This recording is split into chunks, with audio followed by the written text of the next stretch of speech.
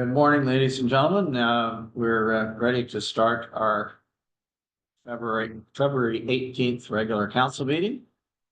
I will just start by introducing the participants here in the community center. We have Councillor Brian Woods, Councillor Janice Bray, myself, Mayor George Comrie, and Councillor Joe Lamb. And we have online via Zoom, Councillor Scott Nash. Scott Nash, can you hear us all right?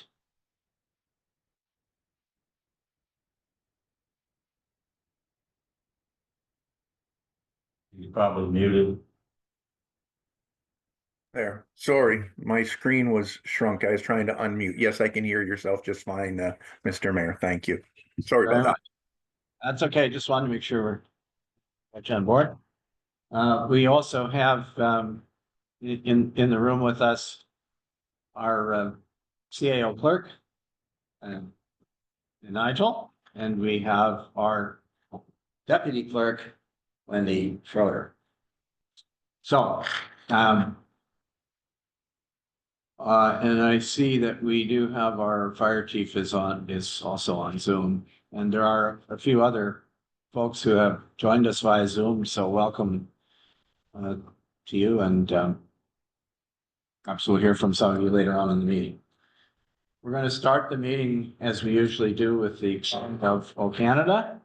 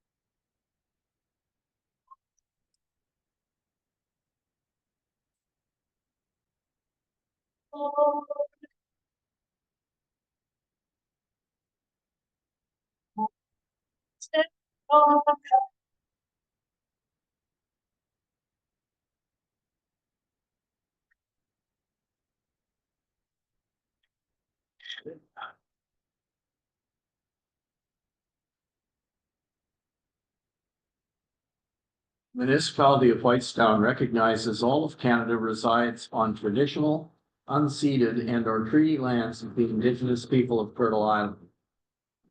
We recognize our municipality on the Robinson-Huron Treaty Territory is home to many past, present, and future Indigenous families. This acknowledgement of the land is a declaration of our commitment and collective responsibility to reconcile the past and to honor and value the culture, history, and relationships we have with one another. Next, I will ask if any councillor has pecuniary interest to declare in today's proceedings.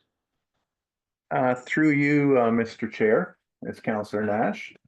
Yes, go ahead, please. Yeah, and I have a pecuniary interest in item 10.2 that I'll be declaring. And I have sent staff a copy of the declaration of interest form as well. So, thank you. Thank you very much. Anyone else? Okay, thank you. Next, we have approval of the agenda. Whereas the members of council have been presented with an agenda for the February 18th, 2025 regular council meeting, be it resolved that the agenda for this meeting be adopted as presented. Just for the benefit of councillors, I will point out that the agenda that was circulated Because don't you have to get a mover and seconder? Well, okay, what I was gonna say is that the agenda, the agenda contains the three items that were originally circulated and closed. So if we want to add any items to the agenda, we would need to do that. But yeah, we can get a mover and seconder, and I'll move. you're gonna move it. Councillor Lamb, is there a seconder? So Woods. So what I was referring to is there was a suggestion to add an item. This is really an item of correspondence to the closed session. And I believe that that item is improper. So if councilors wish to add something to the agenda, they could conceivably add it to the open session. Or we could defer it for a future meeting of council, since it is not urgent and the public has no knowledge of the fact that we're going to discuss this. Through you, Mr. Mayor. Sorry, Councilor- Councilor. Oh. All right, Councilor Lamb had his hand up. Did you go ahead, Councilor Nash? Okay. Well, first of all, sorry. I was provided with a copy of as an amended agenda. So as far as I'm concerned, I'm using the copy of the amended agenda, which did include an additional item enclosed. To me, that's an appropriate document, and we don't need to have this discussion right now. I think what we're trying to approve is the agenda as amended, which we all received copies of, and we don't need to talk about anything else. So I'm in favor of proceeding with the agenda as was amended and forward to everybody. That's my comment for now. I'm sure I'll have others after this, but that's what I'd start with.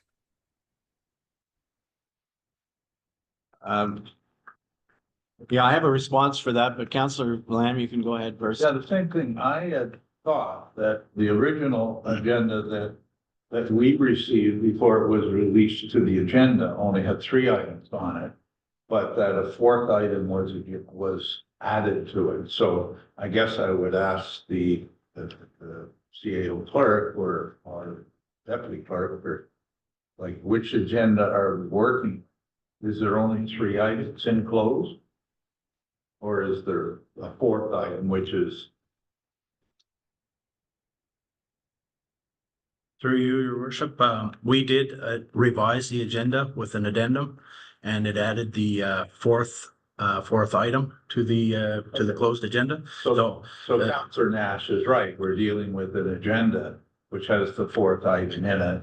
Yeah. So unless someone wants to make a motion to remove the 4th item, that would, in my opinion, be the proper thing to do, and then would have to be seconded and then voted on. That would be my viewpoint. So thank you. Okay, well, the problem with that is that our procedure bylaw specifies that once an agenda is circulated, it can only be amended in the meeting. It's not possible after the agenda has been made public for council, for other items to come on that the public has no knowledge of. This violates the concept of an open meeting in which the public is supposed to know what we're talking about. So I'm operating on the assumption that we have, and this is my ruling, that we have 3 items on the closed agenda, and I'm providing an opportunity for councilors, if they really wish to discuss this item, to put it on the open agenda, given the fact that we have advice from which I have shared with council from our integrity commissioner that this item does not qualify for the closed agenda. Well, again, through you, Mr. Mayor, I guess my question of staff is, what was given to the public? What was put on our website and what was put in the boxes and whatever? Is it 3 items enclosed or 4?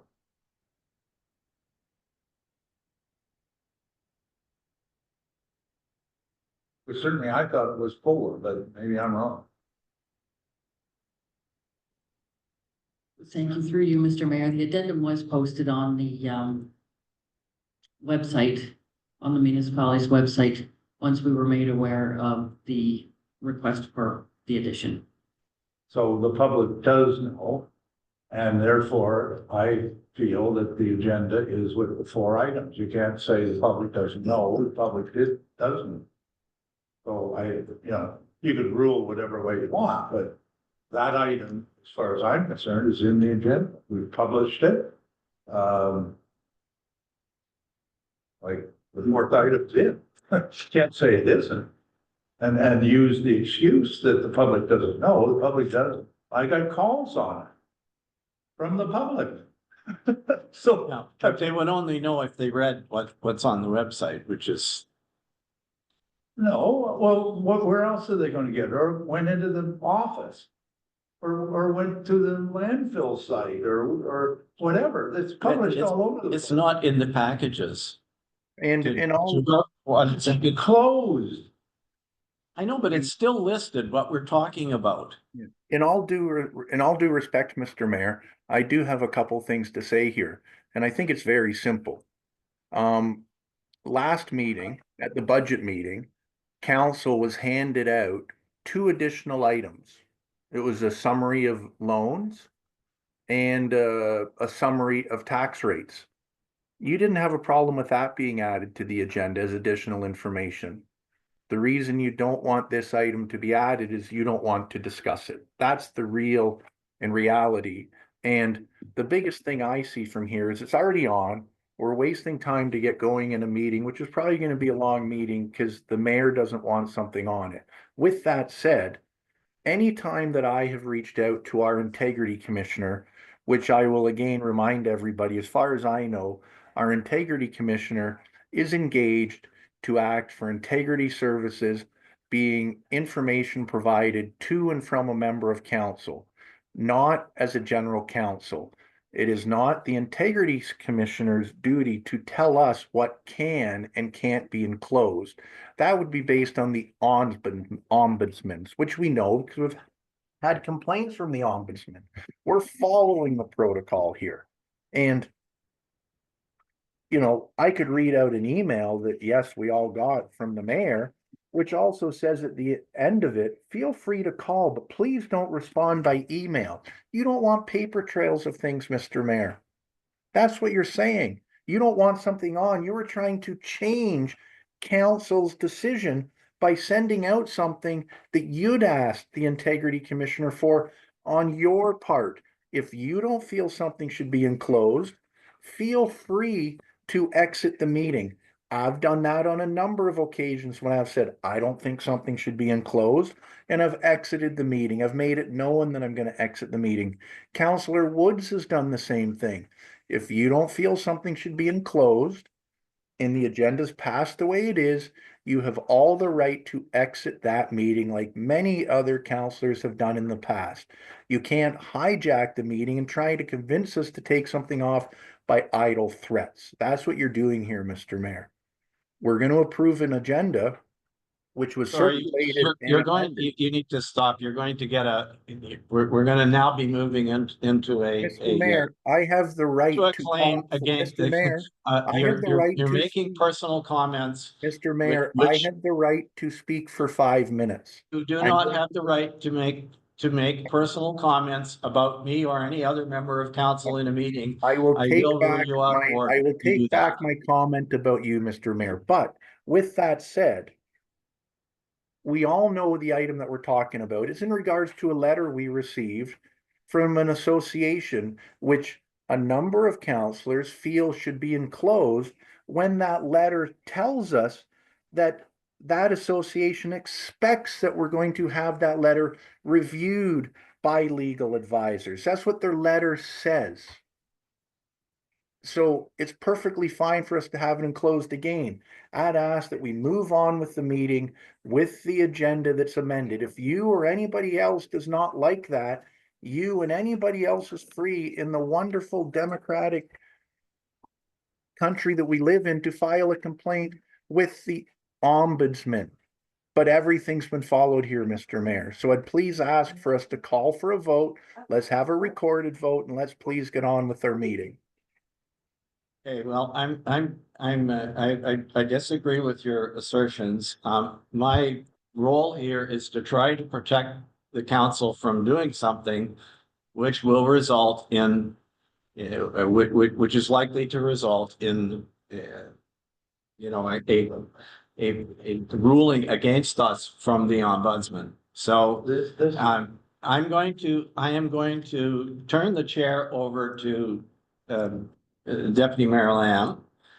And I'm going to make a motion that the item be removed from the agenda and placed on the open agenda for March 18th. So that's, Thank so you. Councillor Lamb, you have the chair.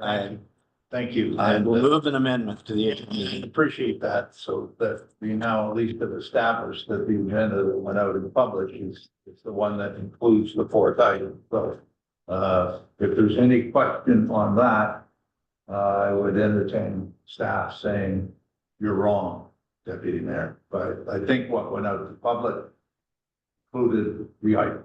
And the item is specifically a letter that we received from an association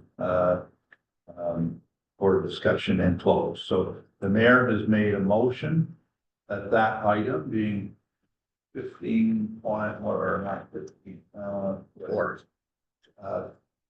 15.4, I guess, would it be? Yes, 15.4 be removed from the agenda. Do I have a mover from the mayor? Do I have a seconder?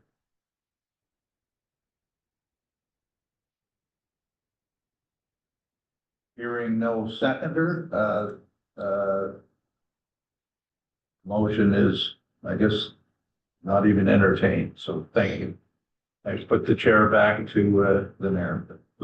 Okay, thank you. So the motion then is that the agenda be adopted as presented, as with that fourth item on the closed agenda. And I thought Councillor Nash asked for a recorded vote. I don't know whether he still is asking that or not. No, not anymore. Yeah, sure, we can do a recorded vote. Thank you, Councillor Lamb, for reminding. There is a vote on the agenda.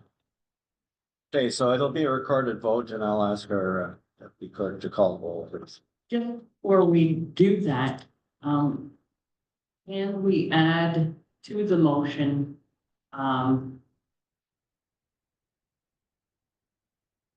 sorry, that the agenda is adopted as presented with the following addition, 15.4 of the correspondence? No, it's through you, Mr. I still have the chair on. You told me that what went out to the public Yes, was with it in. okay, okay. Okay, you're- so we don't, that's what's in the Okay. public, right? Okay, So it's out there and we all received something saying that it was included. Okay. So I don't think we need that amendment okay, because it's in there. okay. That's Yeah, fine. otherwise, go back to the beginning and people are gonna have to make a motion to include it, which, and then second, and all that kind of stuff. We went the opposite way. Okay, It is in, we voted on it, with it Okay. in. So yep, I don't think there's an amendment required, but others may speak to that. okay, I think what was in there stands. that's fine. So we'll start with Counselor Bray. Can you repeat what we're voting on again? Adopted motion, the agenda is presented. Yes. Counselor Lamb, Yes? Counselor Nash, Yes, Counselor Woods, Yes. Mayor Comrie. No, Thank you, that motion is carried.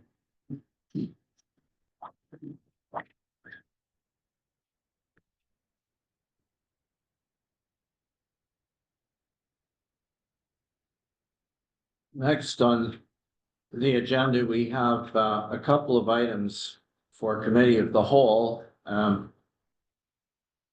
Section 5 of the agenda, so I'll ask for a mover and seconder that we move into committee of the whole, please? Councillor Woods moves, Councillor Lamb seconds. That the council of the municipality of Whitestone move into committee of the whole at, it's 10:26 a.m. All those in favor, please indicate. On the phone, Councillor Nash. Sorry, yes, I was muted there. Thank you, Mr. Mayor. Thank you, that's carried. So the first, item 5.1 has to do with, three matters for Belvedere Heights. We have a memo from our CAO clerk in the package, and I will ask if, he wants to introduce it. Thank you. Through you, your worship. I did provide a basic report on this issue. I think it's been discussed by council several times, or at least portions of it have. I tried to separate it into the three separate issues that are requiring a council decision. The first, or at least the first in terms of the numbering that I have given them, is the return of $42,850 or $42,850 to Belvedere Heights as requested in their correspondence from October 7th. This is money that was previously returned to the council, and they're now asking for your consideration to return it to their current project.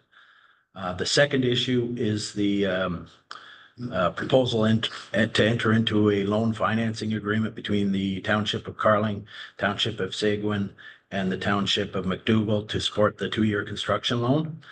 So in this case, we are not a party to the loan agreement, but they do require our,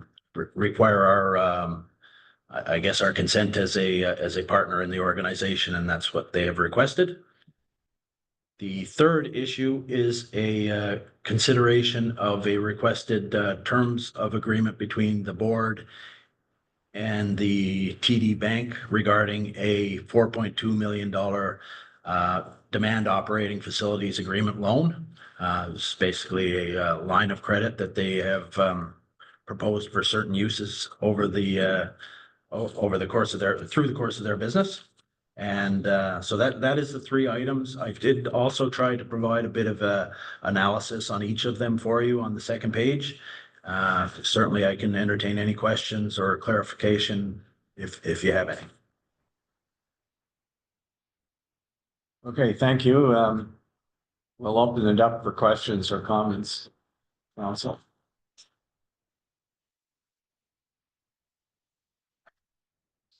The actual, any decisions that we take from this will come after we reconvene to a regular meeting, but. Anybody have any? Councillor Lamb? Yeah, I'll go first, and we've discussed this many times, so I don't think we need to spend the next 45 minutes on this. And I think my position has been clear throughout. So when I look at the motion that we're looking at, when we do come out, there's three portions to it. The first is the $42,850. And although they say that is going to support the 24-bed expansion, when that was returned to us a few years ago, I was on council. We were never, the reason that 42,000 was returned to us was simply because they had to return it to us because their operating surplus was more than they could have under the law. So they returned it to us. I do not recall, and I don't think that they told us that, oh, you should put this into a reserve because we may need it in the future for something. If they needed operating funds in the future, they would simply levy us, and which is the normal process. So now, yes, they need more money. they need the money, excuse me, someone's here. They need the money for a capital item, and they then are equating operating and capital, and I don't see the connection. And I will not be supporting the return of that money. I could go into all kinds of things in the past, but I'm not going to. In terms of the second part of the motion, which is to, as I understand it, support a loan that Carling and Sequin and McDougal have taken out to support the 2-year construction, which I think is 13 million or something, but anyway, I certainly don't have a problem with supporting that loan. I would be adding, when we get to it, an appraisal that, or a item that says without any financial commitment from Whitestone, we're simply supporting what they're doing. I have no problem with that. When it comes to the third item, which is the Whitestone and the 4.2 million, that specifically targets, partially at least, the buyback of leases, which I don't believe we should support. And I could go in again a lot into the past of what they did with life leases, and unfortunately, Belvedere Heights seems to change their mind so many times over this, it gets very confusing. So anyway, bottom line, when it comes to that, I'm willing to answer any questions, because I know a lot of history here. But anyway, I support the middle motion, but I will not be supporting the first and the third part of the motion. So thank you very much. Any comments? Councillor Bray? Yeah, thank you, Mr. Mayor. I have been looking at this and talking to a few people. And so I am quite willing to support the first motion that will be coming up. Because I do believe that it was, we were asked to put it into reserves. It was excess reserves at the time. And now that they are able to increase their reserves, then I think that's a good idea, because as we all know in municipal world, that without the reserves, we're in a precarious place when we don't have the money to be able to fund the things that need to be done, improved, fixed, repaired, whatever. So I would be in support of number one. Number two, I'm also in support of, because again, we are supporting what they're doing, and that's fine. And number three, I would be in support of that as well, because really the buyback is a moot point if nobody requests it. Nobody requests it, then there's no buybacks. So it's not like people can't put their place on the open market now. They can get whatever they can for it. Buyback would be only if they request that it be got back. If I had been on council at the time, I certainly, or on that board, I certainly would at the time would not have been interested in supporting life leases, because what I've read about them and seen in the past, life lease is probably not the way we should have gone. But anyways, they did do that. Now they're trying to correct it if possible. If someone wishes to sell it to them, then that will happen. But otherwise, that money will be used to maintain the operation of that place, which I know probably is quite costly. So that's where I stand on this one. Thank you. Through you, Mr. Mayor, Councillor Nash, if there's nobody Go else ahead. to stand up. Go ahead. Okay, thank you. I guess in regards to this, Belvedere seems to be on our list a lot of times, and it keeps coming up. And I know sometimes we have presentations, which is great, and other times we don't. In regards to the three items, the loan for basically I'm going to call it a bridge financing loan for the work on expansion. I have no problem as a councillor having the municipality support that. In regards to the return of money that was given to us, in the paperwork that I've seen, it was never said to go into reserves or not. Basically, it was Belvedere saying, we aren't supposed to operate with a profit. We have a profit. Our requirement is to give money back to the municipalities if this happens. So here's the money back. It was not given back with an earmark of you're going to be giving it back in the future. Some municipalities chose to put it in a reserve and others didn't. With that being said, I'm not going to be in favor of giving that money back. I would say if they're short money for their work, they could always do a levy, which I don't think they do just us. They have to do to everybody. But they shouldn't have given it back and then said in a couple years we need it again. That's just mismanagement as far as I'm concerned. In regards to the, I'm going to call it lease buyback loan, I will not be in favor of that. I've said that a number of times. I don't understand why. The board sometimes thinks that buying back is a good idea, sometimes buying back is a bad idea. But at the end of the day, if I buy a house, if I buy a condo, if I buy a timeshare, it's not like the people that own it says, oh, if you don't want it, we'll just buy it back from you at some point. That's not it. This is a free and open market.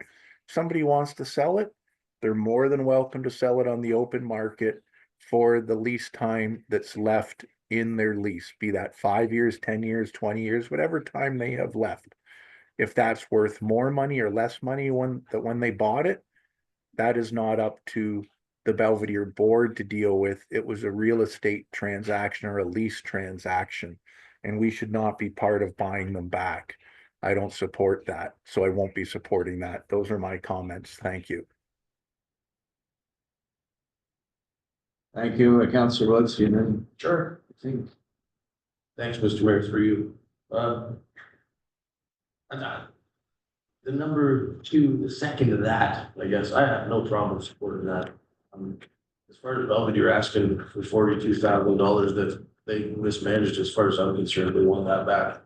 I don't ever remember anybody telling the municipality that they had to put that in reserve and give the money back to them that was operating in order to do capital project.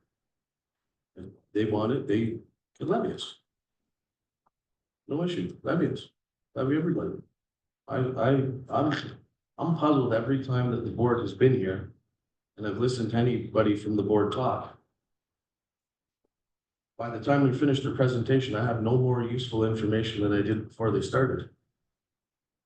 They've never shown me that they have any real well thought out plan. First they're buying back life leases, then they're not, then they are, then they're not. As far as I thought, we were not in favor of buying back life leases. I mean, I'll support the second one, but I wouldn't support anything else. And I would support the second one just as long as there's no financial commitment from the municipality of Weston. okay, thank you. I need to comment on a couple of things here. I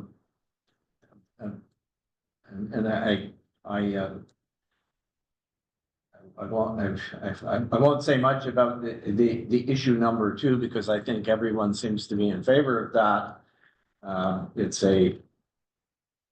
This allows them to get ahead with something that I think is important for all of West Parry Sound, which is to increase the capacity of the facility that we already have.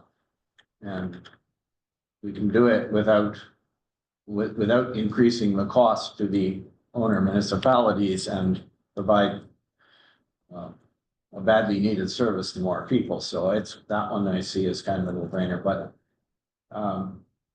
I think what those who've commented, some who have commented so far are missing is the fact that the board had a plan back when this happened in 2021, and I was actually on the board then, and I knew what was going on.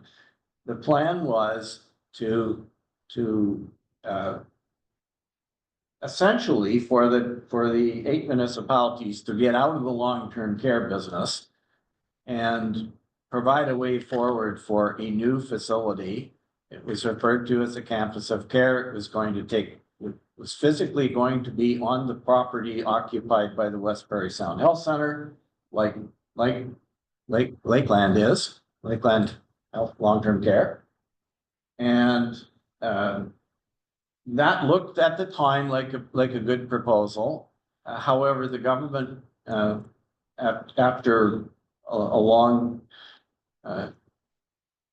period of deliberation, decided that there were other long-term care facilities in Ontario that needed their capital funds more, and they rejected that application. And what caused this whole thing about long-term lease, life lease buybacks, was the fact that if that plan had gone ahead, then the folks who were in life lease, essentially, their properties became worthless. And people were not interested in buying them if they were faced with the prospect that that's what would happen, that eventually the whole facility would be closed and sold and relocated elsewhere, and their investment, if you will, in buying the life lease would lose value. And as you will all recall, those of you who were on council at the time, that there were a number of folks, including a couple who actually live in Whitestone, who were quite upset about this, who have relatives that live in Whitestone and have relatives there and so on. So that's where this whole idea of buying back came, and the plan was, well, they could buy them back while this discussion was going on and rent them. And so the board would still get income. So that was the plan. And that plan no longer exists. So that's why some of this, what appears to be confusion, and I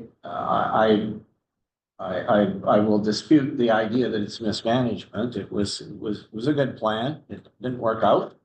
So we're following Plan B now. And I don't think the board is mismanaging. The other thing I want to point out about, so do I think life lease is a good way forward? No, I don't. But I think that the problem of the board having to buy back life lease units has probably gone away, given that there's no future for this. The only other thing I want to tell you is about the $700,000 that was returned to the partner municipalities. And again, I was on the board at the time. And that, we were not told that we should put it into a reserve, but that is what normally would happen because it came out of a reserve. It wasn't mismanagement on the part of the board. They were maintaining a reserve, but it was too large for what was permitted under the Long-Term Care Act. And so they are simply looking to, now that it's not too large, they're now looking to reserve to restore that reserve. So I have no problem with the 42,000 returning it. I have no problem with issue number 2, issue number 3. I think it's fair for us, if we want to participate in it, we should probably say we don't want it. Only put a condition on it that says it can only be used, it can't be used to repurchase life lease if that's the will of council. So those are my comments. Councillor Lamb. Yeah, thank you. Just quickly, just wanted to, in response to Councillor Bray and to your comment, Mr. Mayor, what happened when they returned the funds was not coming out of reserves, which you think of reserves as capital. It was coming out of an operating surplus. So they're not like, if it's like the municipality, if we, could only have operating profits of 1% and they were 2%, we'd have to return it to the taxpayer, whatever, right? That's what happened. Not reserves. This has nothing to do. They are commingling now what they took from us in terms of reserves, or gave back in terms of reserve or operating funds, and they're now asking it for a capital item. That's where the confusion is. It's operating and capital, they're commingling. I thought also that that your comment of sort of why are we in the business, I'm glad you made it, because that's exactly the sentiment that I get from people when I talk to them, that this is a provincial responsibility. We have no more right to put someone in that, in Belvedere Heights than, you know, someone in Niagara Falls, quite frankly, if they wanted to come up here. And again, I don't want to be termed as a not supporting senior living or anything like that, but this isn't even our bailiwick. Like, we've got enough on our plate, and I think Belvedere Heights had the right idea. Get a campus of care, and that's what we were pitched. That this is gonna cost no money, it's gonna cost us no money. It's gonna be the best thing in the entire world, right? In fact, here you go, here's the money back even, right? And then look at the gyrations that we've gone through, and when it came to the light leases, who was leading that fight? It was Mr. Joe Lamb that led that fight on light leases because it was unfair. And that was the point, if people were listening to the meeting, that we were called troublemakers because there was an open mic and a whole bunch of stuff, right? And which was terribly unfair because you're right, they took the market right from out underneath them.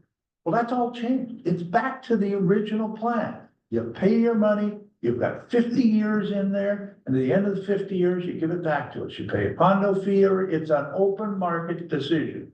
So go ahead and use $4.5 million to buy back, and then it's going to be it's not going to come back to you. And you know, so this is why I make the statements that I did. So make sure that we're, you know, saying the right facts here on everything. So anyway, again, I would ask that we probably have, unless there's other comments, that, you know, we have a vote on this and move on to the next item. Thank you. And through you, Mr. Mayor, just to follow up to one of my comments I'd made, and I know you'd said something back to it. And when I said mismanagement, what I was referring to, I think Deputy Mayor Lamb there made a couple very good points. As I'd said, I have no problem. I think it's a great idea to increase this type of housing. I don't think we should be paying to basically make some units as rental. That is not what this is for. And when I said mismanagement, what I was referring to, the deputy mayor had made a good point on it. This was an operating surplus. If a budget had been done correctly, that operating surplus would not have been there. They would have never asked municipalities to pay them or drawn funds from us for several years to have too much operating income. That is what I was referring to.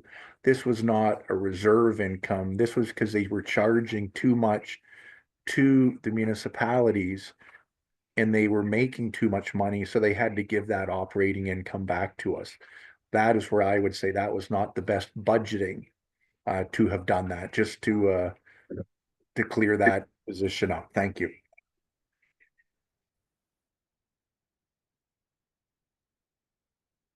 Yeah, I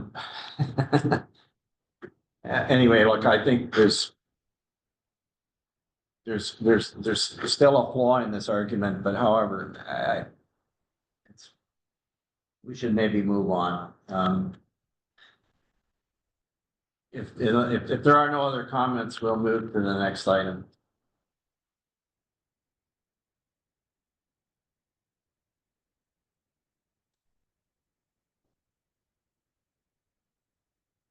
Okay, the next item is a road grant policy review. And once again, well, this item came up as a result of it came up as a result of the discussion at a previous meeting. That sort of centered around that there appeared to be, at least in some people's minds, some confusion with respect to the existing road grant protocol. So what we have is a memo from our CAO clerk, who in essence, and I'll let him comment if he wishes further, but before we start, but essentially he's asking quite rightly for some direction from council So that if there are amendments that council wishes to make to the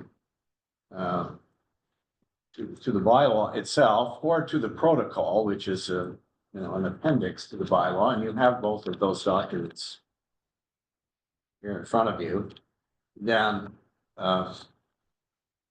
council would provide some direction as to what you do wish an amendment to be made, what that amendment would be. So if I captured your intent, Mr. CAO. Thank you, Mr. Mayor. Through you, yes, you have, essentially, the report is here, with some information, but mainly it's a copy of the bylaw and a copy of the calculations. And, we're looking for some direction in terms of what you would like to see as a part of this review and, what potentially you'd like to see changed or left the same.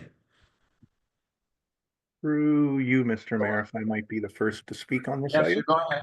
Perfect. So, Sorry, Councilman Lamb is. Yeah, just, I wonder if as we go through and propose changes, maybe the best way to do it is to do a bit of a straw poll, who's for it or not. So we don't have staff going back and changing it all next month, saying, I'm not for that, right? So I think, is that a reasonable way to proceed on this? Yeah, it is absolutely. This is a policy discussion and policy comes from council, not just from individuals speaking. So you're free to say what you want, but please focus the discussion on what you think is wrong with the current protocol that needs to be changed and what change should be made. And then we will test these to see if they have support or not. But thank you. So that we can give clear direction in fairness to our staff, so they don't waste their time. sure, I can try and do my best to do that, Mr. Mayor, when speaking here, and I appreciate that. So I know I had requested this a couple meetings ago, and we had it on our strategic plan that it comes up. So I think it's a great time that we're doing this now, and we can get it done before applications come in for the year. So one of the reasons why I had this on, and to me, it's a fairly large issue. When we read, I'm at page 47 of 315 for anybody in the public that might be listening. And item number 1 of the Schedule A says to be eligible to receive a grant, property owners fronting and or utilizing one or more open, private, or unassumed roads must, and then it goes on. But I'll repeat again, it says property owners fronting and or utilizing. But yet, I'm going to read out an email that I received from staff back in 2022 from a road group, from ratepayers. And it said, below noted are vacant land and are therefore not eligible for a road grant. And it lists a couple properties in this case. So, sorry for my dog. So, hold on one second. I'm just gonna let my dog out. 1 second. Sorry about that. So, and Once back in. Yeah, once back. 1 second.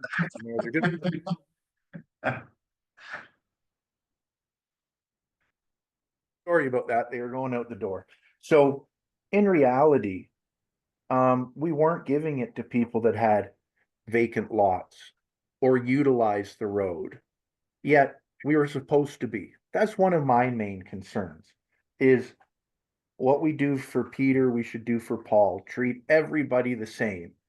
If somebody has a vacant lot or a cottage or a camper or a full-time residence, treat everybody the same for it. So that's one thing that I'd like to see changed. I guess maybe instead of doing it, I'll just go through my item number 1 and see what people think. So I think we need to Can't we deal with that first and have a Yes, straw that- poll? and then move on? that's exactly what I'm We go saying. through 5 things and then we Yeah. go back.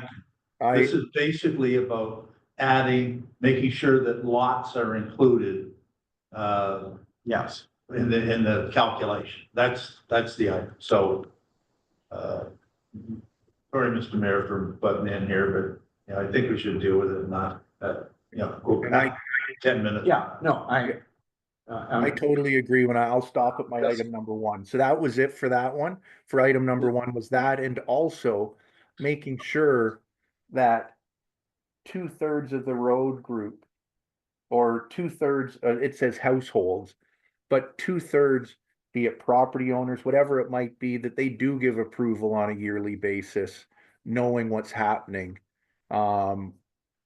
I think that's really important that we say that has to be provided on a yearly basis. Things can change. So those are my two things for item one. But yes, we're counting everything. Yeah, okay, can we just stick with the one, the one issue is, as I understand it, that you feel that vacant lots that would be serviced by the road if they weren't vacant, right? In that they should be included in the count of households that is used for the so-called Y factor. Is there anybody else who wants to comment on that particular one? Councilor Lamb? Yeah, I would. I always thought that it was, because it talked about property owners, right? And to be frank, I always thought we included lots. And I did our own road last night. I counted them up. I think it does, because the only way that we could have got to 9 was there was one vacant lot. So I just wonder if our previous treasurer, God bless him, didn't misinterpret how to run. Like, I don't know. Our road is fine. There's 9 people or 8 people or 8 dwellings in one lot. So I don't know what we're doing or whether it's been in the formula all along or not, but I agree that lots should be included. They pay taxes and they should be included in the formula. But I guess the real question is, are they or are they not, right? I don't know. Well, at the risk of, I'm not trying to complicate this, but I can tell you from my own experience, I submit a road application for a road, and this particular road is actually owned by the people. It is incorporated like a condo corporation, and it's owned by the people who are who own lots that are serviced by it. And as it happens, 2 of those lots are vacant. And so I have 1 lot that isn't vacant, and I have 2 lots that are vacant. And previously, 2 treasurers ago, all the lots, whether they were vacant or not, were counted. Yeah. Last time around, they were not counted.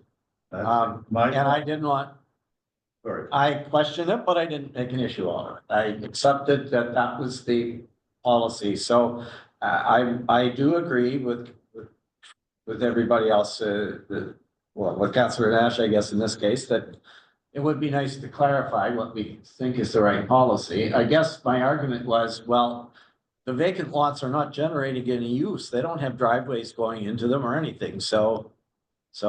But and it's okay with me, if that's the decision, that as long as we apply it uniformly, in one way or the other. But anyway, so are there any other comments? Can we get a straw poll, please, then? How many councillors feel that we should be counting the vacant lots? I'm in favor. Okay, I see 3 hands up in the room. You obviously think that way, Councillor Nash. That's correct. And just one other really quick point there. I think what we might be able to do to help with number one when staff is reviewing and updating the document is to take out the word 2/3 of the households.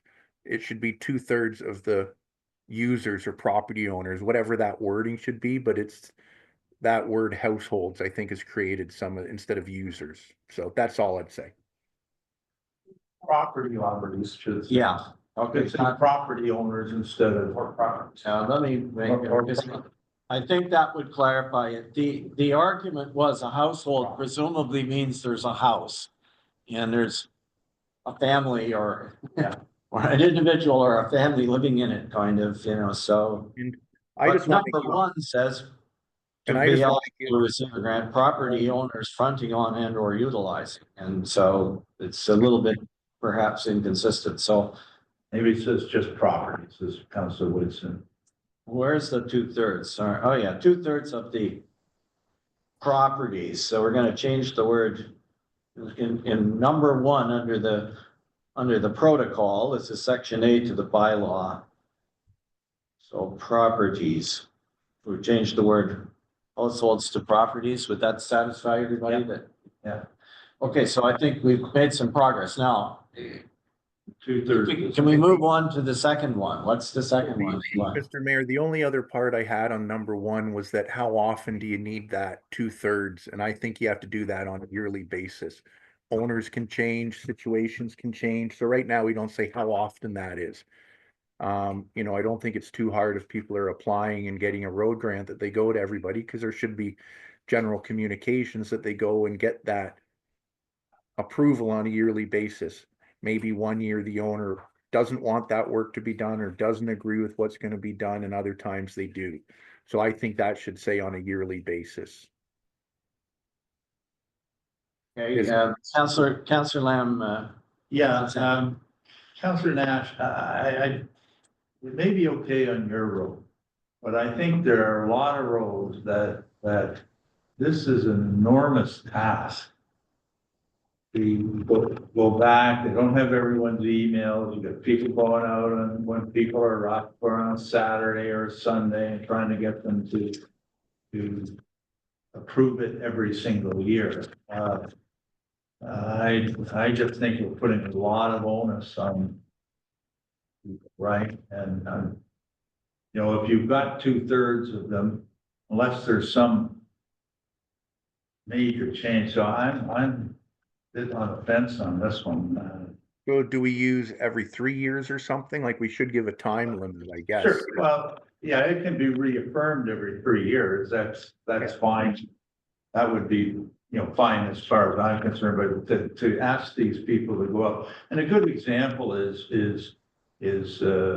Granite Lane, I think, where Margie is gone, my God, it took her months to get people to even be there and agree with it, and, we go through a whole heck of a baloo, and then next year say, well, Margie, you go ahead and do it a second time, she'd pull her hair out, right? So, but every 3 years might be, something, I could think about, but anyway, that's just my comment.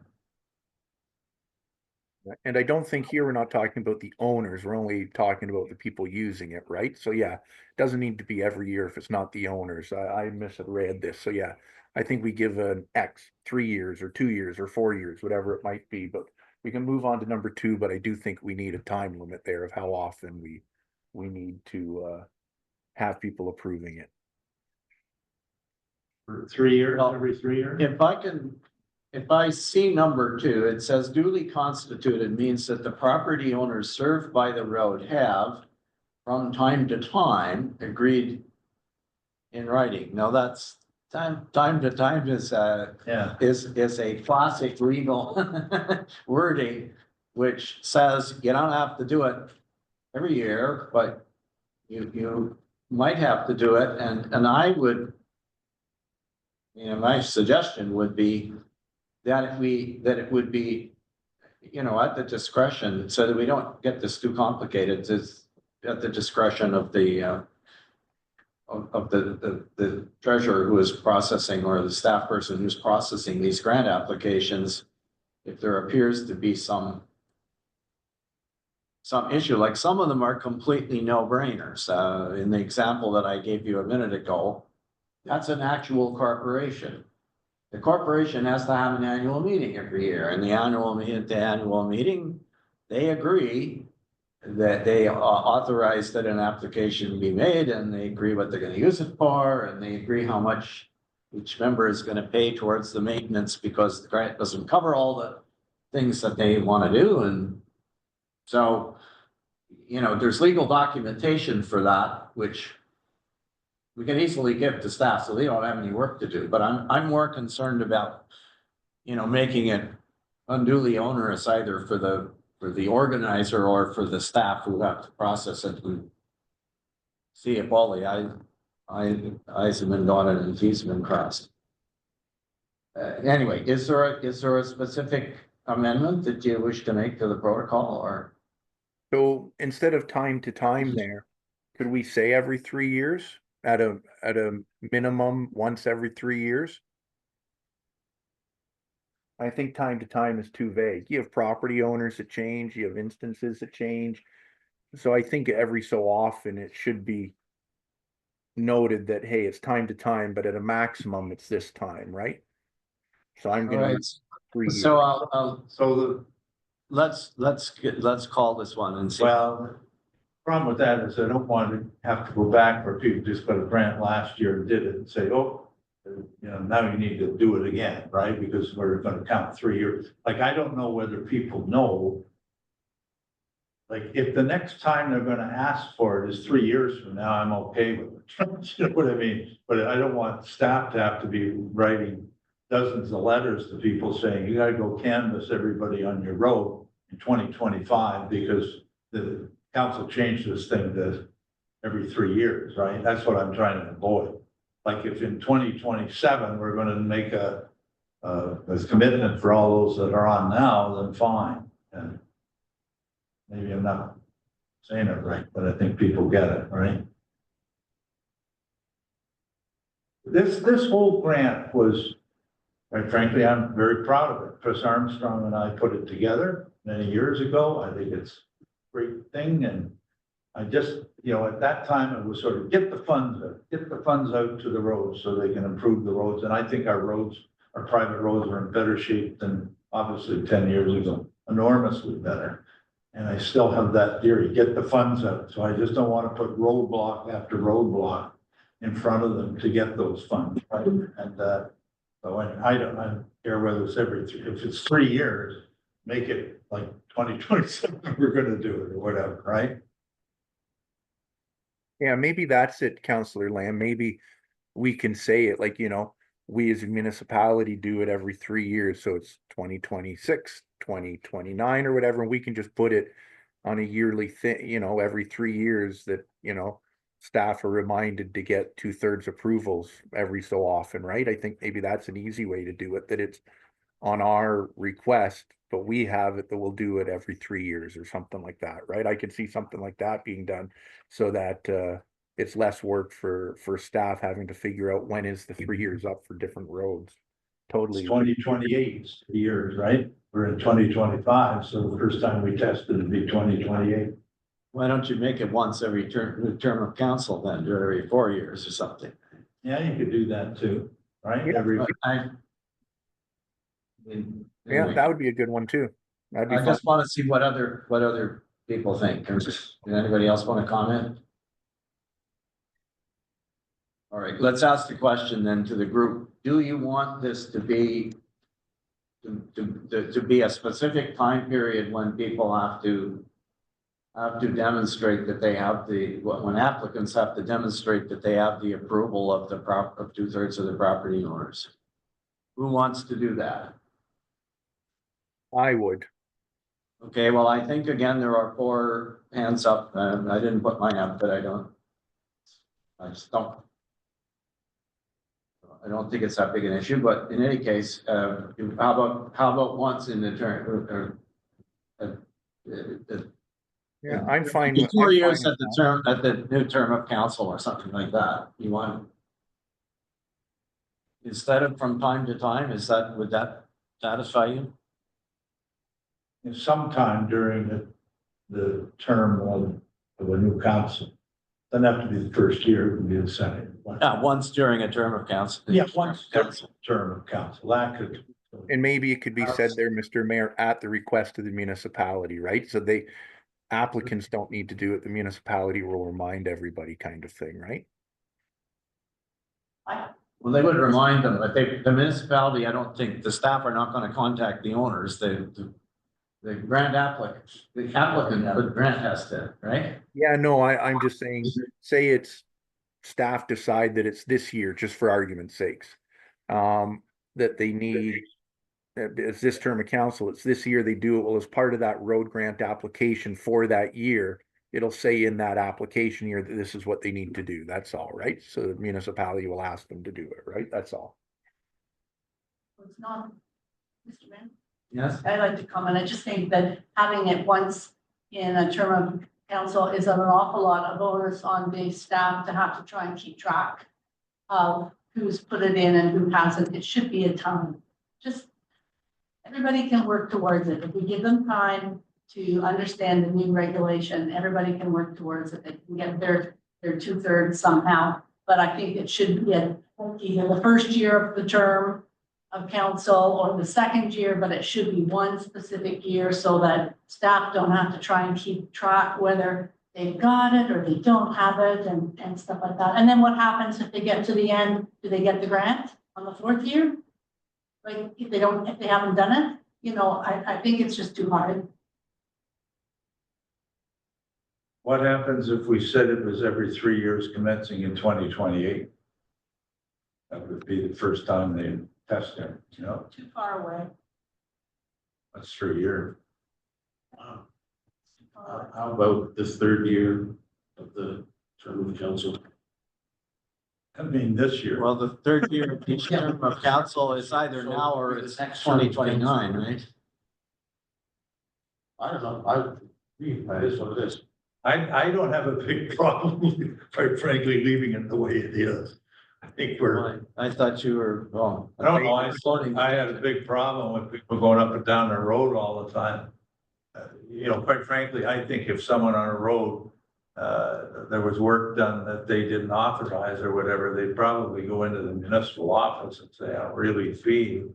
And probably staff would test that the next year or something, right? But anyway, I mean, let's move on. We're gonna be here at 5 o'clock, right? Like, Okay, well, So so maybe staff can recommend something when it comes back, see what staff comes up with. Maybe that's what we can do.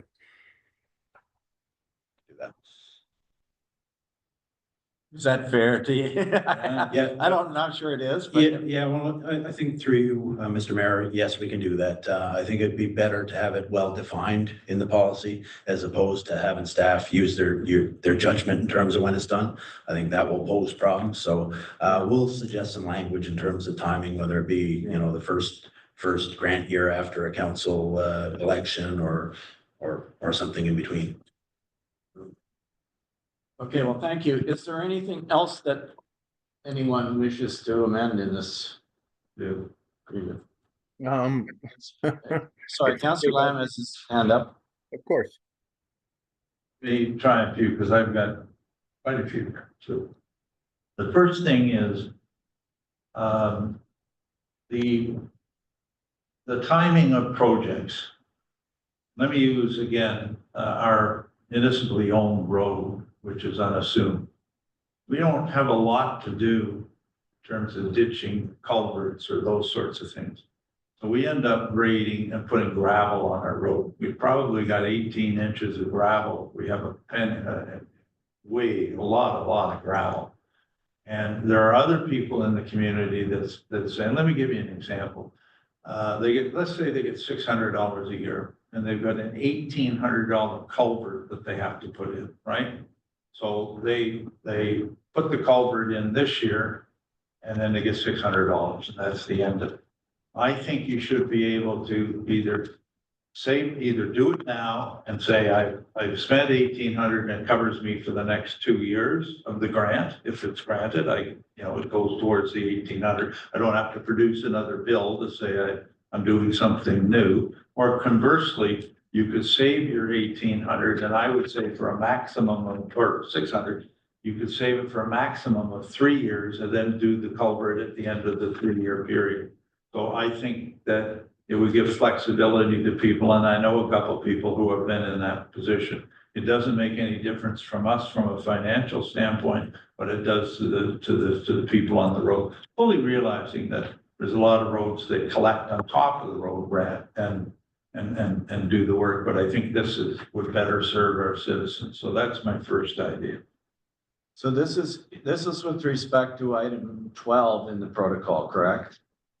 It says all grants must be used on specified roads in the calendar year of issuance. And a written summary of money spent must be submitted to the Yeah. municipality. That's the one. Staff can come up with language to say, or can be saved for up to a 3-year maximum.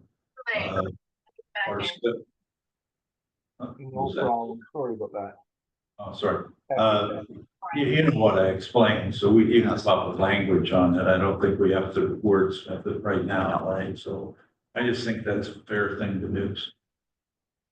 Well, let's do a poll, see, move on to the next. Okay, and how do people feel about that? We've got four hands up in the room. Councillor Nash, are you okay with that? Yeah, I'm okay with staff coming up with some wording on it. That's That's- fine. Okay. The next one is, and I'll let others go into it, but I've got a very unique idea, and please listen to me because I think it's important. We've had we've had pressure from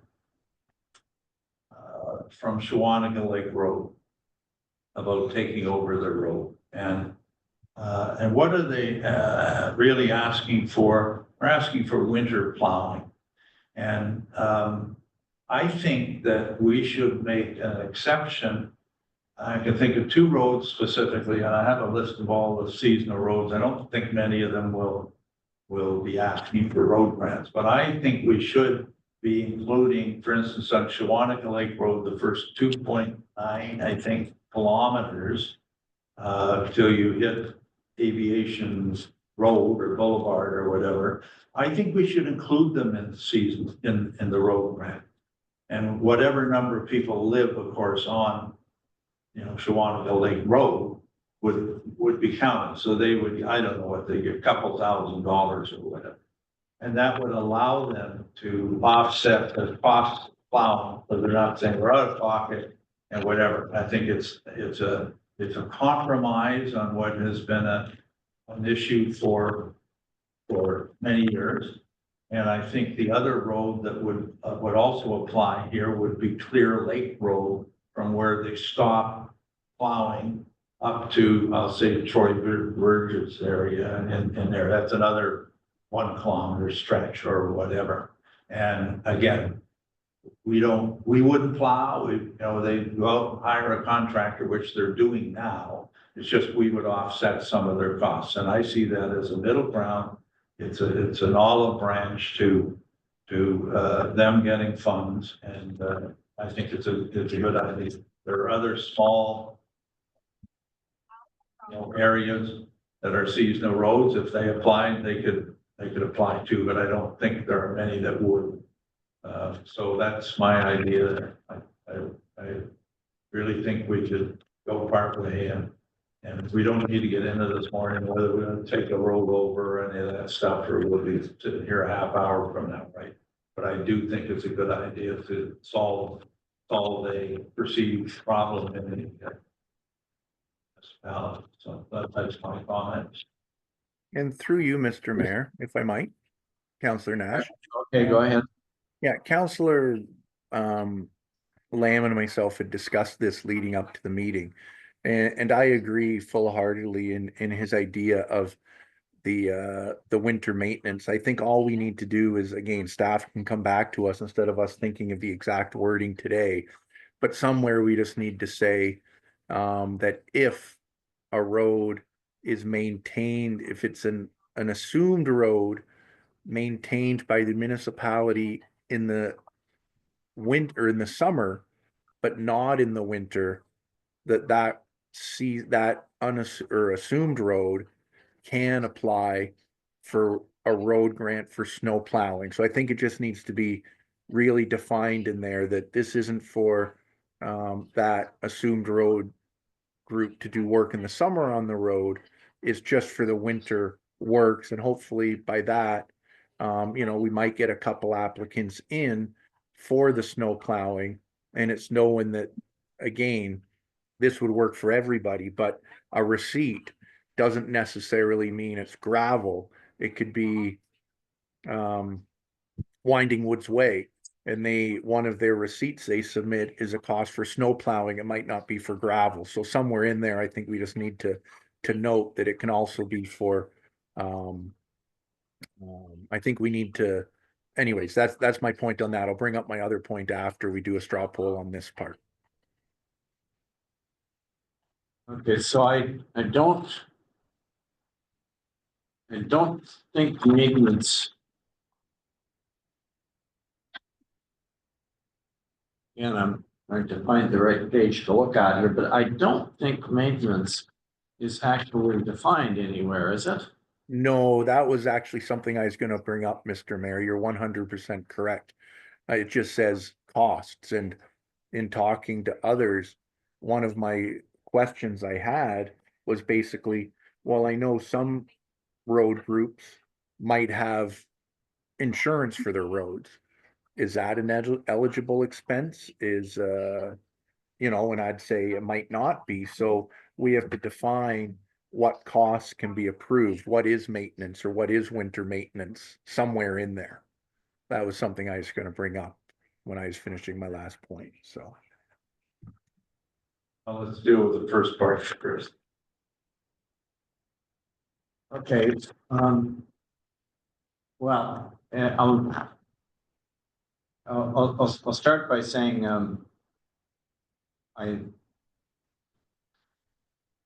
it never occurred to me that I guess they weren't covered, but I'm thinking that sorry, we'll talk about Schwanning Lake to Aviation Boulevard for a minute. They're not covered because, why?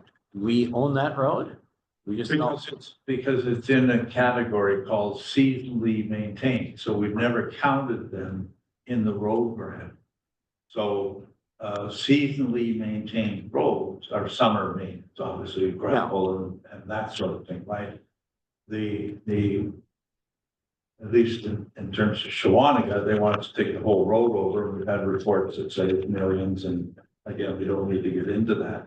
But if we supplied funds to them, as an example, or to Troy Burgess and that group down on Clear Lake Road, those are the two main ones. When I looked at the seasonal roads, those are the two main ones. I'm not even sure any of the others are even plowed in the winter time. But if we said that seasonally maintained, they don't need to send us bills in for gravel in the summer because they get it, right? We're maintaining it. So it comes down to only snow plowing, right? And anyway, Councilor Woods is. I got through you, Mr. Mayor. When it comes to the seasonally maintained roads, no one's allowed to touch the Wishington Road, right? I'm not allowed to, if I lived on a seasonally maintained road, I can't fix it. The municipality has to fix it. But wintertime, I agree 100%. We should be able to apply for money to clear the snow because the municipality can't do it, right? Or we don't do it. Well, I'm just raising a question that I in fact asked our staff about a while ago, and I did get an answer, but I don't have the answer in front of me. The question is, who owns the various portions of Shawaniga Lake Road? And not just Shawaniga Lake Road, but the little road that goes up to Snake Lake, whatever it's called. Well, and I was told, because I talked to Margie this week on it, that they only plow to Grant or to Aviation Road. The 20 years. They don't plow. They don't even plow that far. That's what they want us to do. Well, that's what she told me. Yeah, the other day, that they plow that far. But anyway, they have never plowed ever beyond that, all the way down to the end. And it's 6 kilometers or something in its total length, right? So. My only concern though is so I'm sorry to interrupt. My only concern here is that this is a private road grant. So if it turns out that the municipality owns it, then we have to change the definition to do it. I'm not saying we can't do it. Well, no, I am on a road that is not a private road. It's a municipally owned road. It's just unassuming. So it isn't just private road. But Fox Lair is a municipally owned. Wolf Den is municipally owned. Canning Road, the extension of Canning Road behind me is a municipally owned, but unassumed road. There's all kinds of those that are covered. Private or, oh yeah, okay, private or Fisher unassumed Ave. roads, it's okay, sorry, I thought that it was somewhere it had to be private, but it's private or unassumed, so okay, I'll take that back. I just want to comment quickly on your other example, which was the portion of the Clear Lake Road beyond the portion that is municipally maintained. That is already in here.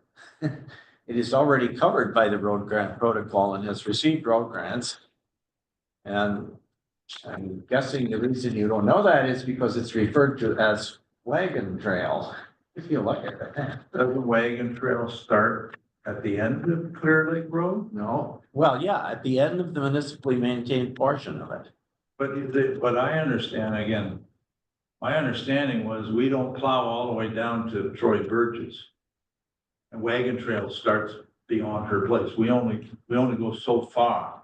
Troy and that group that are, Well, so there's a little section in there that they, Oh, I see. that owned by the municipality, not. Okay, so we're just talking about. So I guess there are two issues if we're gonna fix this. One is we need to deal with the seasonally maintained portions of roads somehow. So include that and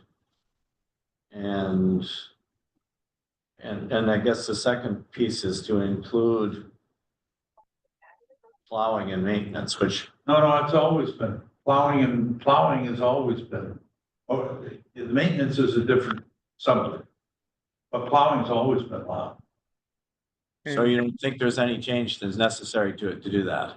Well, Councillor Nash wanted to talk about maintenance as you do, but I think that's a separate subject. All right, The first subject is, are we in agreement to Yeah. include seasonally maintained roads in a road grant for Right. plowing?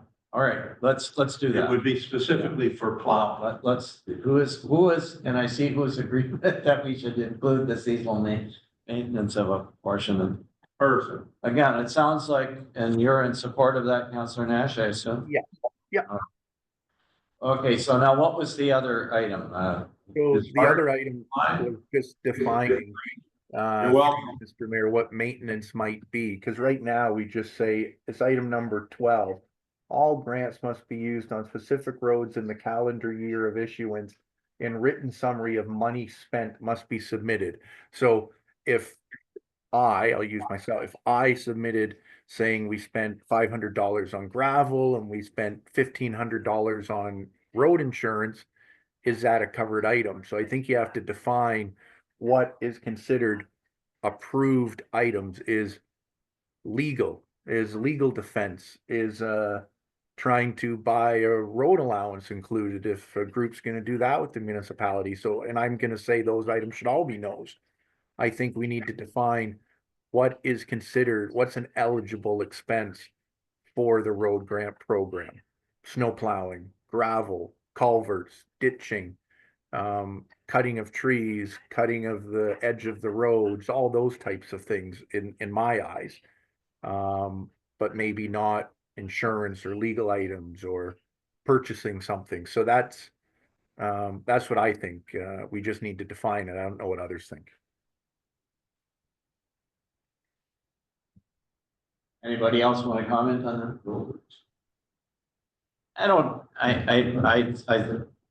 I think the problem that you might run into is that if you try to produce an exhaustive list, somebody's gonna come up with something that's not covered and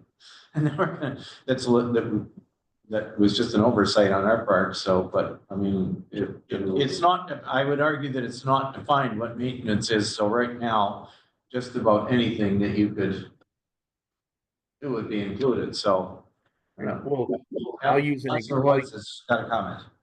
Just gonna say, can we just say general roadwork maintenance? It has to be, when we made this road grant up, it was for road maintenance. plain and simple, road maintenance, legal bills aren't road maintenance. None of the other stuff that Councillor Nash said, is road maintenance. And we had said at the time, road maintenance includes snow plowing in the winter if they want to put that bill. So, yeah, I don't know in 10 years that we've had a problem with this. So again, if it isn't broken, why fix it? Is my comment, right? We're gonna start to define it. You're right. Someone's gonna come up and say, well, that's unfair. That's like road maintenance, grade it, put gravel in, put culverts in, whatever, and just snow plow. That's what my idea with general road work maintenance. That should cover everything that you need to do on that road, whether it's a culvert, ditching, cut the trees down, brush it, grade it, gravel it, snow plow it. And then you can't put bills in for insurance or Yeah. legal fees, or it was general road work Yeah. maintenance. Yeah, I'd agree with you, Counselor Woods and Lamb. We just need something in there, yeah, that says general maintenance. It's not just any expense, right? So, just something, see what staff comes back with. Yeah, okay. We could specifically say including snow plowing if that's a concern, but I think snow plowing is maintenance. You can't use the road if you don't do it, right? Yeah. Councillor Ray. Yeah, in the actual bylaw, it says maintenance costs, assisting road maintenance costs, so I think it's defined there. And secondly, don't they have to say what they're using the funds for in the application? And so therefore staff would already know what those funds are being spent on? Yes, they do. Okay, so is there anything else that we need to, it sounds like we're just agreeing to use the term general roadwork maintenance and make sure that they're not define it. Is that the consensus? Seems to be the consensus of the people in the room. And through you, Mr. Mayor, you'd asked if there's anything else. I have 2 more points. They're items number 3 and 4. So I'll go to item number 4 first, because I think it's very simple. It just says the grant to be provided shall be determined by council during the yearly budget process based on calculations of X and Y. X factor represents dollars and Y factor represents households. This is more of just an ask for me. I think right now, nowhere on the road grant application or on the road grant page does it tell applicants what that X and Y factor is. So I think just somewhere, this is really just a general comment, just somewhere in our application or whatever it might be, that it just says what that number is for the year. We already say we're going to look at it yearly. It's just nowhere showing on our road grant page right now. So I just think that to be transparent, we can show what that number is for the current year. That's all for number 4.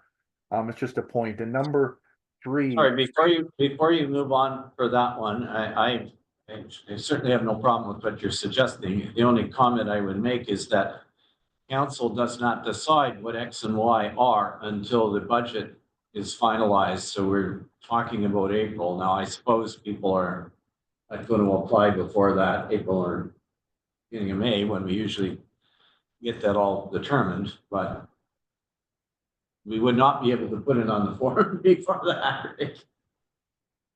Yeah, Unless we want to put what it was last year and.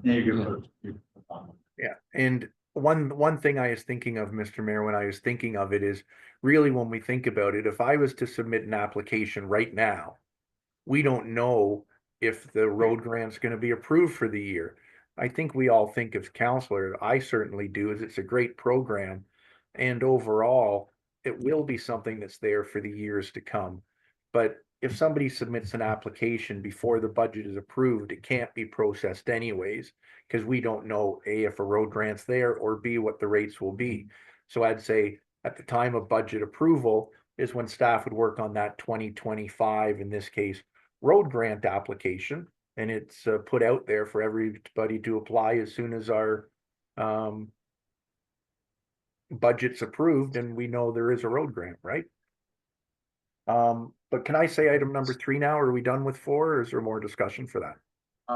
Good comment. Yeah, could we just do it one at a time, please? Councillor Woods wants to comment on what you just said, I think.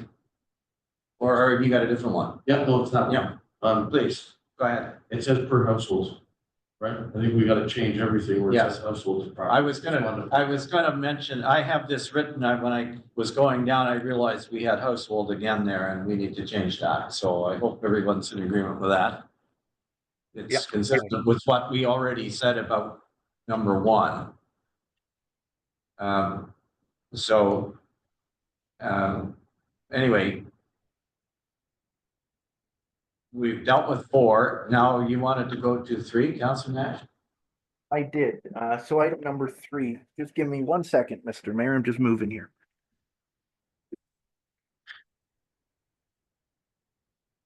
Sorry about that, Mr. Mayor. So item number 3, I think, is one of the most important items. And for item number 3, right now we say if a private road, the application must be accompanied with written confirmation from the owners of the road approving the application and the work being completed, unless the applicant or applicants can demonstrate that the owner of the road is inaccessible to the satisfaction of the CAO treasurer. So I think, I don't know what the exact wording for this will be, and I'll give my ideas, but I think it's something staff will have to come back with. My ideas here are that what's considered inaccessible to staff? Is it, the group has tried to contact the owner one time? Has it been by phone, by letter, by registered mail, by a legal letter? So I think we just have to find what is considered the owner is inaccessible. You may have an owner of a road that says, no, I do not want you to do work on my road, or I do not want to be part of this road grant for that section of the road. So I think we really have to define what's trying to get a hold of the owner. And more importantly to that part, what defines owner? So, if it's a private road, okay, let's say there's a part of a road that goes over a property that I own. Okay, so I think on a yearly basis, I have the right to say as an owner, yes, I want you to do the road grant this year over my property, or no, I don't. So when it comes to owners of roads and approval for work being done on a road that they own, and they have legal entitlement to say what they want, that should be on a yearly basis. But what happens when you're talking about, I'm gonna use a road that might have a land use permit on? What do you do for items like a road with a land use permit? Well, I think it is very important that if there's a land use permit for a portion of road, that the permit holder of that land use gives approval. I'll give an example. Let's say it's Lake Washkesh, Indian Narrows Landing. I don't think anybody at the municipality would like it if somebody showed up with a backhoe and started doing work on the municipal parking lot that's controlled by a land use permit, and they say, oh, I can do it as Crown land. I can do whatever I want. So I think in cases where there is a land use permit, that it's very essential that in those cases, the applicants get approval from the permit holder. We have other areas on our municipality that a road might cross municipal lands. It might be a road allowance. So I think we need to put a definition in here that you do not need to get approval from the municipality if your road is crossing an unopened road allowance. What if you're going through, for example, a park, a watershed park? Well, that might be Crown land, but it's under jurisdiction of a different agency. And in those cases, I think, again, you have to say, if, there's a park, say it's MECP as an example, that applicant must get approval from the MECP on a yearly basis. It's not the MNR, it's the MECP on a yearly basis. So again, just to summarize, I think you need a yearly approval for work that's being done on a private road that somebody else owns and says, yes, you can do it. You need to define what's trying to get a hold of somebody. And number 3, you have to define what is, number 1, approval for a land use permit area. Number two, unopened municipal road allowances that you don't need approval, that you do need approval if you're going to do work within a provincial or national park. So I think all those things have to be outlined, and I think all those things are needed on a yearly basis. So I don't know what others think of that. Sorry for talking so long, but I think this is one of the most important parts, which is really lackadaisy right now, which I think can get us have issues in the long run unless we really define it better. Thank you for listening, everybody. Anybody want to comment on I will. that? Councillor Woods. Thanks, Mr. Mayor, through you. Look, the owner of the road is inaccessible. I think that's something that definitely needs to be looked at. I did own a private road and people put in a road grant that I didn't approve and they were gonna get paid unless that I'm at a council meeting and said I didn't authorize that. There was good reason why I wouldn't authorize it. I'm not gonna talk about it here. That's why I wouldn't authorize it, but there was very good reason why. So they were using funds not what they were intended for. But what Councillor Nash is saying about land use permits, or to me, that's an owner. Yeah. So if somebody has a land use permit for something, or if something's protected by any way, you have to go to the owner. We don't own the road, or a private individual doesn't. Jack. Whoever holds the land use permit would be the owner, in my opinion. Well, if there's permits or something they have to get, you have to get authorization from the person that holds the permit, basically. That's the way I see it. And can I just add one thing I forgot when I said that? It's also easements when I said land use permits. It's land use permits or easements. Councillor Lamb. Yeah, I'm in agreement that we should be getting permission. I just lost my train of thought. Getting old, I guess. But the original thought was that you had to get permission. And I think they ask for permission each year in terms of a private owner of a road particular. So it has to be done each year. Because I know examples where two things happened. People did work initially and they didn't get the owner's road permission, and there were conflicts. And I know there were other situations where they put an application in with the owner's permission, but they said, we're going to put gravel over there. And instead of doing that, they put gravel over there. And owners would come back and say, that isn't what I authorized. And we got into trouble there too. So I think it's very important that whatever land we're going over, that somehow they get, permission from. In terms of unassumed municipal owned land or roads and seasonal roads, you don't need that permission because by passing the road grant, we're giving you permission, right? And putting a formula in, so that doesn't need to happen, right? But all others should. Okay, thank you. So I'm in support of this. Okay, I'm in support of what is written here with number 3, but I feel that it covers all the things that are being talked about adequately. So I don't, for us to get into land use permits, easements and all of this kind of thing, you know who the owner of the road is, the applicant wants to do maintenance on it, they have to get the approval of the owner. And in the case of Crown land, which is what you're talking about, either private land or it's Crown land, and that's the owner of the road. The owner of Crown land is Her Majesty or His Majesty in right of Ontario, right? So, I don't see any need to change this thing. I do have a question. Did we have a stated hour for our planners? What is it? Can I ask? They are on the line. And what time is it? At 11:30, they have joined. Okay, well, I apologize. The stated hour is the stated hour. We should have, I see them on the screen, but I think what we need to do, in fairness to the folks who we're paying to sit here and listen to this discussion is, we need to give them an opportunity. So can we, wrap this one up? Well, we'll come back to, we're in committee of the whole. Through you, Mr. Mayor. We need to I'm a come little- out of committee of the whole and then jump ahead to the public meeting, so we're. Mr. Mayor, sorry, I'm a little confused here. We have a meeting going on right now. Yes, people are on hold. We make people wait for 5 hours sometimes to talk.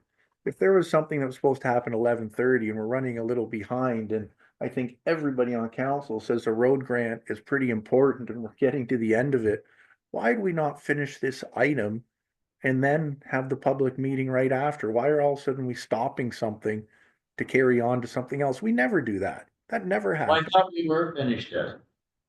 Finish the road grant? Yeah, what else is, No. what else do you have? Well, first of all, to your comment, I don't think owner covers it all.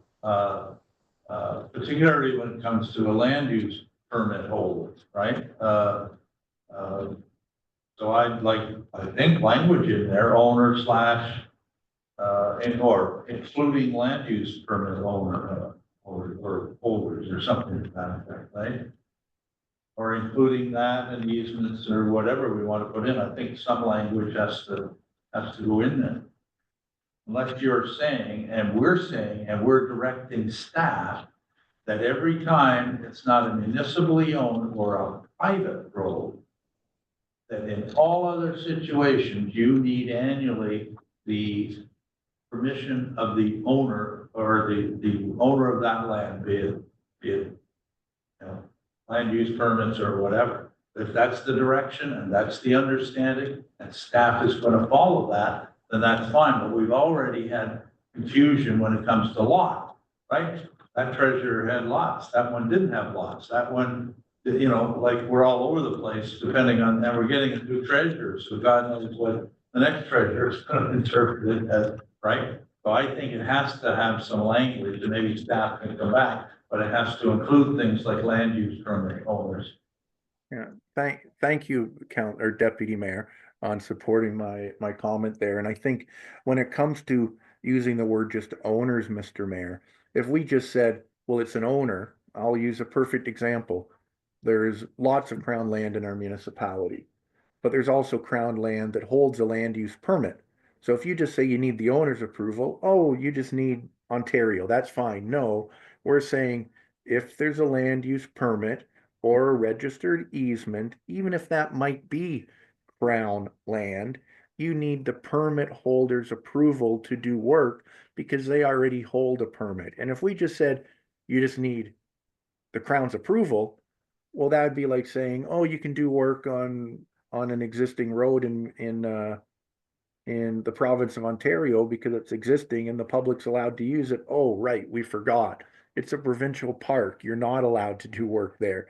So you need to define those things separately.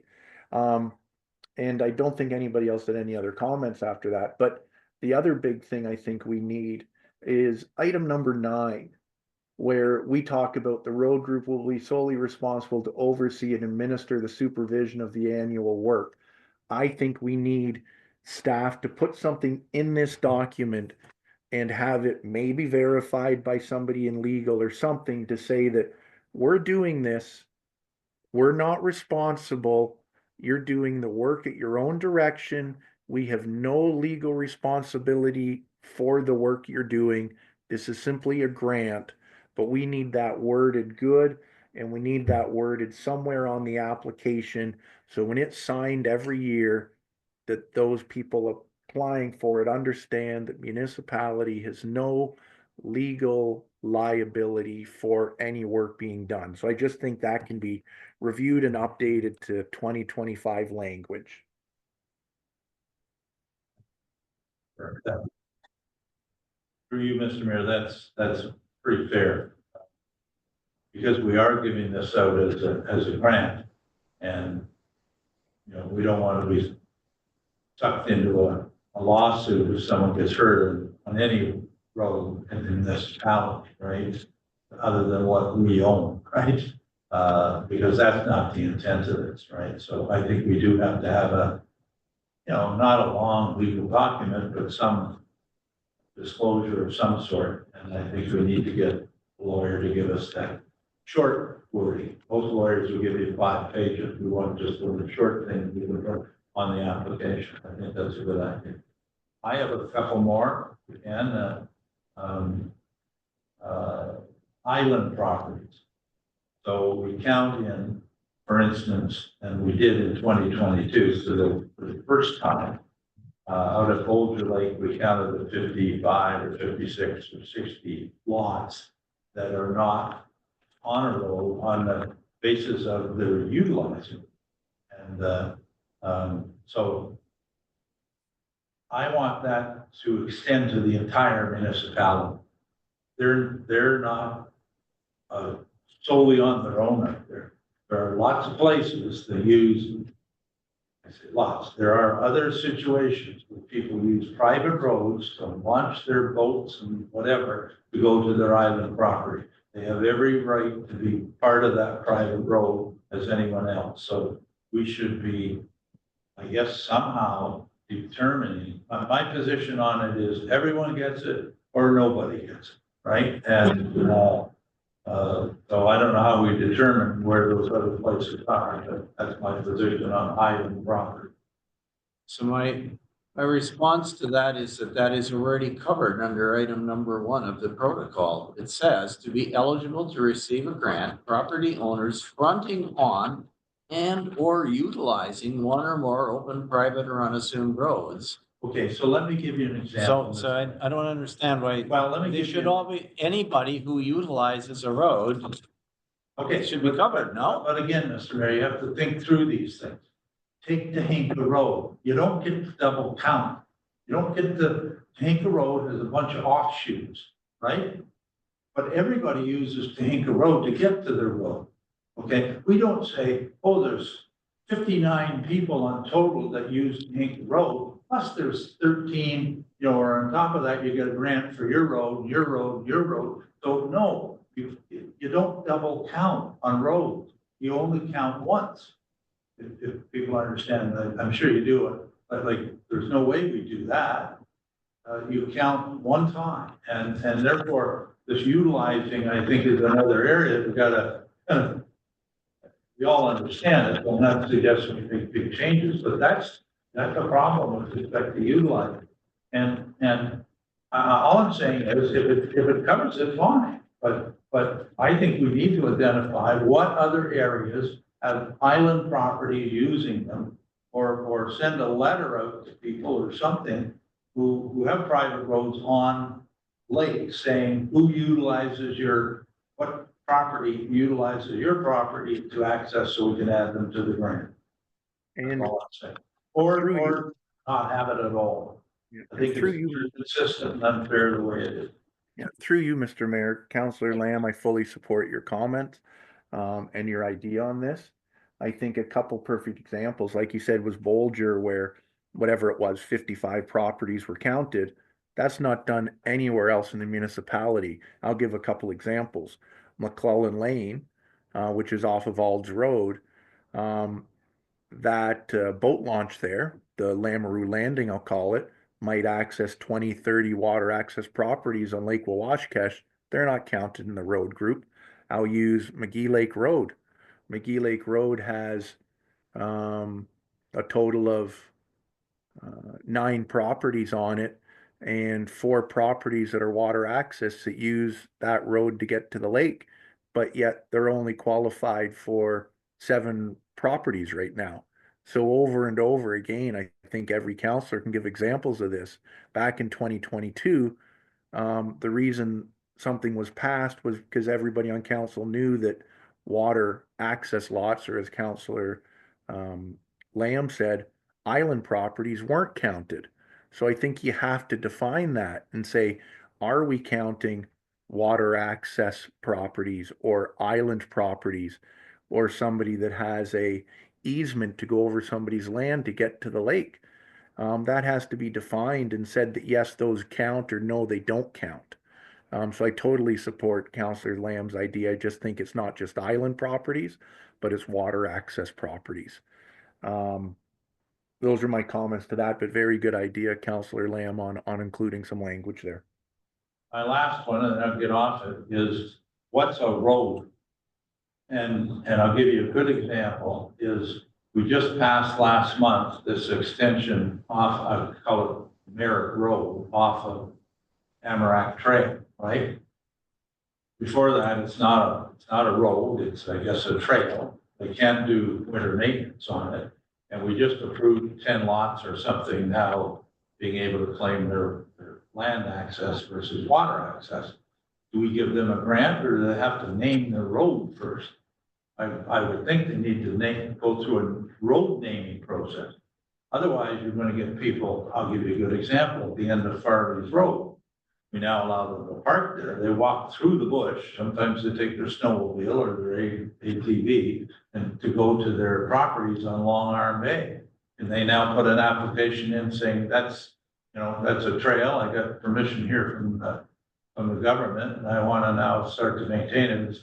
You know what I mean? Like, I think you need to name a road before you're eligible. It has to be an official road in our inventory, which means it's named before you get a road grant. That's my point. So Counselor Lamb, I do agree with what you're saying, but so basically if I understand what you're saying is you don't expect a four-wheel road, like if I just made a trail through the bush that my four-wheeler or ATV can go on, that wouldn't count. It would have to be a road that's formally named in the municipality. But would you agree if we went so far as to say it's a named road, but there has to at least be some type of minimum standard to it that's accessible by emergency vehicles or something? Like, what's considered, I know that's what you said, what's considered a road? Is it an ATV trail? Is it a snowmobile trail? What defines road? And I think that's a really Say a good named road. question. No one's going to name a walking trail through a bush a road, because we rejected to begin with at council, right? Yeah. And then no road naming comes to council for approval. So I think that covered Councillor Nash. I would simply point out to you that the quote unquote Merritt Road is in fact in the protocol, in the list of roads that has received the protocol. Now, it's only got 3 households on it, and that number, as Councillor Lamb has indicated, and we just increased that by some other number. So What's it called? Is it called Merritt Road? that just says Merritt, doesn't say, I mean, it has no. Did we name it? No, we didn't name it. I would say it's just, but I guess, I mean, I have a big concern here, which is that I think we are starting to open up. First of all, a great deal of complexity, number one. Number two, we're increasing potentially the number of users of roads by leaps and bounds, which is instead of when we almost, if we're going to make revisions like this, then we're going to have to come back and have staff give us a report, say, what is this doing to the total amount of money we need, so that we can incorporate, instead of what we thought we had in the budget for it, it might be twice that or something. So we have to be a little bit careful here, unless we're proposing to decrease the X and Y. And I don't know how to deal, like, again, it gets back to the question of who owns the road and whether we have any other, whether there are roads, but they're not open. But if people are using, what was your example, North Medical, to get to a bunch of other roads? No, part of it's okay. Well, but before that, you have a whole bunch of people that are using a road to get to another road. But They are users of the road that they use to get to the next road or to get to their boat launch or whatever it is, right? So And if we don't maintain that boat launch, then do they get it? I mean, I'm just asking the question, do they get a grant or do they not? Are we prepared to double the amount of money we put into this protocol just so that so these are all covered or what? Traffic, I mean, this is part of the issue that the folks on Schwanig Lake Road have raised with us, which is that over time, the number of users of the road have increased because we keep approving additional lot creation. And the more use you have on the road, the more wear and tear there's on the road and the more maintenance. If municipalities stop maintaining it, then the more maintenance. The people who are maintaining it could argue that they're taking responsibility for us. That's, I guess I'm concerned about how we get where we want to do it, how we sort out what the implication of all these last few groups of changes. I thought we were doing great until we just the last couple, and now we're starting to really fan it out. It seems. Councilor Ray. So perhaps maybe staff could help us with this one around the people, water access people, who might use a specific road. I agree, they can only count once, can't be double. I just want to remind everybody that if you look at the bottom of the schedule that's in the package, we're already at $124,000 for the road grant. So that's a lot of money. That's over 3% of our budget. So we do have to be careful about how much we're spending. I think that instead of us trying to figure out the wording on this specifically about whether we include, I think I agree, we also need to know sort of how much this is going to cost and how we're going to do it. I think it's a great program. I think it's wonderful what we do, and I think it helps a lot of people, but I do think that we prove as to what all we're doing, how much it's going to cost us. Through you, Mr. Mayor, just to Sorry, do- Councilor Lamb has his hand up. Of course, no problem. Yeah, some things that I say is important, but what also is important is we haven't looked at this in 10 years, right? And I think that people should be able to bring up their ideas in terms of the monies. Yeah, we may have to put 10 grand more in the budget. 124,000 by the way, isn't what's in the budget. That's if every single road applied every year, whatever, we don't spend 124,000, we spend something like 90 or in that area, or 95. We don't have budgeted $125,000. But I think this is a tremendously important program in our municipality. And if we have to put some more money in to make it fair and equitable and whatever, but I do, then I'm all for it. But the mayor brings up a good point, and I come back to the seasonally maintained roads. I'm talking about Clear Lake Road, and I'm talking about Schwanig Lake Road. There's also an end of Ladd's Road at the very end. Okay, those are the three major roads. I think they have to be specified as those three roads, because otherwise you're going to get into what the mayor just said. Oh, I use Indian Narrows, which is going down Indian Narrows is a seasonally maintained road. So how many is there? 90? How many, mayor, no, how many properties are there throughout Wawashka that we don't plow Indian Narrows roads? Right? So how many would they be then eligible? They can't do gravel and stuff. I guess they'd be eligible to plow that if they wanted to, right?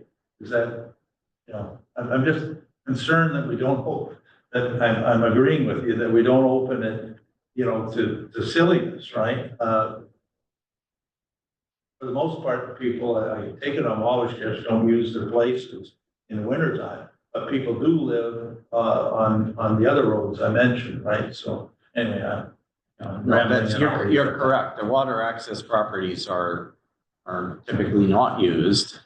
And that's why we don't, I mean, we could plow it, but we Or what, they snowmobile them Yeah, down? for snow, and the snowmobiles can go anyway. They don't, that's the only way they use it. The other thing is, we do maintain the landing in the summertime. Well, I So, realize, so we are in effect providing, we're accepting the fact that, yes, you have a water access only property. So we're giving you a landing. Now, there's a few people who do, as Councillor Nash said, they don't use Indian Narrows Road, they use Lamoureux or Bennett's or whatever, and they pay them something, and so they're, you know, and it's just, it just gets very complicated. What's the right number? And that's my concern, and somebody will argue that it's fair or not fair. So I don't know. I mean, we could get staff to look at it, but there's a lot of roads. It's really complicated. Yeah, and just in closing, Mr. Mayor, I think both yourself and Councillor Lamb just made a good point there. But as we'd said before, right now it says to be eligible to receive a grant, property owners fronting and or utilizing one or more private or unassumed roads. So right now we have it, I'll call it as the wild, wild west. You can apply for here, there, and everywhere. And what we're needing to do is define that better. What is considered utilizing, right? So maybe Indian Narrow Road doesn't qualify for winter snow plowing, as Councillor Lamb said, but maybe Schwanaga Lake Road does. If the people at Bolger Lake qualify as an access point, then Lamoureux should probably qualify as an access point, instead of just saying anybody utilizing it. And I think that's what a couple councillors are trying to say. And I think it's great that every single councillor here has said how great of a program it is. I think it's a wonderful thing that was brought in by previous council. Yes, it costs us money. And, you know, right now it's at 127,000 in the report, but only 100,000 is being used. So if we're updating this, hey, it's been once every 10 years. It's great that we're updating it now. Let's have staff bring it back. Hopefully you can come back to the next council meeting and we can get something approved, which will be great for the next 10 years. But if we need to put more money in, because we're saying we're just going to define things a little better, so we need to increase $10,000 just for the Y factors, then maybe we need to do that in the budget. Or if we say we know there possibly could be 127,000, then maybe that's a number that needs to be used. But I think all the comments that are said today have been good comments. Now staff's going to come back with an updated document, probably with a new application process. And I think it's great that we took this couple hours today to go through it in a transparent and open way, and the staff will bring something back, and that grant will be there for years to come that benefits so many people in our community. We're just trying to make it, in some cases, a little bit easier to possibly get more money and just a little bit better defined so that people know what they can and cannot expect. So thank you everybody for having this on the agenda today, and I look forward to seeing what staff will bring back to us. Okay, thank you. Does that mean that we're done with this particular item? Okay, so what I'm now concerned about is what we should do relative to this public meeting.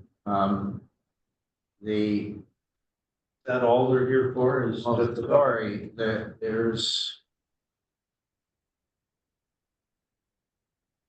I thought that we had.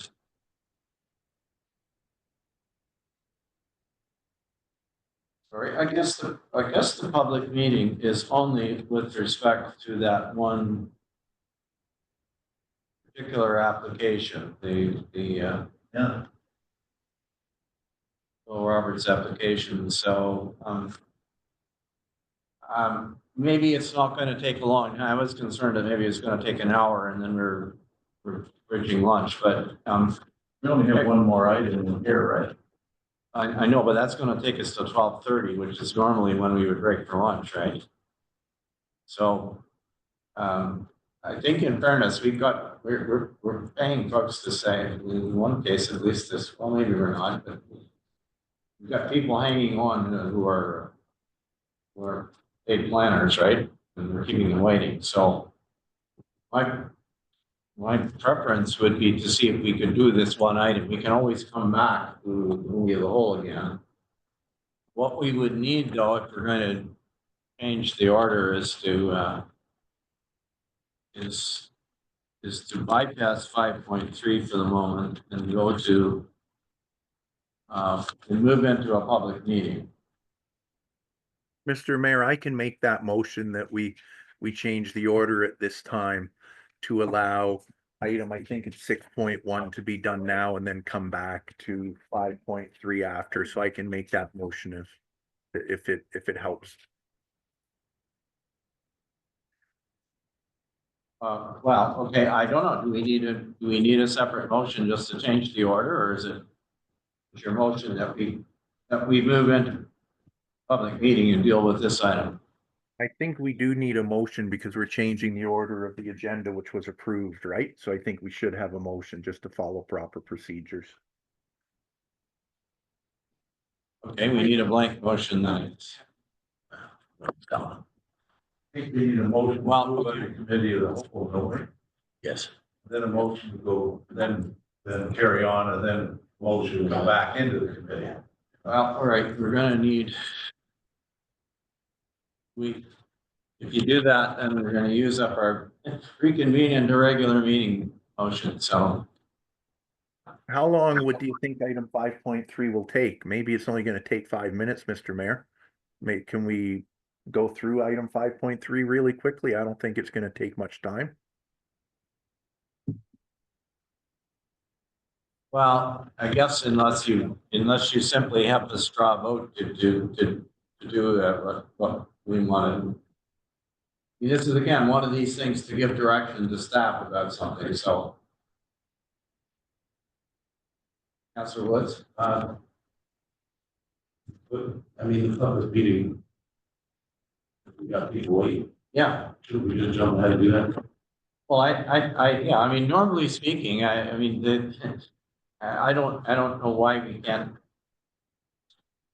Why we, if we have a motion to move into a public meeting, we are de facto changing the order of the meeting, and if people don't want to change the order of the meeting, then they can vote against that motion. I don't see why we need to come back and forth all these other things. Could we have a motion to lay on the table item 5.3 and that be brought back up once the public meeting is over?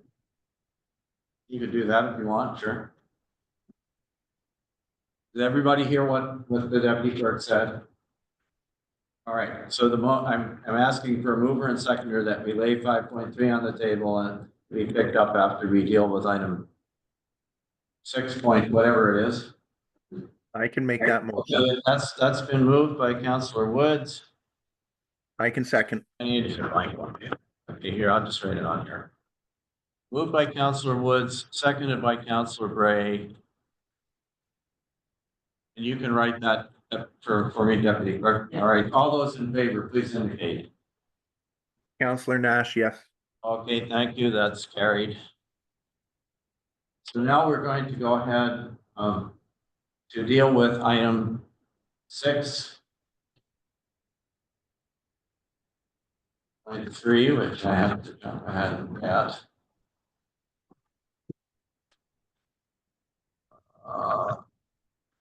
Well, we should actually have a motion to move into a public meeting because it is a public meeting. So that's the next one we need. Sorry about that.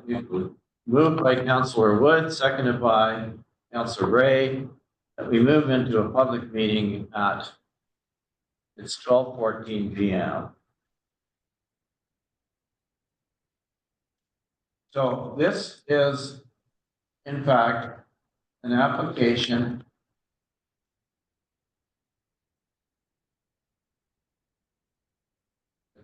started with.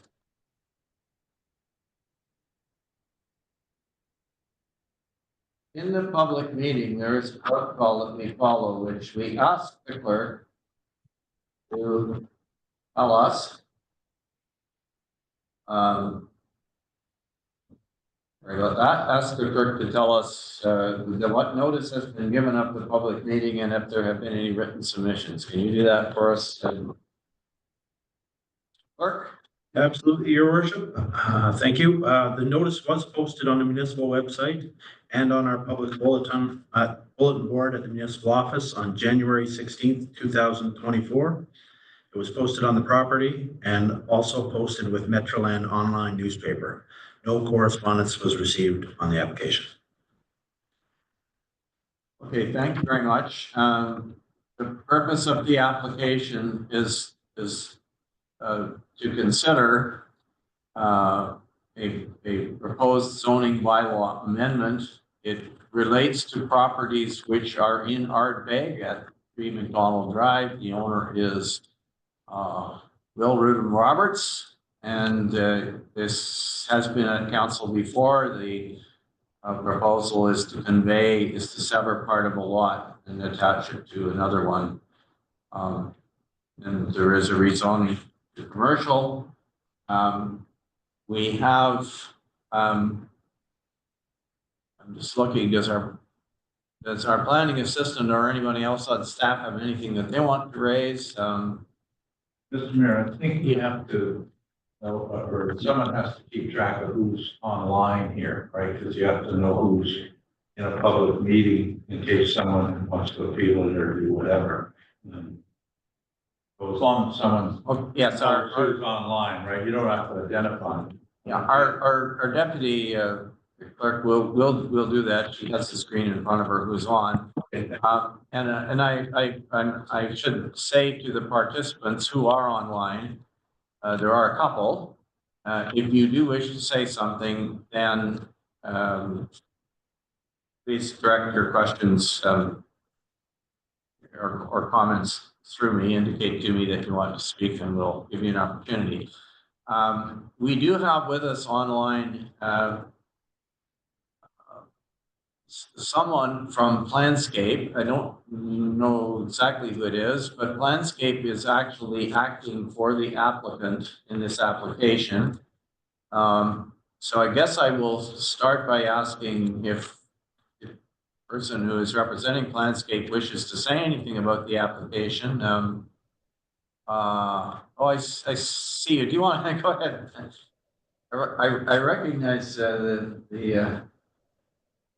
now that we have a video, please introduce yourself and go ahead. If you do have anything you want to say. Thank you. Hopefully it's not too lengthy. No, absolutely not. My name is Stefan Sherback, Mr. Mayor and members of council. Thanks for the opportunity to speak today. I'm with Planscape Inc., 104 Kimberley Avenue in Bracebridge, P1L 1Z8. You're right, I'm here representing the Ruthman Roberts owner, the owner of the subject lands, and I understand he's monitoring the meeting. I'm here today to speak briefly about the zoning application. Mr. Mayor, you're right. You will recall that the Parry Sound Area Planning Board sent you a memo late last fall with respect to the severance application. There was a recommended set of conditions for your consideration. Since that time, the Planning Board conditionally approved the severance with one small modification to address the comments that were received from the MTO and an abutting neighbor. The minor modification was simply to reduce or relocate the proposed right-of-way from the north side of the property back to sort of south end of the one severed lot. The purpose for that is to ensure that the access from this private laneway is from the local road and not the provincial highway 520. Attached to your agenda is the planning justification report. You'll find that we share the same general planning analysis that Mr. Towns put forward in front of council. We share their recommendations to support this, again, just simply because this is a condition of severance application. And in closing, I'm satisfied from a planning perspective that the application conforms to the direction of your official plan and represents good planning. And I'm also here for any questions that you or council members have. Thank you. Okay, thank you. The other person who is on the call, I see, is representing our municipal planners. is Patrick Towns, and Patrick has also provided us with a report on this. So I wonder, did you want to make any comments, Patrick? Thank you, Mr. Mayor. Very briefly, I think Stefan and yourself covered everything off. This is not new to council. The rezoning application is simply satisfying a condition of provisional consent that was approved previously. If there's any questions, we can deal with them as they come up. Thank you. Through you, Mr. Mayor, I have a couple comments to make, if I might, Councillor Nash. Go ahead, please. Thank you. First of all, thank you, Patrick and Stefan, for both being on the call today. I think it's actually great. This is just a general comment. I've said it, if we have a consent or a subdivision or a rezoning, I think it's great when the applicants engage a professional and write a planning report or planning justification report. And that when we also engage our planners, and they can write a report back. You kind of get both sides and to see where people agree and disagree on things. So I'm using this as an example that I think this is a great process. Yes, I understand it costs us, the municipality, a little bit more money, but also costs the applicant a little bit more money in engaging somebody. But I find it when this is done, that we as council are much better informed of what's going on and what outcomes are or what ideas are. And when I read this, on page 124, page 6 of the Planscape report, you know, there could have been a number of dozens and dozens of things that could have been done on this property. And what I see here is them coming back with 1, 2, 3, 4, 5, 6, 7, 8, about 10 items that they want to do, not dozens of items. And it's clearly written out what they're looking at. And I fully support the application. I fully support the idea of the 10 items. And I see that our planners had also agreed basically in what was suggested. So I have no issues in approving this, and I think this is just a good example of how when we see things in front of us, it makes our decisions a lot easier. So thank you both. Okay, other comments or questions from council? So I have a couple, and I guess I'm directing it to the page that Councillor Nash just referred to, which is 124/315 in the package, and this is page 6 of Patrick's report, I guess.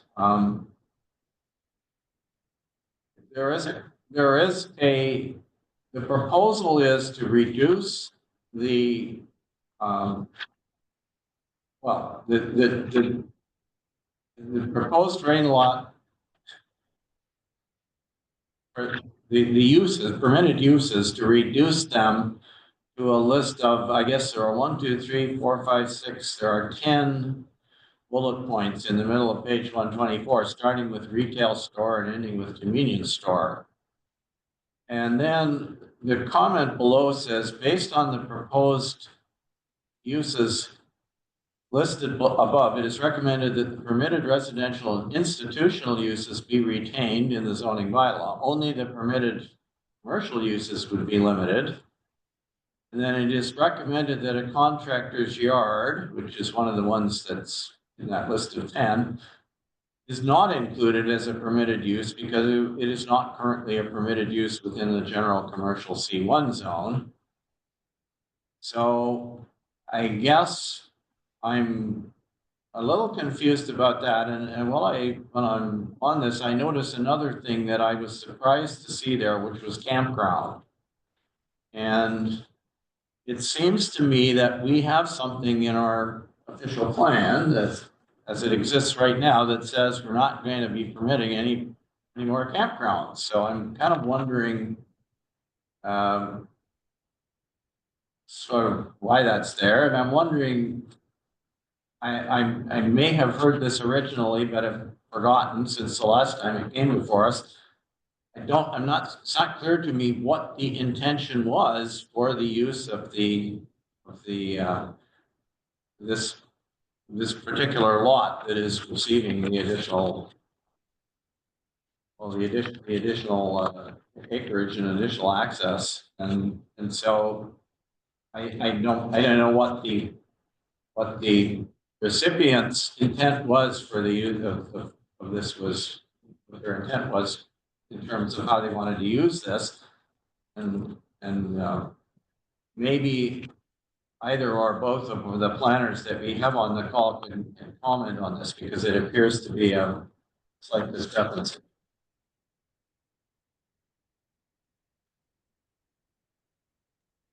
I can start.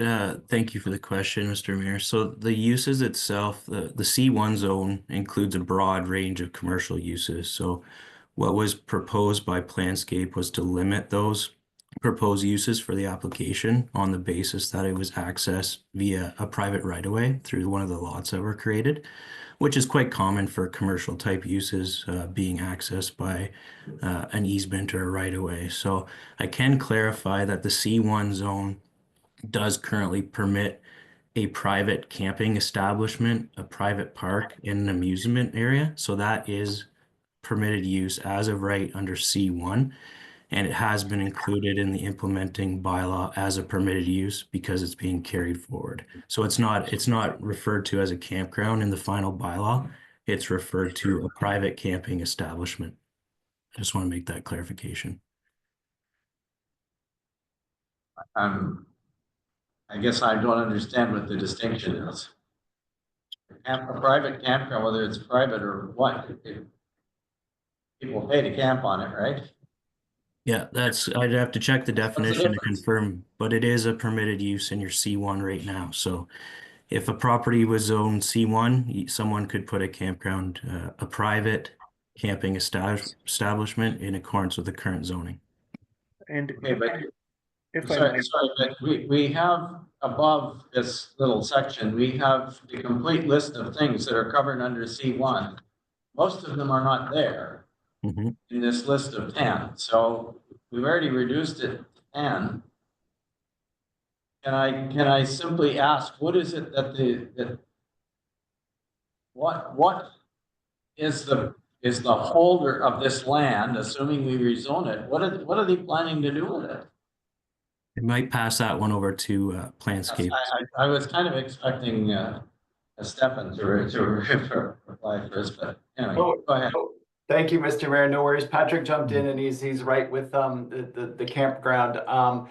Basically, the owners they purchased the property, they wanted to sever it. The plans right now is to sort of create more of a steel storage building for some permitted uses, but he really wanted to keep the options open if he chooses to sell it. So knowing that currently right now you have, I think it's about 53 permitted uses in the C1 zone. There were some issues, as Patrick mentioned, in relation to the traffic generated through a private right-of-way that just didn't seem appropriate. And the MTO also expressed some concerns. So the applicant rightfully just decided to take away quite a few of the uses, again, just to address some of the MTO concerns, some of the neighborly concerns, and just trying to keep the uses limited to low traffic generation and something that will work in this community. through you, Mr. Mayor, it's Councillor So Nash. can I ask you, I asked another question, and it has to do with the sorry, I'm trying to find it here. Contractor's yard, which is in the list. Is it your intention that should or should not be included? Because our planner is saying it's recommended that a contractor's yard is not included. So Yes. are we to reduce the list to 9 things, or are we being advised to reduce the list to 9 things, or what? Yes, thank you. I agree with Patrick. It's not a permitted use as of right, so we don't want to introduce anything that may cause problems. The client is satisfied that this be removed from the list and I'm sure you'll see that in the bylaw in front of you. No concerns. And Okay, through, so contractor chart is out then. All right, that's fine. through you, Mr. Mayor, Councillor Nash, I guess I have two questions to Patrick and to Stefan. This property is at the end of a highway, not a very busy area. Right now, it was just spoken about not having a contractor's yard there. I guess my question is, why would our planners suggest there not be a contractor's yard there?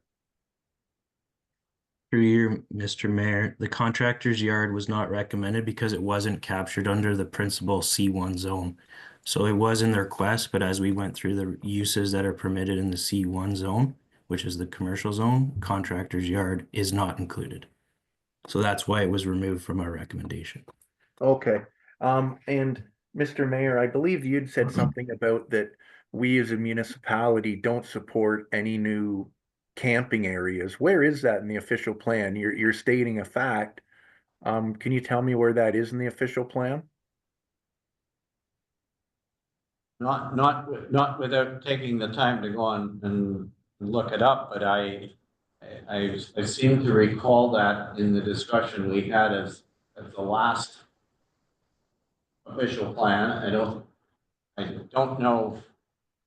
Perhaps our planner would know where it says that, but I thought that was, and maybe it's only on waterfront. I don't know where it appeared, and this certainly isn't waterfront. It just struck me that that particular location is probably not someplace that you would want a campground.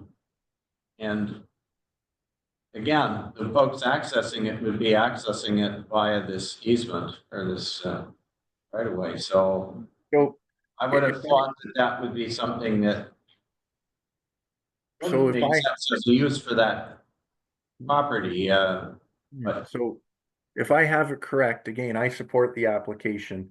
We're saying in our official plan that it says somewhere possibly we shouldn't have camping, but we don't know where that is. Maybe it's in there, maybe it's not. Think if we're gonna say things, we should be able to say where it is so people can look it up. That's not at either planner. That's directed to the mayor. In regards to camping, if, in my opinion, this property, people wanted to have a contractor yard there, I would have no issues whatsoever. It's behind everybody. No problem. Right next to it, you have a commercial property, you have a helipad. I'd have no issues whatsoever with adding to that zoning a commercial contractor yard. Certainly, if you can have a camping establishment, a restaurant, an open storage yard, you can have a contractor's yard. But with that said, if somebody wanted to camp there, how often do we hear from everybody in that area? There's too many people camping at Black Lake. It's a disaster. Councillor Wood saying maybe we can open up a public park.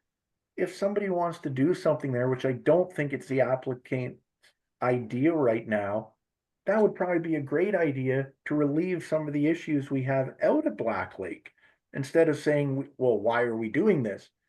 Right? We have to think openly as council and have new ideas of how to solve problems, not how to create barriers for people wanting to improve and maybe do some development or industry of something. So I have no issues whatsoever. And I'd be so far as to say I have no issues if that list is to be amended to include a commercial yard. I'm just trying to look at the zoning here in C1. And I guess what you were saying, Patrick, is under C1, it doesn't say contractor's yard. Am I correct? That's just not said in the overall list of the 50-something things. Am I correct? Yes, and thank you for the question. What a contractor's yard really gets into a more industrial use, so that's why it was only limited to the commercial uses. And you're right, it's not a contractor's yard. Unlike a campground, is not a permitted use in the principal C1 zone in the zoning. Okay, thank you. I appreciate it, but I'll be in full support of what's been proposed in front of us. Councillor Woods.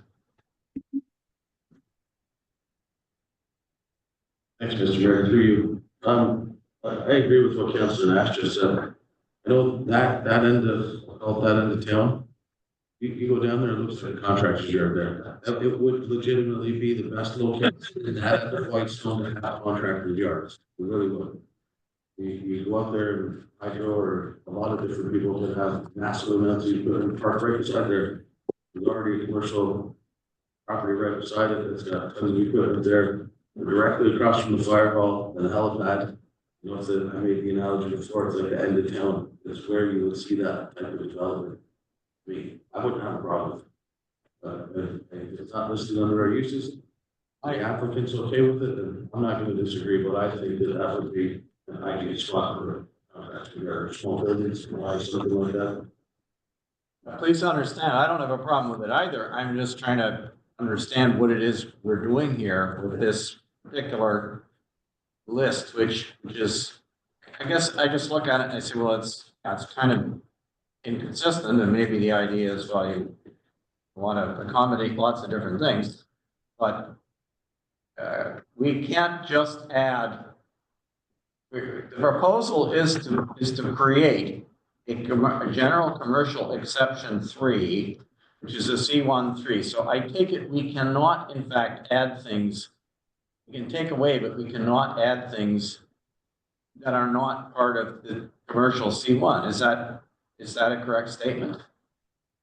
Yeah. You would have to zone it industrial or industrial commercial or create some other new zone for if you wanted to do that. Am I right or wrong? Through you, Mr. Mayor, it's not recommended from staff or the applicant. Council can do what they want, but yeah, it's not recommended to include contractor's yard as a permitted use in this instance. Through you, Mr. Mayor, what would be the ramifications of us adding contractor's yard? What are we getting ourselves into by doing that? I know it's not part of the commercial zone.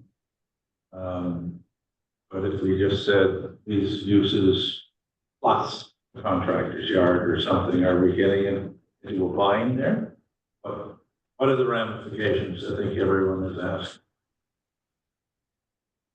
I can speak first, if that's okay, Mr. Mayor, and Stefan can step in after. The ramifications are just looking at land use compatibility and what's compatible with surrounding land uses. So right now you do have some commercial in the area, you have residential as well. So that's why we're recommending that the uses that are only permitted in the C1 zone be retained and they be limited even on the basis of the proposed access. So that's what's before you, but again, a contractor's yard has the ability to become more of a, not saying that they all are by any means, but a more of a nuisance, more of industrial use. So there's more risk for land use compatibility long-term with the contractor's yard. And Mr. Mayor, if I may, I agree with what Patrick says, but to answer your question, can council add a use? Yes, you can. It was our original intention. This is not new. It was included in our application. It was included there. Patrick did take a deeper dive. I think that was my mistake, not sort of cross-referencing that. I do agree with what he says, but back to Councillor Nash's comment, and again, the real intention of this application is just to keep future uses open in the event of selling the property. Do they have a contractor lined up ready to use it tomorrow? No. But it's just because there's a significant reduction in the number of uses, they were just sort of keeping a few key uses open, considering the location of this, you know, towards the end of the road, tucked away in back, so it doesn't actually have the frontage per se on the road. You know, so there's a few ideas there. Again, if it's council's wishes to include it, we have no problems, no concerns. We just don't want this application hung up on this one issue. If council, you know, does not want to include it, we would really appreciate support in moving this forward in one way or another today. Please. And through you, Mr. Mayor, it's Councillor Nash again. So when I see the items that are wanted to be included here, I see the proposed permitted uses are requested for the applicant. And I think what we're asking for, I have, if I'm correct, just trying to read here. Proposed permitted uses are requested. So we're talking about a contractor's yard, parking, boat and building storage. I have no problems whatsoever. Contractor yard, or what was the other one we're saying? Was it a contractor yard we're saying was not included, Patrick's, or I'm getting my terminology mixed up? No, you're correct. The item of discussion is contractor's yard. Out of the list in the report, the contractor's yard was not included in the bylaw. But Yeah. like Stefan said, council can add that in if they see Yeah. fit. So I have no problem, and I know that area quite well. I know there's lots of people when you drive down the roads in that area that have many, many vehicles in their driveways and trucks and everything. I have no problem with adding an approved use as a contractor's yard. And I would think it would be great for there. And if we want contractors to work on building roads, infrastructure in our community, we have to give them areas that they're able to do that and have a yard. So I'd like to amend the approval to include a contractor's yard if there's somebody else that would second that. And then I would like to. You do that, Councillor Nash, once you come out of the public meeting. Don't do it here. You can do it. We're just still dealing in with a public questions. meeting. The I bylaw understand itself that. we will come to later in the meeting. So it sounds like you can do that if you would. Are there any other questions or comments for the public meeting? Anybody else from the public who wishes to ask a question or speak to this?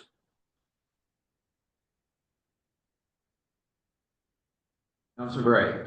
I just wondered whether people around that area should be informed that if we are going to make that change to contract, we should be informed of it. Because it's not part of, the C1. That's something we do. And I think that usage was in the original application. So I think everybody's aware that it was requested in the original application for the public. So everybody's aware that that was there already. If I could add, through you, Councilor Lamb. yeah, through you, yeah, the one neighbor that was affected, because this came to the planning board, has worked out kind of all the issues, and he knew at that time that contractor's yard was in there.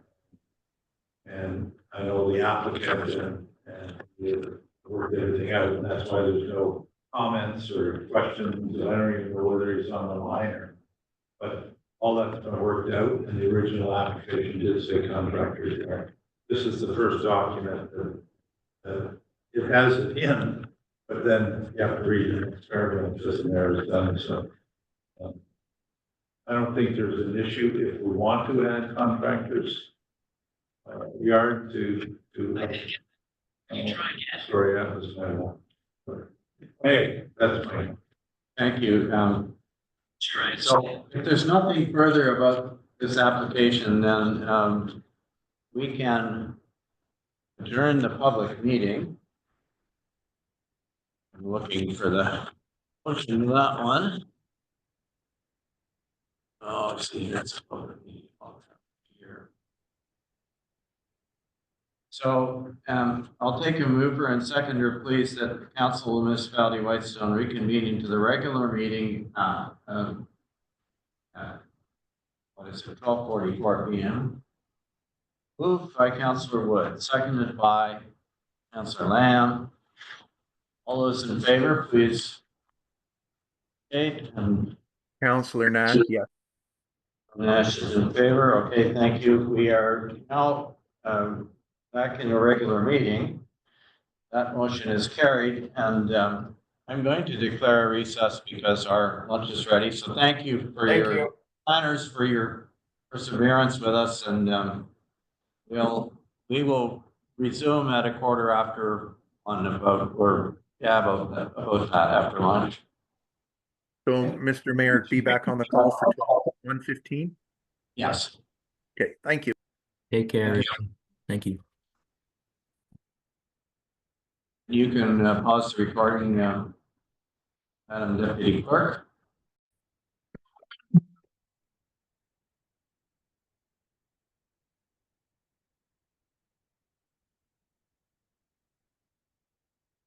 Good afternoon again, ladies and gentlemen. We're ready to resume the council meeting. Councilor Nash, are you with us again? Yes, I am, Mr. Mayor. Thank you. Thank you. So, and what we're doing at this point is we did finish our we finished our council meeting, sorry, our public meeting. I'm getting ahead of myself here. We finished our public meeting and ended the committee of the whole as well. Sorry, we haven't ended the committee of the whole. We're ready to go back to the last item in committee of the whole, which is item 5.3, and following in the package, it starts on page 56, 315 in the package. What I'll do is I'll ask for a mover and seconder, please, that the council of the municipality of Whitestone removes from the table item 5.3, and we will resume the in the order that was printed. So, we get a mover and seconder to lift 5.3 from the table and get it back so we can discuss it. Yeah, so we have to reconvene to the committee of the whole. Is that what we do? Well, I mean, we could do that all in one motion. I mean, I think we can. Yeah, that's We just suspended effectively suspended it to get out, to change the order before. Oh, I thought we We went into a public meeting, which is also a kind of committee of the whole, because we don't make any decisions. It's not. But we need to, we put this on, the motion we passed was to put 5.3 on the table to allow us to move to the next one. So we need to put it back on the table. Terminology, so remove it from the table. Moved by Councillor Woods, seconded by Councillor Lamb. All right. All those in favor? Okay, that's Councillor Nash. Your item, I assume you want to go back to it, do you?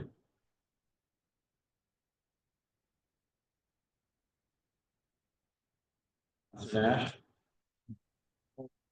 Sorry, say that again, Mr. Mayor? I just asking you if you want to vote on the item to. Yes. Remove Yes, I 5.3 said- from the table and consider it now so we can. Yeah, I said yes, sorry. All right. So again, that is on page 56 of 315. We have a brief, this is a brief report from our CAO clerk in response to an item that was discussed at the previous council meeting. Do you wish to issue a report? Yes, I do. Thank you, Mr. Mayor. For you, I just wanted, this is in response to an issue that was raised at, I believe, at the last council meeting. And with respect to minutes, including reference to whether someone participated by, I guess, audio or video. I said in my report via Zoom, but I think we actually say via audio, video conferencing. I did pull out as an attachment, the procedures bylaw, which has some references into it. I also pulled out a section of the Municipal Act, section 228.1, which speaks to the duties of the clerk with respect to minutes. As a third point to the report, we did do a bit of a poll of some other clerks, some other municipal clerks. We had responses from about 128. And 70% of those clerks indicated that they do include those references in their minutes as well with respect to video and audio conferencing. So you'll see in that, with that 70%, I did speak to some of the reasons for some of the reasons that they do consider that to be a valid means of keeping minutes. And you'll also see some comments about why some think it is unnecessary. So I guess at the end of the day, and I think another part of this is that it's relatively new in the municipal world, given that most of these video conferencing and audio conferencing things only started in, since the pandemic. So there's not a whole lot of history on it. We're just going with best practices, I guess. And from my point of view, I can see all sides to it. At the end of the day, I don't think that including whether someone attended via audio or video conferencing, improves the information regarding the decisions that are made at that council meeting.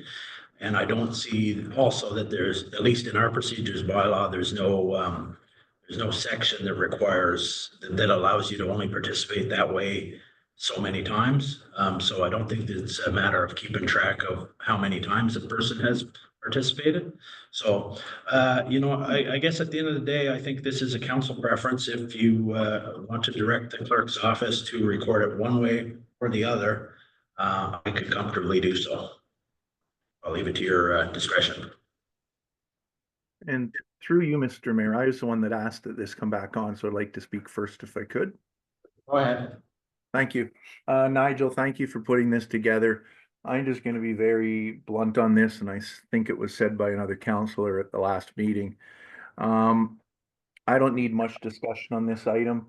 I think it's very clear that when we did our procedural bylaw, we said that you could attend as many meetings as you wanted via Zoom. Councillor Woods and myself had actually proposed to say that it should only be 3 in a row, and other members of council voted that suggestion down. So with that being said, as was noted in this report, it does say in our procedural bylaw, which is what we just created, to record without notice or comment all resolutions.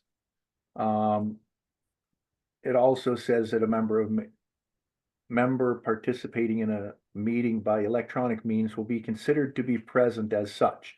So it already says that you're going to be present if you're on Zoom or electronic means. So you don't need to point it out. We know the reason why it was pointed out. Under previous administration, we'll call this a gotcha moment and nothing else. That's all it was. It only started recently. It was never done before. It was something that was brought in recently. It was not supposed to. Warren, please finish it up. Why do I have to finish it up? I have 5 minutes, don't I? We're making defamatory remarks about previous staff. We don't need to hear that. You know what? Mr. Mayor, what was I saying? You made Mr. your Mayor, argument already. Mr. Mayor, Please wrap it up. Mr. Mayor, what defamatory comment did I say about previous staff? Please tell me. You just said one. You know very well. No, I'd like you to tell me what I said that was defamatory. You are saying that the staff was trying to get, was trying to, a gotcha moment. They were trying to get at you for some reason or other. It's I not didn't say the that, case. Mr. Mayor. When did I say a staff was trying to get at me? I never once said that. You Obviously, said it was a gotcha moment and you're belittling Mr. Mayor, staff for Mr. doing Mayor. what 70% of, apparently, according to this Mr. report. Mayor. do. Mr. Mayor, I emphatically did not say anything about me in the recording of minutes today. You said that.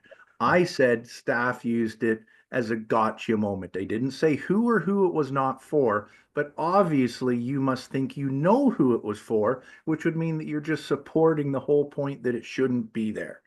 And you should not cut people off. Every time I talk, you try and cut me off. I have the floor. I could sit here and start rhyming off a nursery rhyme, Mr. Mayor. You do not have the authority. Yes, I'm sorry, I do, and I'm going to Ah. exercise it, Councillor Nash. If Mr. you Mayor. don't proceed and get on with things. Mr. Mayor, we have 5 minutes to talk. You know that. You just don't Use like the 5 minutes. Mr. Mayor, it would be my prerogative that you just don't like me and don't like the comments.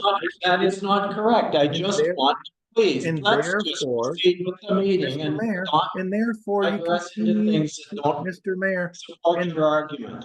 Mr. Mayor, and therefore you continue to interrupt me like you're doing now. Let me speak my 5 minutes if I want. Let Councillor Wood speak his 5 minutes if he wants. Don't interrupt. You as the mayor should be speaking last for every single item, not all the time. You don't even run the meeting correctly like that. The All mayor. right, okay, Councilor Nash, you are Mayor? out, I'm ruling you out of order. I'm gonna cut you off if you continue. Okay, I would like a vote to see if I'm out of order then, Mr. Mayor. Let's start that whole procedure, so read it off, because you know it, because you do this every meeting almost. You understand that whether the council supports me ruling you out of order does not stop me from expelling you from the meeting. Mr. Mayor, go on. You're disrupting it. No, I'm not. I'm having my time to speak freely, which I'm allowed to do. So let's have the vote that you've just done what you shouldn't, and I'm asking that I not be called out of order. Can you please call to vote that, please, Mr. Mayor? And I don't find And- it. We'll have a and show of hands. unless I'm missing something, Out of order. Mr. Mayor, unless I'm missing something too, the way a meeting is supposed to be run is the chair and mayor are supposed to speak last. You know that. So again, There is nothing that says that anywhere, not in our procedure bylaw, not in the municipal. I do that out of respect for people who don't abuse the process. Mr. Mayor, I'd like a ruling that I was not supposed to be called out of order when I had the right to speak. Can you please call that vote? I just did, and no, I heard nobody say anything, so I don't know. First of all, this is usually where I jump in and say, let's all be grown up. And Councilor Nash, finish what he has to say, and let's just proceed. And you did interrupt him, Mr. Mayor, I guess, and it does happen all the time, and then we're into exactly where we are right now. And he's right when he said this is just recent, whether that recent is a year and a half ago, it wasn't on forever. And just let him finish, you know, take the temperature down, and then everyone will get to talk, and then we'll go from there.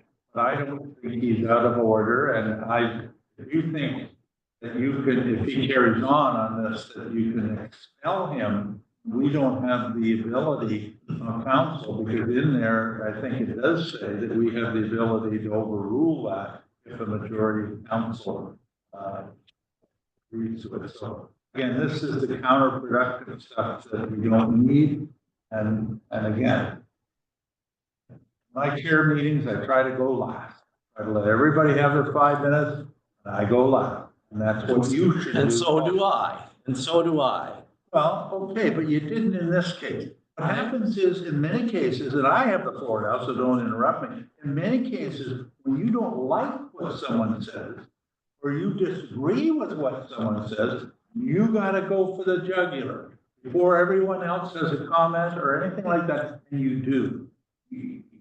When everything's fine with you, sure you do, you talk flat.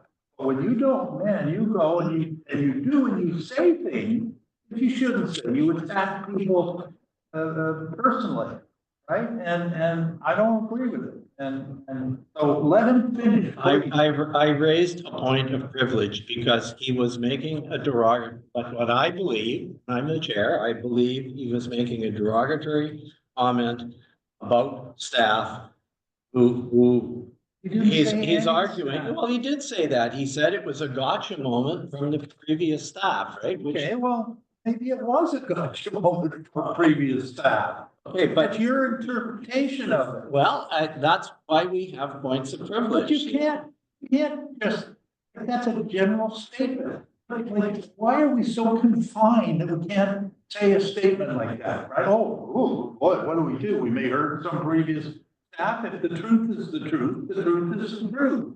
Well, let's just carry on, because you don't agree with it.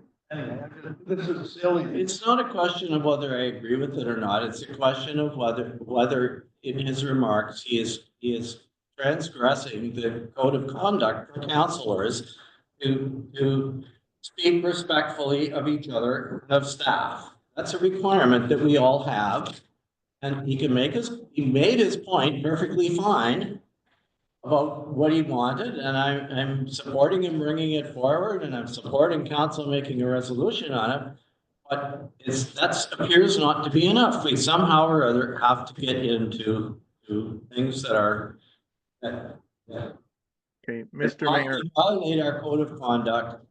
I have a responsibility as chair, and so would you if you were the chair, to put a stop to If that. I were chair, this would not be occurred. I will guarantee you 100%. How would you stop it from occurring? Because I wouldn't have interrupted in the beginning. Oh, so you would let it, you would allow it to occur, is what you're saying. Miss Deputy Lamb, I really thank you for speaking up for me here. I just have two quick questions to ask you, Mr. Mayor, just between you and I right here. Did I ever mention, Mr. Mayor, did I ever mention a staff name when I said a gotcha moment? Did I ever mention somebody's name? Yes or no? You didn't, but it's pretty clear what. Mr. Mayor, did I ever mention a staff person's name? Yes or no? You already know the answer. It's no. So how could I defame somebody if I never mentioned a name? You obviously probably know who I might have been possibly referring to because you know it was the truth. That's what Councillor Lamb is trying to say to you. You just didn't like what was being said. I never said somebody's name. I never used my name. I never said who or what it was about. You read a conclusion into it because you knew the truth. Anyways, with that being said, I have no more comments. With that being said, I have no more comments on this. I don't think we need to include the minutes. Hopefully we can carry on with the rest of the meeting and that's all I have to say. All right, thank you. Are there other comments that other people would like to make? Thanks to you, Mr. Mayor. Nigel, thanks for the report. I like it. The part that sticks out to me is section 228 of municipal act. Says the report of the whole time. Full stop. To say that 70% of the people, 70% of the municipalities of 128 responses to it, that's completely fine if they do it. That's because nobody's challenged it yet. Maybe they like the idea, maybe they don't. Fact is, in this flag, it says, they go for comment, not comment. Until that gets changed, or procedural law that we spent a heck of a lot of time on, all of us did, and we all had comments. Our former administrator had a lot of good advice for us on what we should do with the procedural bylaw. That was never put in. It was just a practice.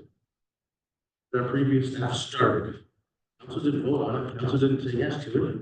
And I remember at a meeting, there was no reason for it to be there. There's also no reason for us to be arguing with this. I'm just leaving my comments there. Thank you. There are other comments. Ms. Gray or Mr. Lamb, did you have a comment? Ms. Gray? I'll stick by what I said before. I'm fine with it being there. I have no problem with being note that people know whether I'm here or not. Doesn't matter. I think that if we were being transparent, we would do it. But you know, yeah. As I said, I don't have a problem with it being noted. So. Mr. Lamb? Yeah. Couple things. All I've ever heard from other comments is in terms of visitors, I think the odd time we've identified the visitor. I don't think we should do that. Sometimes someone will mention this being here in the crowd. And I heard from that, they didn't want to be. I think we should be careful in who we identify as here. Fine to say that it's visitors, right? Visitors, whatever. I don't think you have to say there's two on Zoom and one on audio and one in the room, and I think that was how many total visitors are, right, to the, in terms of this, we've got to justify things, I guess what's lacking in my mind is that I'll use Councilor Nash as an example. Okay, why am I sorry? Is mine not on? Sorry. Oh, sorry. Okay. Councilor Nash, are you listening? Do you hear me? Yeah, no, I can hear you okay. I can hear you, Councilor Lamb. So I guess the issue is that, and I'll use Councilor Nash,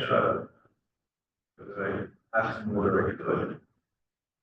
He hasn't attended a lot, he's attended a lot by Zoom.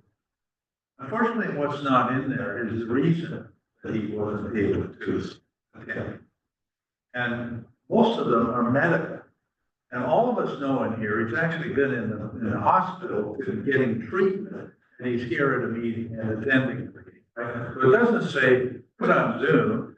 If you want to be transparent, you'd say medical reasons or something, right? That's the unfair part of it. You're allowed to attend either way. And to single it out it serves the purpose of some people to say, guess what? Councillor Nash wasn't here for 6 months. He's derelict in his duties, and he isn't derelict in his duties. He's here and he's present, and we all know he's participating. Sometimes too much. Excuse me, Councillor Nash. That was a pun, not a criticism. So anyway, I just bigger fish to fry. I don't mind it being noted that everyone is present, and let's just move on. Any other reason is, in my opinion, kind of for a nefarious reason, and that's what it leads to. I try to be here in this room all the time. I was on vacation in Green Bay, and I drove my butt off for 15 hours to get here, so I was here at noon. Right? That's just me. I do think that, by the way, we should, if someone leaves the meeting, we should know that they've left the meeting, and that sort of thing. That, if you're not here, you're not here, but I think that's my feeling on it. Okay, thank you. Well, as Councillor Lamb has said, we do have bigger fish to fry, in my opinion, but this has absolutely nothing to do with whether someone is here remotely or in person. I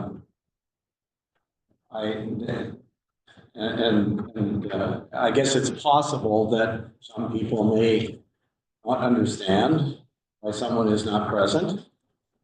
But I do, and that's not a, participate, they participate. If they don't participate, I'm sure they have a good reason.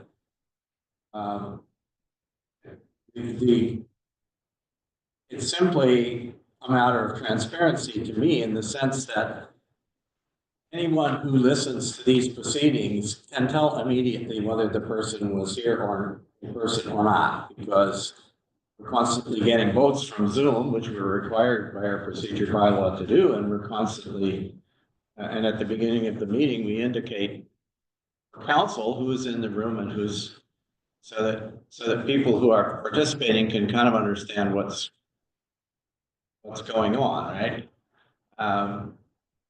So I'm not sure that not recording it is going to prevent people from deciding that somebody didn't show up in person, so they don't care as much or something. And I think,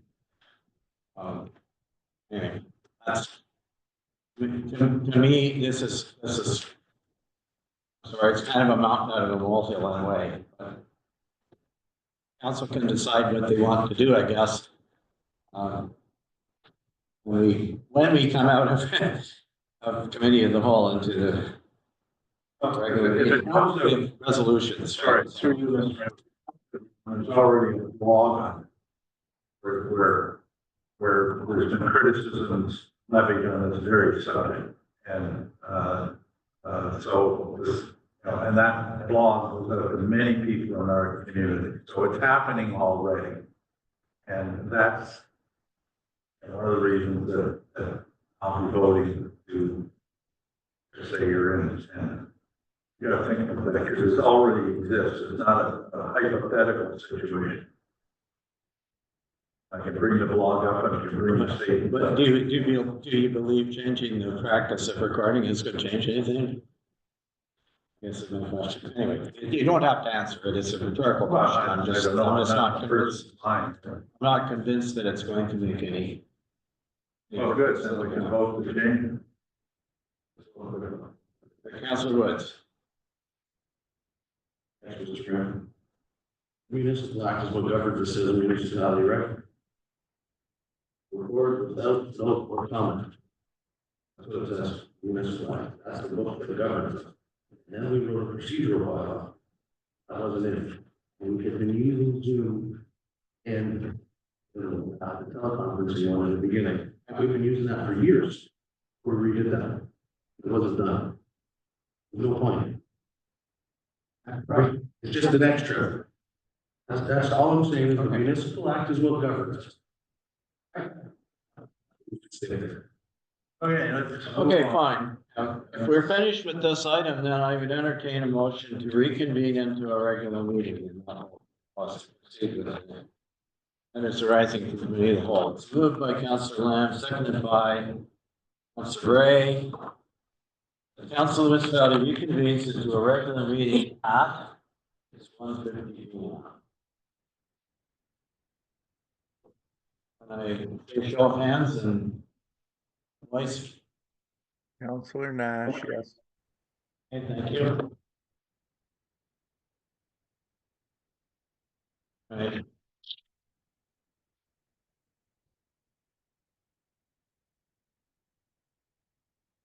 So, that takes us back to these. Sorry.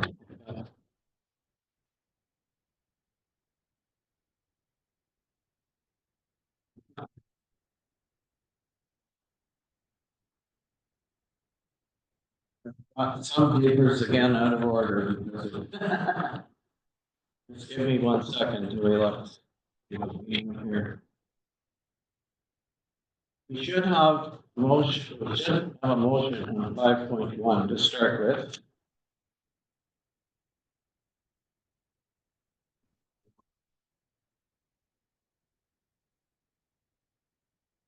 My apologies, folks, there's, There's one here. actually searching for the order paper to see what's happened to it. It must have got hold of it with something else. Oh, you found them? Yes. All right, okay. Anyway, Okay, well, let's start. We have a number 5.1, we can start with that. This is matters arising from committee of the whole, 5.1 Belvedere Heights matters. There is a suggested motion which has 3 parts to it. I'm going to read them. Or 4 parts. The first part, which hopefully is not contentious, that the Council of the Municipality of Whitestone receives for information a report of in 2025-01 Belvedere Heights. 2, the Council of the Municipality of Whitestone agreed to return for the $42,850 to Belvedere Heights as requested in correspondence dated October 7th, 2024 from the Belvedere Heights Board of Directors, and the said amount be included in the 2025 budget. So that's part 2, if you like, of the motion. Part 3 of the motion is that the Council of the Municipality of Whitestone endorses the Belvedere Heights proposal to enter into a loan financing agreement with the Township of Carling and the Township of Seguin, Township of Carling, Township of Seguin, and the Township of McDougall to support a 2-year construction funding loan with the guarantee that Belvedere Heights will provide funds from operation reserves as required in advance of all infrastructure Ontario payment terms. And part 4, the Council of the Municipality of Whitestone agreed to the requested terms of the agreement between the Board of Management of the District of Parry Sound West, Home for the Aged, and the Toronto Dominion Bank. It's a demand operating facilities agreement guarantee in the amount of up to $4.2 million. So those are the 3 motions expressed parts in a positive way. If I could get a mover and seconder, and then if there are some modifications that you'd like to make with this, we will entertain amendments. through you, your worship, you could also separate, that report and those suggested motions were done on the assumption that they would all be going in the direction that they were written. If you wanted to, you could do them in 4 separate motions as well. It'll make things easier for you. We do have the them drafted that way as well. Is that the wish of council to sever the four motions? Would you like to do that? Sure. Might be simpler. Yeah, I think that would be simple. Right, so, 5.1, here we are. All right, 5.1. All right, so I'll just go I. The Council of the Municipality of Whitestone received for information report admin 2025-01 Belvedere Heights. Moved by Councillor Wood, seconded by Councillor Gray. Any discussion? All those in favor, please indicate. Counselor Nash. Thank you. That's carried. Easy part. Okay, part number 2, the Council of the Municipality of Whitestone agrees to return $42,850 to Belvedere Heights as requested in correspondence dated October 7th, 2024 from the Belvedere Heights Board of Directors, and that said amount be included in the 2025 budget. Mover and seconder for that one, please. I can move, Counselor Nash. Okay, and I believe Councilor Gray is seconding. Okay, thank you. And through you, Discussion. Mr. Mayor, I do have a little comment on this one, if I might, just a brief one. Yeah. Thank you. First of all, it asks for a recorded vote, but just in the wording at the beginning where it says that council agreed to return 42,000. I'd ask that we change the word return. That makes it sound like we owe them this money instead of saying the council agreed to pay $42,000. That money was given to us, is not a return. They're asking for a payment. So I would ask that the motion, the word return, be changed to payment of $42,000, if I might, as a little amendment. Okay, that's, I guess really a suggestion to amend the motion. So the amendment would be to replace the word return with the words agree to payment of. The return becomes payment of $42,850. Is that your motion, Council? Is that your amendment? Would we Yes. just get the return for pay? Council agrees to pay for 2,000?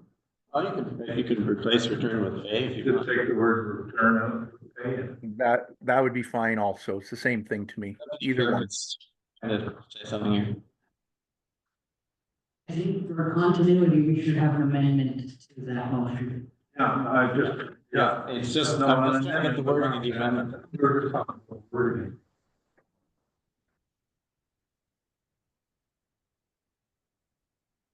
Your worship, I just read the actual request, and the language they used in the request was to remit payments, so maybe you want to use the same type of language that they used in their original request. Remit again, remitted, take it out. And Well, look, folks, it doesn't matter to me. I guess whoever owns the amendment, whoever is moving the amendment can pick the words you want to use. What words do you want to use? So I'll use the word to pay. You use the word to pay, all right. Yeah. So, amendments. I'll second it. Return to pay, okay, so that amendment is moved by Councillor Nash, seconded by Councillor Lamb. Any further discussion? Okay, can I see the amendment, take a vote on that It amendment? was recorded vote, I think Councilor Nash asked for a recorded vote. Yes, You I want to had. start a vote on the amendment? Yes, please. All right.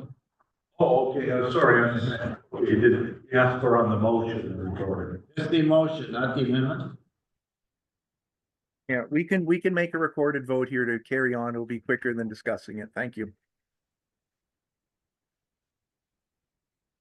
Thank you, Councilor Lamb, Yes. Councilor Nash, Yes, Councilor Woods, Yes. Councilor Gray, Yes, Mayor Conley. Yes. Thank you, that's carried. So, I'll just.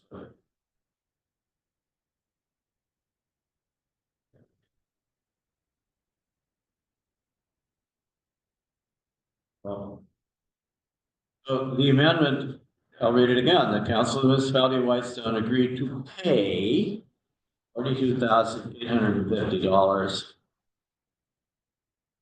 Belvedere Heights is requested in correspondence dated October 7th, 2024 from the Belvedere Heights Board of Directors, and that amount be included in the 2025 budget.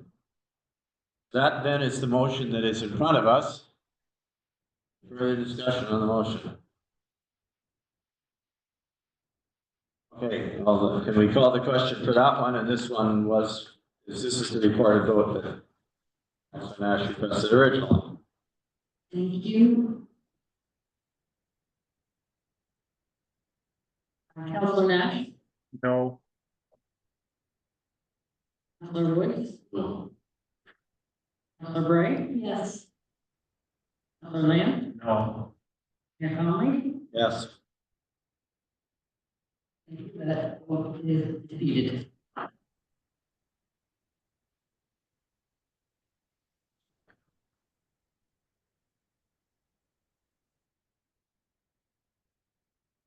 Thank you. Part 3, 5.1. That Council of the Municipality of Whitestone endorses the Belvedere Heights proposal to enter into a loan finance agreement with the Township of Carling, Township of Seaman, and Township of McDougal to support a 2-year construction funding loan with the guarantee that Belvedere Heights will provide funds from operating reserves as required in advance of all infrastructure in Ontario payment. Mover and seconder, moved by Councilor Wood, seconded by Councilor.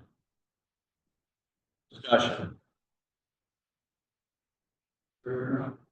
Councilor Lamb. Through you, Mr. Mayor, I would like to move an amendment at the end to say, first we have to take out "and," right, because. But I would like to put at the end, with no financial commitment from Whitestone. So it's clear. What we're simply doing is endorsing what they're doing. I want to make clear that we're not in any way, shape, or form part of this loan or whatever. So I would just add the word with no financial commitment from Whitestone.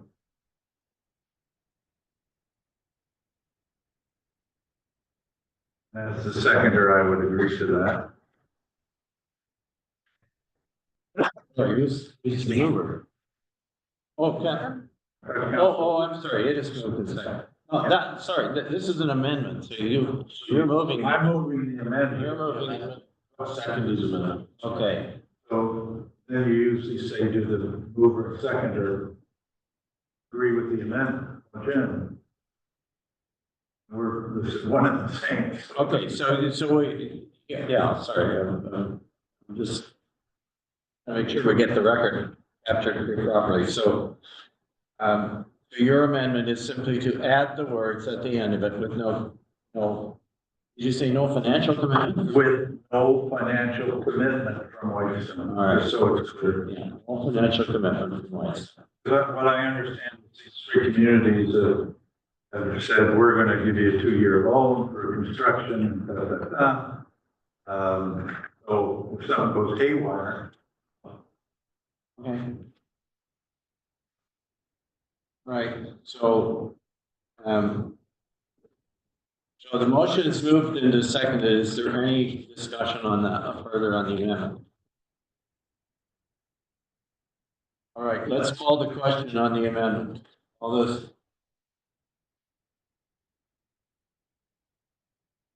We're gonna pause for a second to see. Yeah, I think you'll only be a second. Councillor Woods has received a call.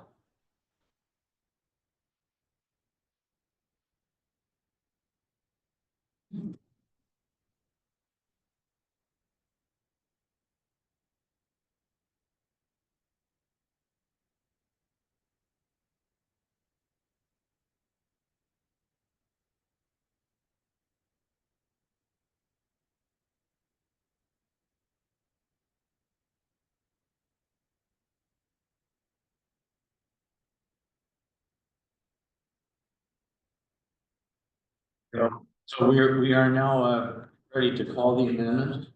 Should we just be? All right, so all those in favor of the amendment, okay, it's carried in the room, on the phone. Yes to the amendment. All right, so the amendment is carried. Unanimously. So now then the motion as amended with that addition. I call the question on it. And could I ask for a recorded vote, please? Okay, we can do that.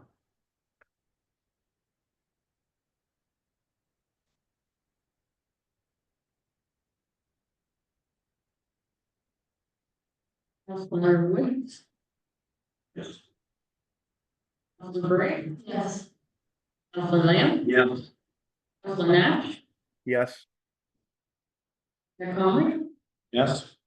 thank you, that's carried. Okay. So we have one sub item left. 4, which is the Council of the Municipality of Whitestone agree to the requested terms of the agreement between the Board of Management of the District of Prairie Sound West Home for the Aged and the Toronto Dominion Bank and Operating Facilities Agreement, government guarantee in the amount of up to $4.2 million. Mover and seconder, please.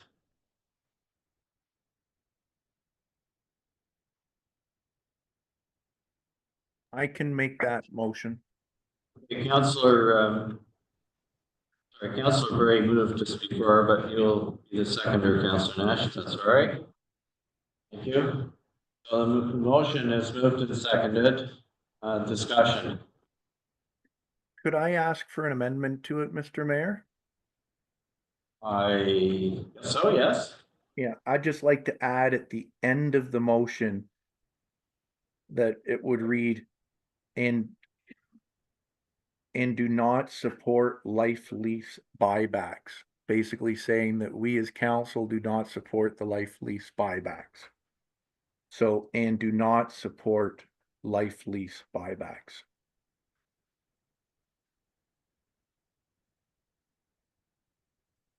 Okay. And I guess the intent of your motion, of your amendment would be that we're essentially saying to them, we'll support your agreement for the operating facilities guarantee, but or funding from the bank, but that it can't be used for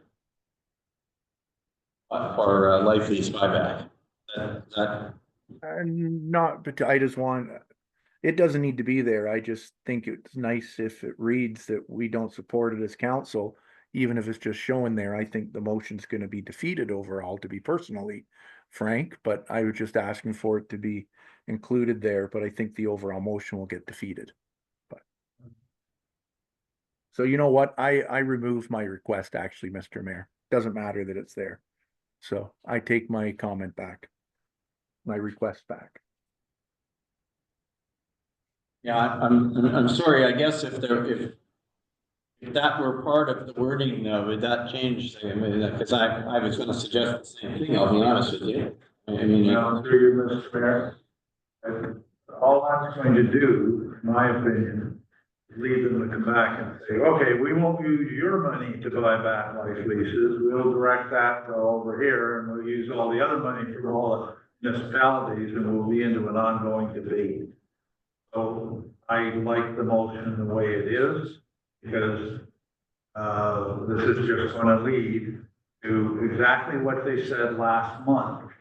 When they came out, they said McKellar turned down the $4.2 million. But we're going at them for half the amount, and we think we're gonna convince them and all that kind of thing, and I talked to people on that council. They have no intention at all to fund any of this $4.2 million. So the more, that you put words in there, the more it invites them to come back and say, well, your motion says this, so, how about we do this or that or whatever.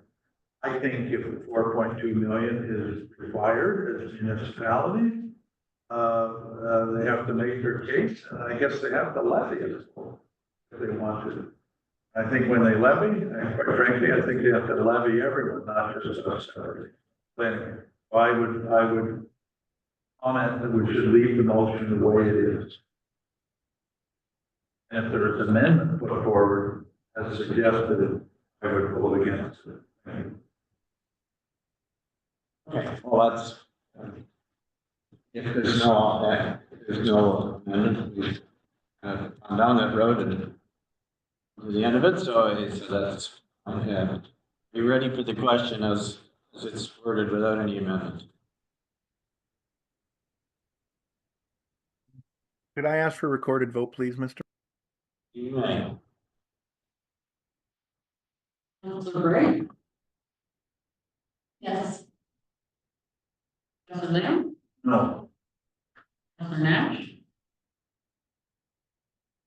No. Councilor Woods. No. Mayor Conley. Yes. Yeah, motion. Okay, so.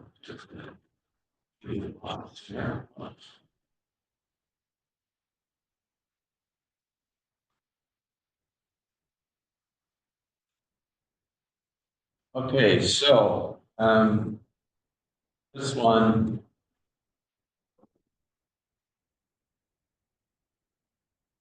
All right, just getting my paperwork in order here.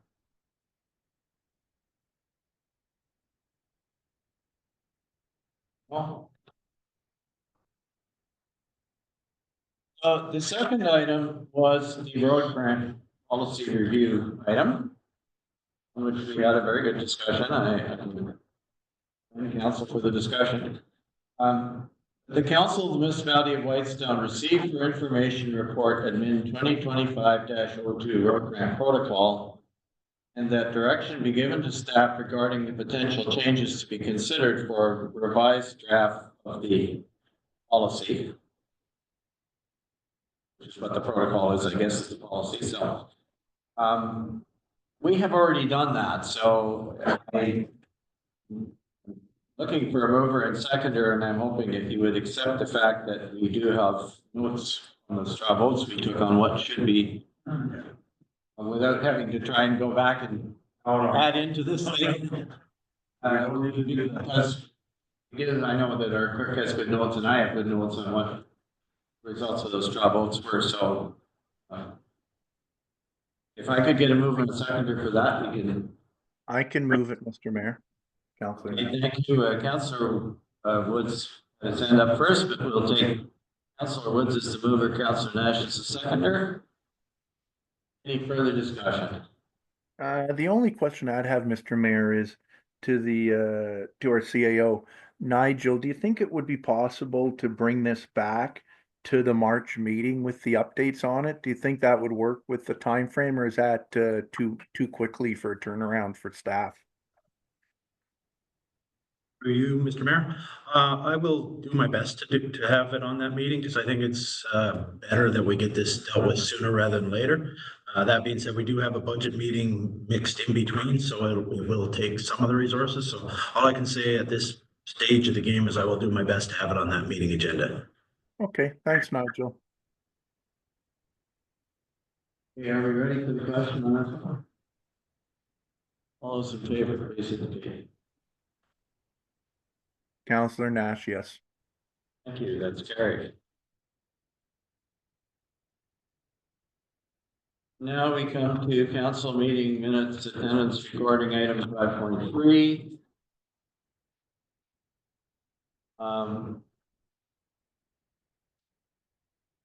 Motion is that the Council of the Municipality of Whitestone receives for information report admin -2025-03.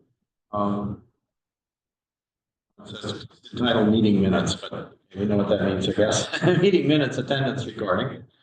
And that the Council of the Municipality of Whitestone direct the clerk to change the practice of including information about how a member attended a meeting. I would, well, I guess, we have to specify how we want it changed, so we either discontinue the practice or something, but let's get a mover and seconder and put a word in. We have to say how we want it to change, I think, in this case. Through you, your worship, that is correct. We left that open-ended so that you could decide one way or the other which way you wanted it to go. So, who's the mover? Councilor Woods, are you moving? Sure, I'll move. Councilor Woods is moving the motion. And are you moving to discontinue the practice, to change the practice, right? So I just have one quick question. Never approved that. I was just. well, but if the practice is the practice, you want to change it or you don't want to change it? You I want don't to think do there it was as. any need for it. I don't think there was ever any need for it. To indicate who was here by what, you're present, you're not present. And that was not something that was asked of the council in order to do. We just, work the world ways. And next, well, I don't, the council discussion was, what, shouldn't we just say it was staff direction? Isn't that what it would be? I'm just trying to figure this Well, out. it is staff direction, but you have to, if you want it minuted, you have to say what the staff direction is, and the staff direction, I understood correctly where you were coming from, is to discontinue the practice of recording whether the person was physically present or not. Sure, let's discontinue. So I mean, I'm just, this is going to get recorded for posterity, so we need to, after all that discussion, we need to draw a line in the sand somewhere and say, well, this is what we wanted, right? Through you, Mr. Mayor, it was hard to hear Counselor Woods, but I heard the gist of what he was saying. And I understand what he's saying, that this practice that was picked up in the recent number of months in the past, not years, was not a practice council directed. It was something that somebody decided to do. So maybe there's a way of just rewording that. The Council of the Municipality of Whitestone's direct the clerk to follow the procedural bylaw and not provide comments on attendance practices, something like that. Like, that's all we're doing. I think that's what you're trying to say. Am I right, Councillor Woods? We're not changing a practice. We're just saying it should go back to the way it was intended to be. Am I correct, Councillor Woods? Yeah, that sounds about right. I always go back to the fact that we're governed by the municipal act, and in the section three stated in the Niagara's report, was it said that it goes without no comment, and not count as a no comment. Our former administrator shouldn't have done it. I thought about the council. Okay, well, so I'm being reminded that we have no seconder for this, and there's a discussion taking place. Well, I'll second to make it easy, Councillor Nash.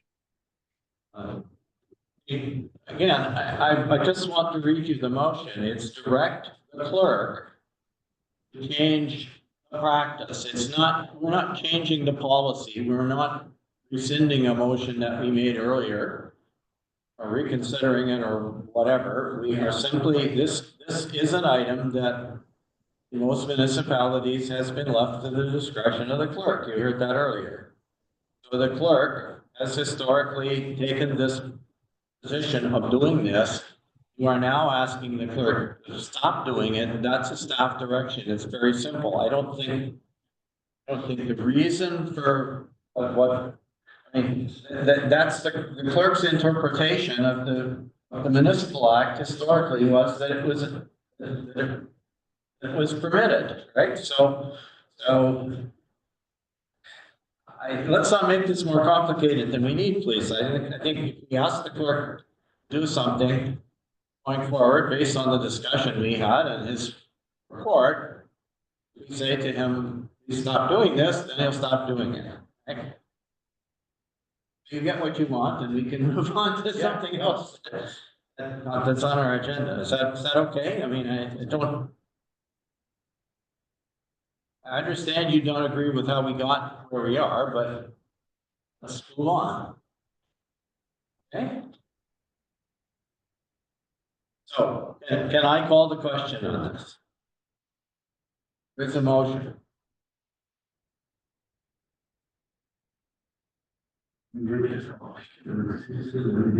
Direct to change the practice. Including. I think It's pretty straightforward. Yeah, I think the motion that's put forward is just changing the practice, not a policy. The practice creeped in for whatever reason, good, bad, or indifferent by whoever, and against whoever or not against whoever. So let's just vote on it, and the practice will be changed, and the end result is the end result. Thank you. I don't see any harm with leaving it the way it is. So do you want a recorded vote? Recorded vote requested by Councillor Wood.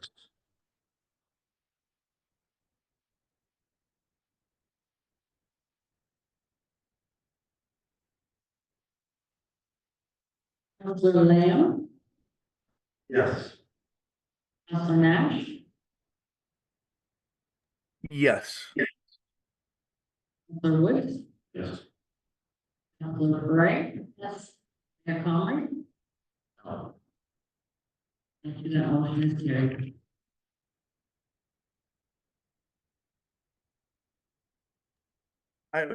Mr. Mayor, could you just read out how it was voted on? I just couldn't hear the last two votes, sorry. Everyone voted yes except for me. Thank you. So the motion is carried. Okay. We move to the matters arising from the public meeting.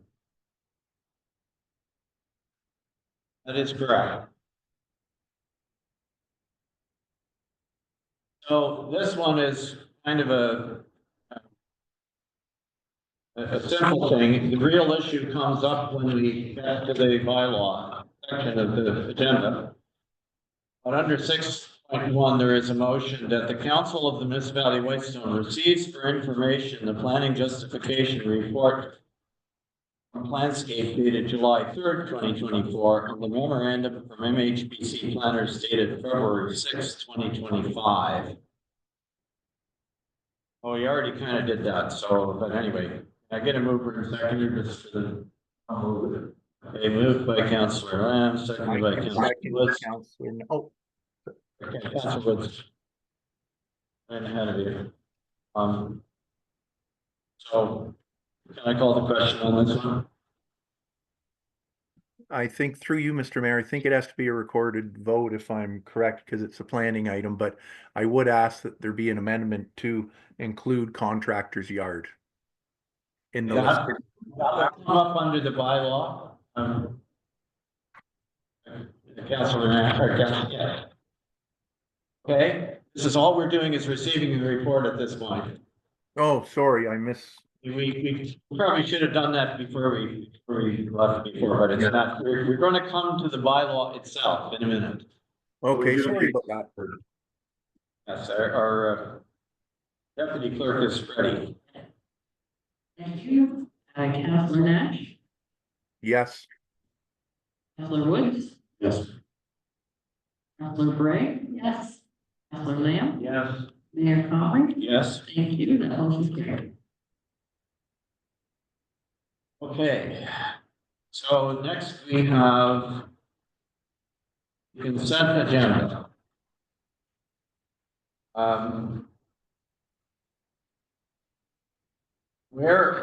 Whereas the council of the municipality of Whitestone has reviewed the consent agenda consisting of the 7.1.1, the regular council meeting minutes of January 23rd, 2025. There are the following 4 committee or board minutes. The first one, 7.2.1, is the District of Prairie Sound West, which is Belvedere Heights, Board of Management meeting minutes dated November 27th, 2024. District of Prairie Sound Social Services Administration Board report of December 2024. District of Prairie Sound Social Services Administration Board meeting minutes of December 20th, 2024. And the District of Prairie Sound Social Services Administration Board CAO report of January 2025. And then the 7.3, the unfinished business listed on page 4 of the agenda. Now therefore be it resolved that the Council of the Municipality of Whitestone hereby approves the following council meeting minutes. 7.1.1, the regular council meeting minutes of January 23rd, 2025.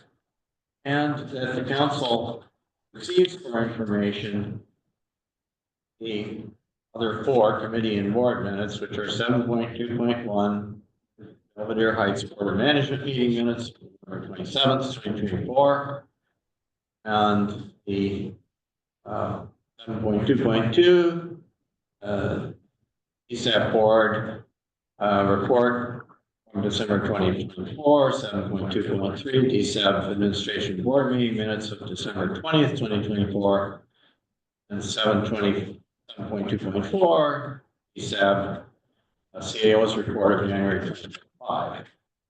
Oh, sorry that that's such a full, but anyway, did I get a mover and second, please? All that. Councillor Lamb is moving, seconded by Councillor Gray. Thank you. Any discussion on any of those? Councillor Lamb. I'll be approving this, but I'd like the planning board minutes to be included in the future on this. Okay. At one point, we said we're going to include certain other reports, and I think it's a good idea. I noticed in McKellar's, they do the same thing, but they put the planning board into it. I don't know whether the police board will need to go in there too. Council Bray may have something to do with that. We haven't had a meeting since November, so Okay. I think it was, that we weren't doing anything for December. I mean, so I'll make sure that, the next meeting minutes are.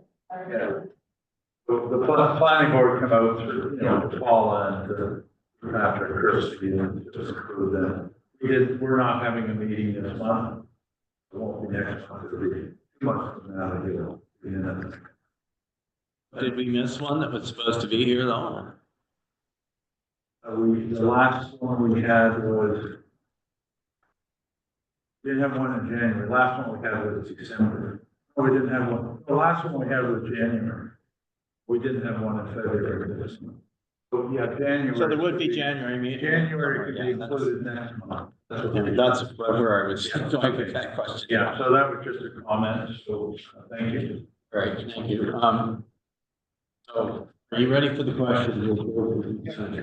Could I just ask a quick question, Mr. Mayor? Just before we vote? I thought Councillor Lamb, you bring up a good comment. I thought we'd passed something several months ago to say that the reports of several other items and the planning board would be included. So I think we've already covered it off in the past. I'm just saying they're not in here. That's all. Ah, okay, sorry. It's hard to hear for some reason. That's why. Sorry about that. Our deputy treasurer's, deputy clerk, sorry, is going to. I think. I can say we are adding the minutes. I can only add the minutes that I'm given. I don't know when minutes are distributed unless they're also sent to me. So I will ask staff to be forward any minutes that I'm not getting. I know councilors who are sitting on various committees have sent me minutes. We did start a practice in December because I do believe it was the November meeting when that direction was given. But we only have minutes from December and onwards that we have been including in our agenda packages. So I would ask any council members, if they are sitting on any boards, for me, any minutes that could be included into the agenda. All you have to do is ask Paul. Yes. Yeah. And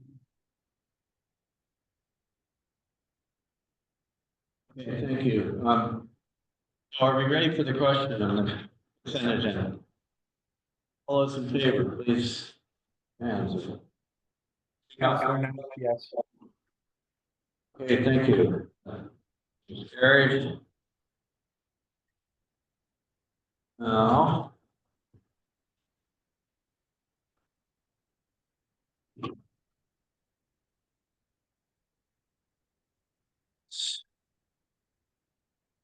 Um.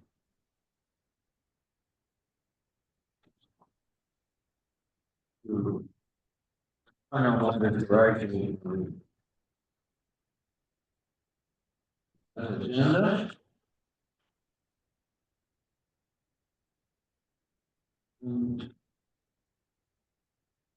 It's gonna take us through to accounts payable, which start on page 192 if you're trying to. On the package here. And you'll notice that there is a note from our treasurer role. For based on the last meeting. What we need now is a motion that the council of the municipality of Whitestone receives for information accounts payable listing in the amount of $688,274.92 for the period ending January 31st, 2025. Seconder, Councilor Bray moves, seconded by Lamb. Discussion on payables.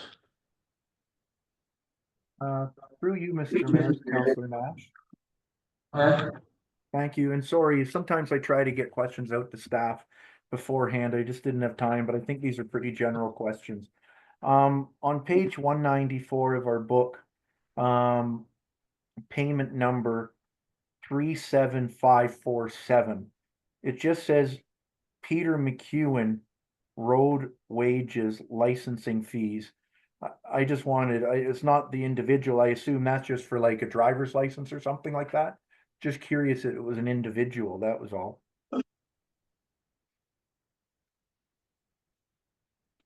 The comment from staff. Only that I'll have to, I would have, sorry, through your worship, I will have to look into that one. I'm not familiar with the payments. Okay, no problem. And it might be the same for the next one. On the same page, it says Blitz Electric 37550. And it's municipal building. I'm guessing it says maintenance. It says supplies 1,431. I was wondering if that was, if you know, if that was to do with the lights that were recently installed in the municipal building, which look good. Would you have any idea at this time? Again, sorry you didn't get these out sooner. Mr. Mayor, in response, I believe that is, that bill would be for it. The timing appears to be, about right for when the lights were installed. I would have to check the invoice to make certain on that. It was a job, I guess, that was arranged by the director of public works before he left, so I don't have a file on it, but I can certainly check. Perfect, that'd be great if you could. And then on page 201, is lawn and mowers. It's 2737, it's 1,300. Basically, I just ask if maybe for the next closed meeting, maybe if that expense could be brought to us and we can just have an update on what it's for and what's transpiring with it. So I'll leave that comment at that. And then on the next page, it's item number 2742, Municipal Property Assessment Corp, $20,000. And I had highlighted that more for I know I'd spoken about it it was either last meeting or the meeting before.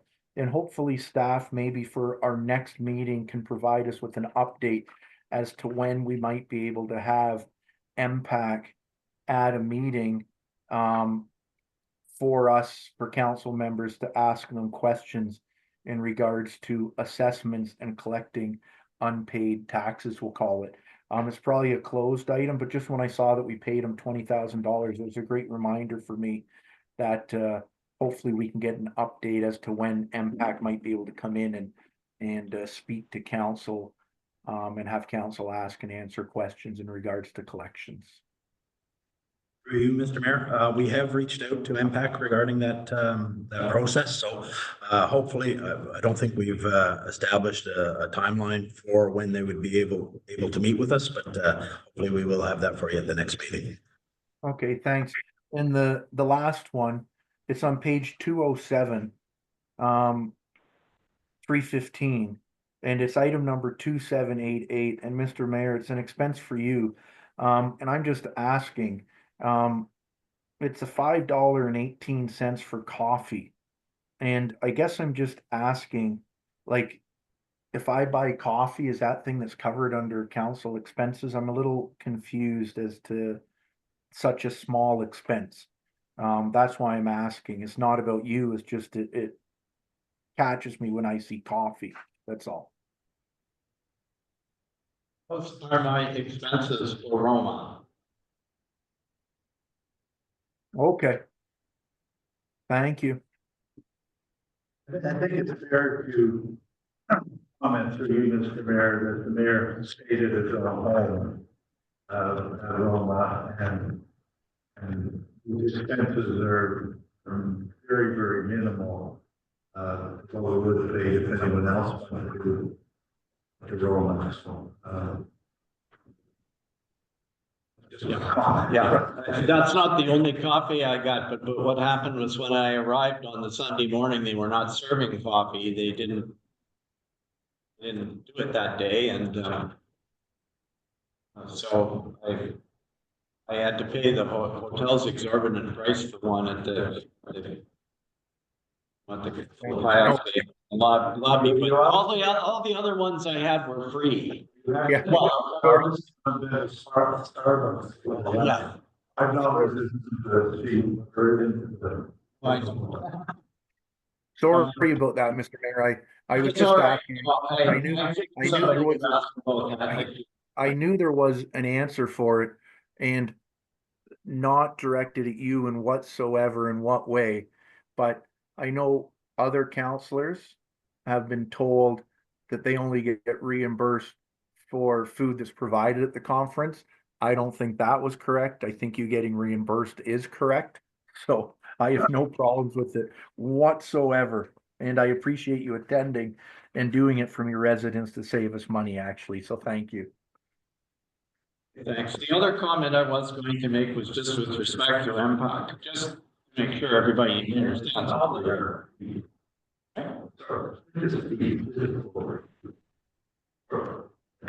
It's all right, I didn't mean to cut you off. The fee that we pay MPOC, the $20,000 for one or whatever, that is based on our assessment. That's whether or not they actually do anything for us or raise any additional revenue for us or do other things, just so you know, like it's, we pay it, I don't know, quarterly or something like that, I think. And it's, that's how they get paid, right? As a operation. That's a break. Yeah. Yeah, I have one, it's on page 9 in my has to do with the TV visa. And I'm just looking on the second one down 62, the station between that Starlight 142, 47. That's been changed, I presume. It doesn't go to the fire department. It's not the fire department anymore. Am I correct? What page is it It again? says that the Starlink is on Station 2, and Councillor Bray is saying that in fact it's been moved to the Ardbeg Community Center, which I think is Is it correct? So it doesn't, it's being paid by the municipality though, is it or not? I just noticed it says stage two. In that, I just wanted to make sure that that wasn't going to station two. If you could check it. It's twice in there, under another GD. Thank you. Okay, so are there is there anything else under payables that you wish to ask about? Councilman. Yeah, I have a couple, and then I have a bigger question. I had also on page 194 brought up, or wanted to talk about the village electric, and the public knows that we have changed over LED lights, which is certainly far more efficient, I think, than the previous lights, and that's a good thing. But this is only for supply. I think this isn't, other than a service call for 176. I know the man was in the office all day. I assume there's a big H bill on that one too, because I don't see it in there, right? So total cost is going to be 1,800, but probably at least 3,000 or 3,500, right? He's going to be charging about an hour. Yeah, again, for you, Mr. Mayor, I would have to look into that, but it looks like you're right. You probably see a supplies bill for the actual lights themselves, and then it came back several weeks later for the install. So I think you're completely correct. So then the very top of the next page again is $1,600, and it says water main. Well, I don't know what an electrician would be doing with the water main. Maybe the quick thing on that, doesn't seem to be electrical. I'm sure there's a good explanation, but I don't expect you to have it covered. It's been answered. That's actually, if you look at the previous page, right at the bottom, it has a little more. Oh, the war. Oh, okay. Okay, oh, I thought it was the same, I follow it. They do things like water pumps. Okay, I read it as being part of the place. That they do. Anyway, and it's read it, I apologize. So the next item. While you're looking for that, I will just ask the people who in the office. When they changed the lights in the office, did they take all the fixtures down out of the ceiling, or did they just change the bulbs in them? Took them all down? Okay, well then, would think it would cost more than it says there. You can't just replace the bulbs with expensive bulbs, and that would not, just that would be just the cost of the bulbs if you did that. So the next one and last one, then I want to go back, is 198 municipality in Dugo, charges for 91 and household waste. I think that's for our hazardous waste. Household waste, it's our, is that household waste or is it hazardous waste that people think they do? That's a question. Yes, hazardous waste So goes, what household waste? What household waste is it?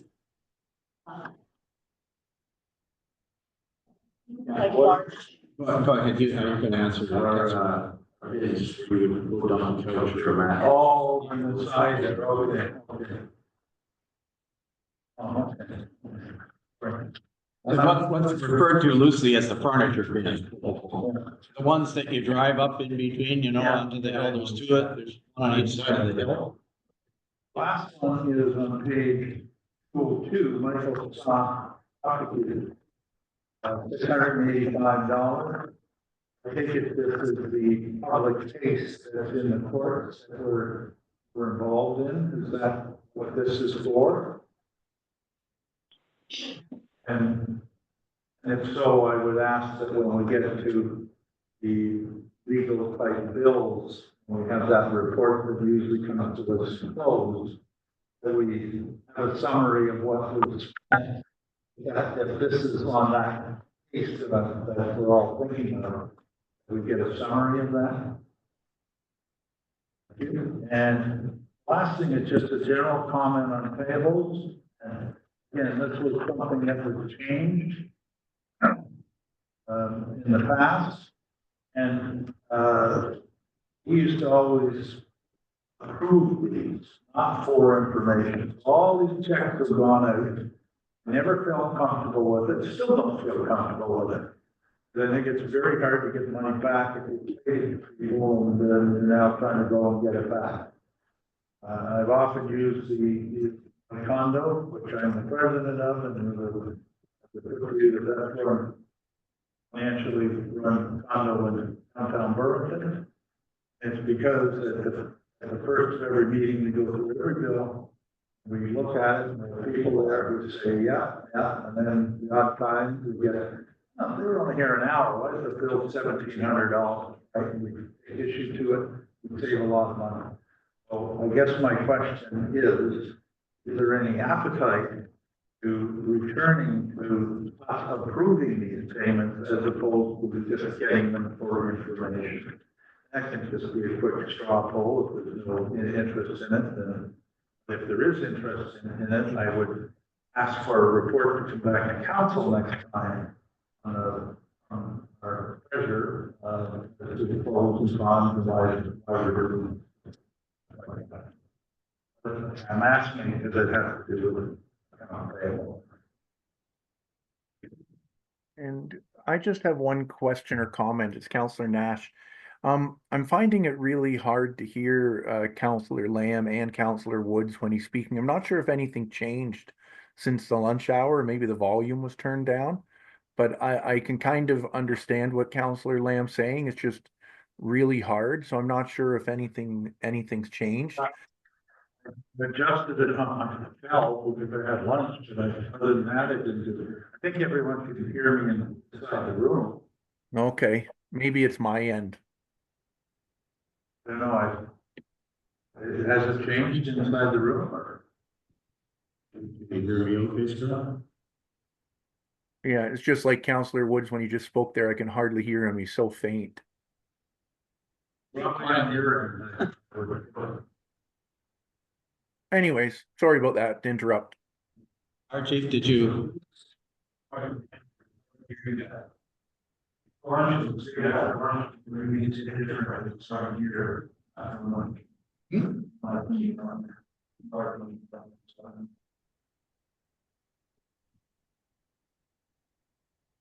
Information on the email to our IT professional, ask them to do anything here.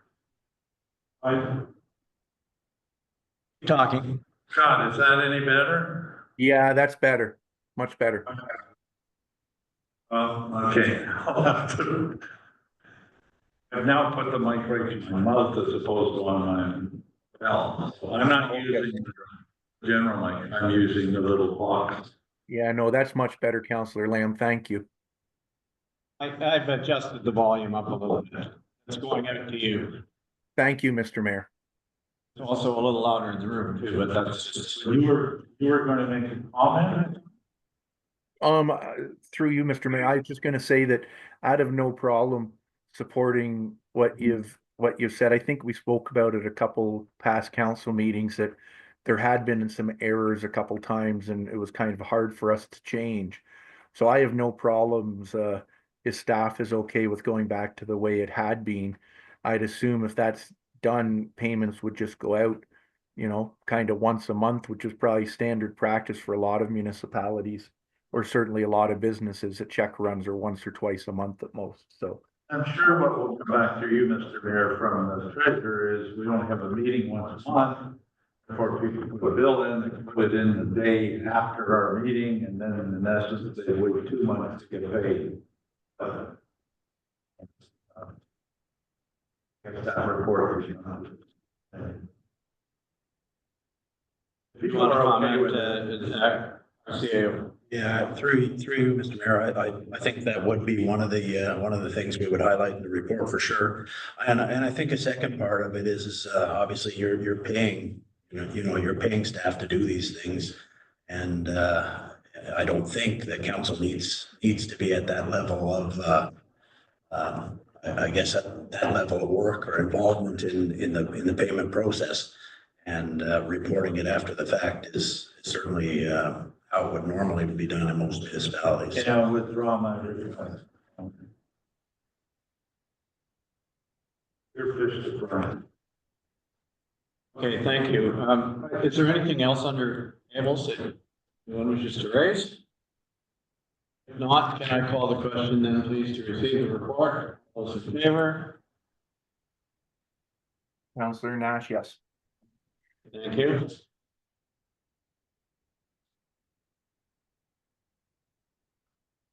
Now we come to staff reports. We can do.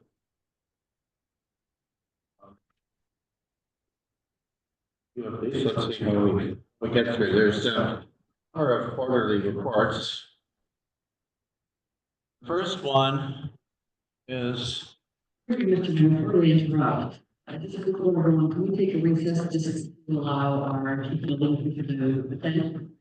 Okay, sorry, yeah, that I was sort of that's why I paused for a minute, I was looking at the clock, but. What else do we have? We have planning services, are you going to ask, no, you're gonna ask anybody else, our fire chief is here. That covers it, I think, it's Yeah. just, okay, so. Is on the line, I can. Let's take just a minutes or the recess. You can pause the recording if you want and put your recess. What's up to the.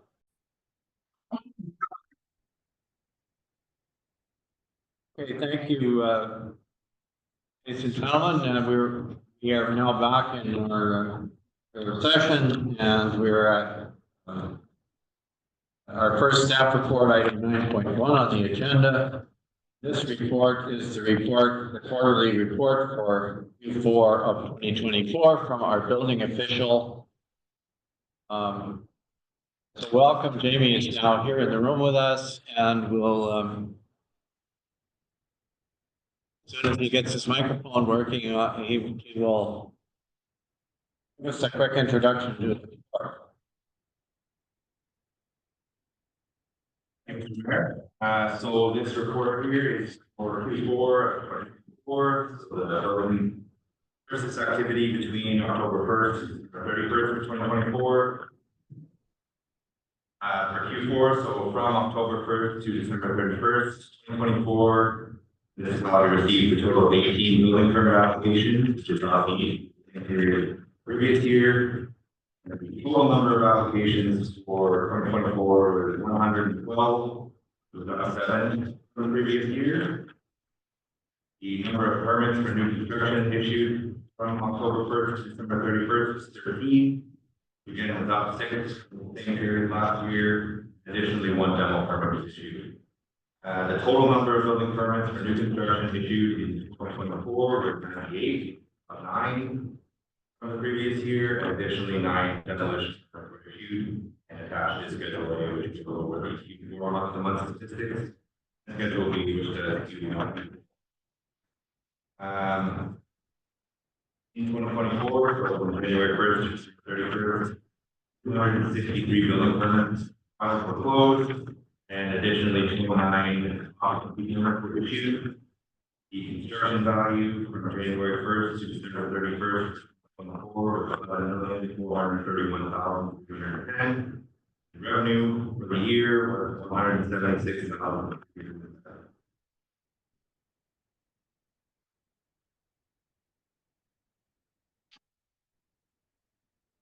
Thank you very much. Questions for our deal? We'll take Councilor Woods first. Thanks a lot for the report.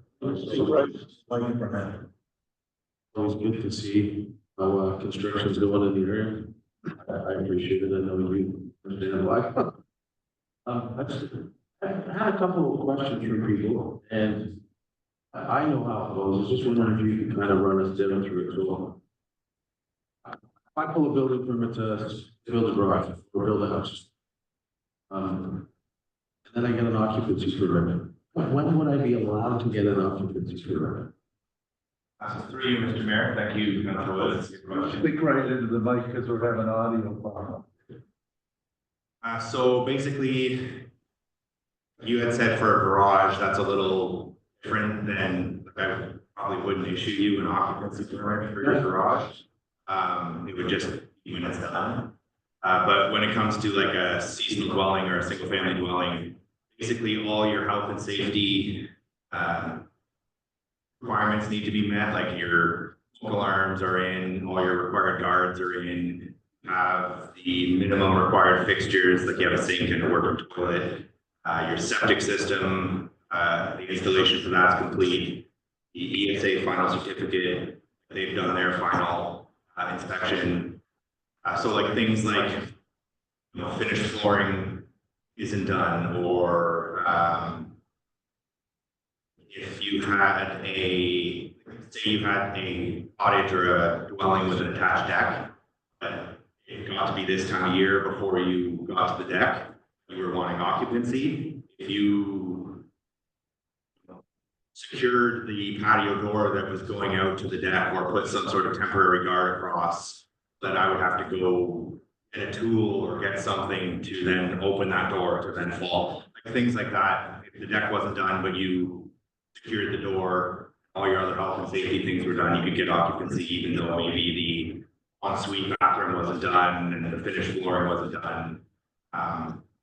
Other things like when they have an ICF foundation, the interior of the ICF needs to be covered for one of the OBC finishes. So basically it comes down to all your health and safety stuff, minimum fixtures, so it's safe for somebody to live in there, even though there are a few minor things that still need to be completed, or like the attached deck that's not done yet.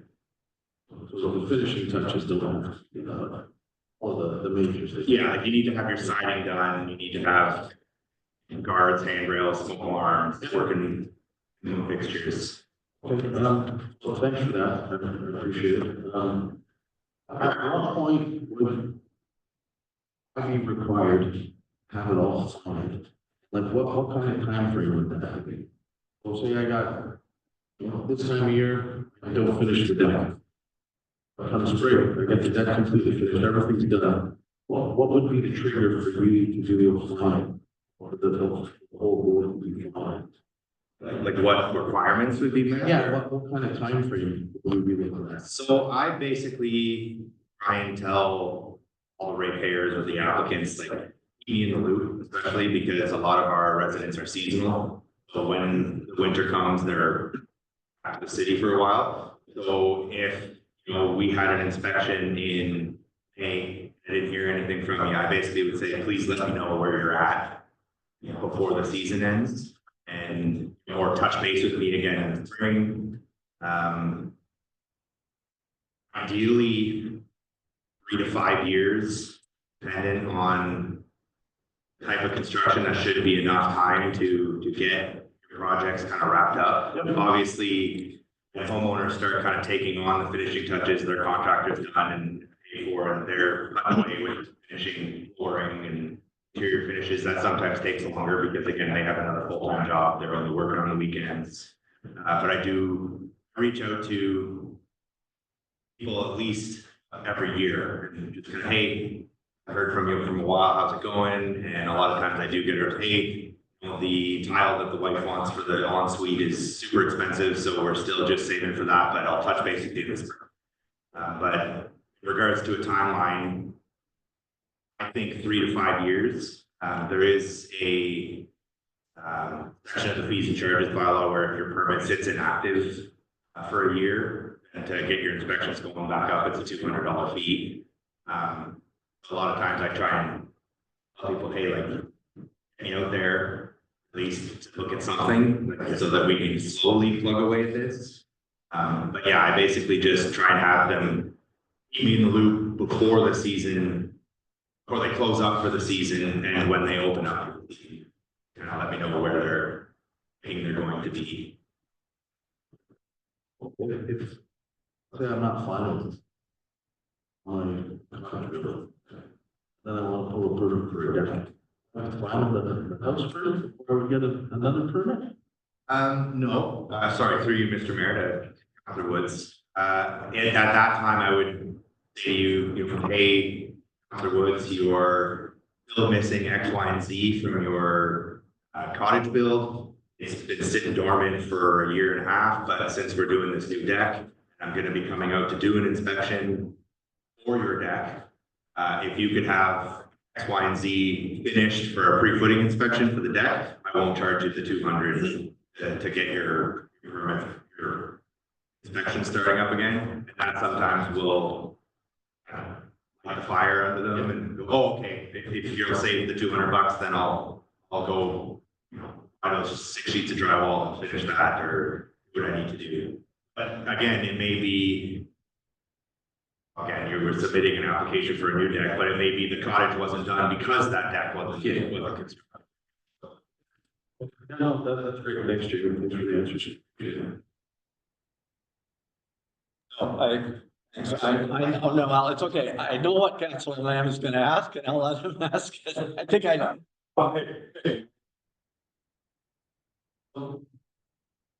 This is important to me, and I know it's always important to keep out, because you do your best to find them. People don't get fined, not so much because they don't have the money to put forward. You don't get fined because they don't want to pay the taxes associated with it, at least in their mind. They're in fact coming out and saying, here's the finished product, so my taxes are now low. That's a lot of it. And I know, for instance, and again, this is not, please don't read this as a criticism of you personally. I know a person with $1.5 million cottage home.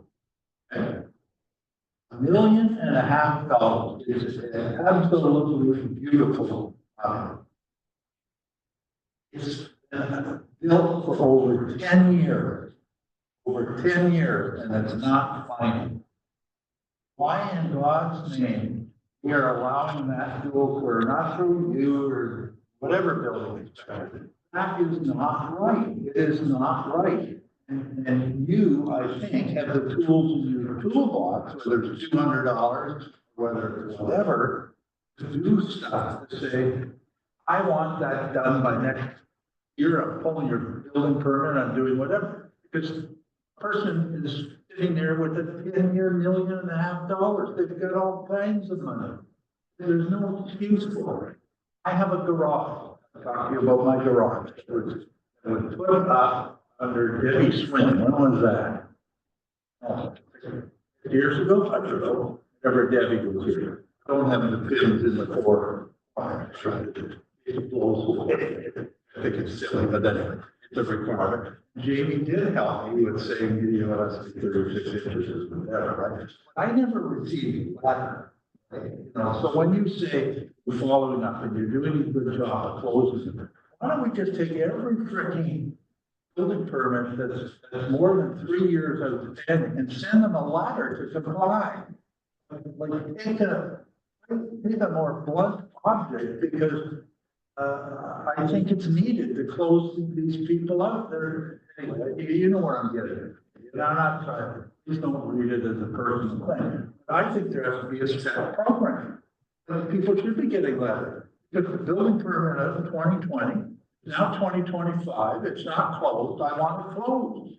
And do whatever you need to do for that person to make it closed. Because that may prompt impact to come up at the end of that and say, okay, now the property's worth $1.5 million, now worth 800,000. I've spoken enough on that. You please take me through what because this is serious to me, and I've talked to other councilors on it. This is serious to council. This is a very serious item. Oh, housing. Through you, Mr. Mayor, thank you, Councilor Lamb. Annually, I do go through the open building permits that are starting to get to that 3 to 5 year term. And either email, or if I don't have an email on file, send a formal letter saying your permit's open.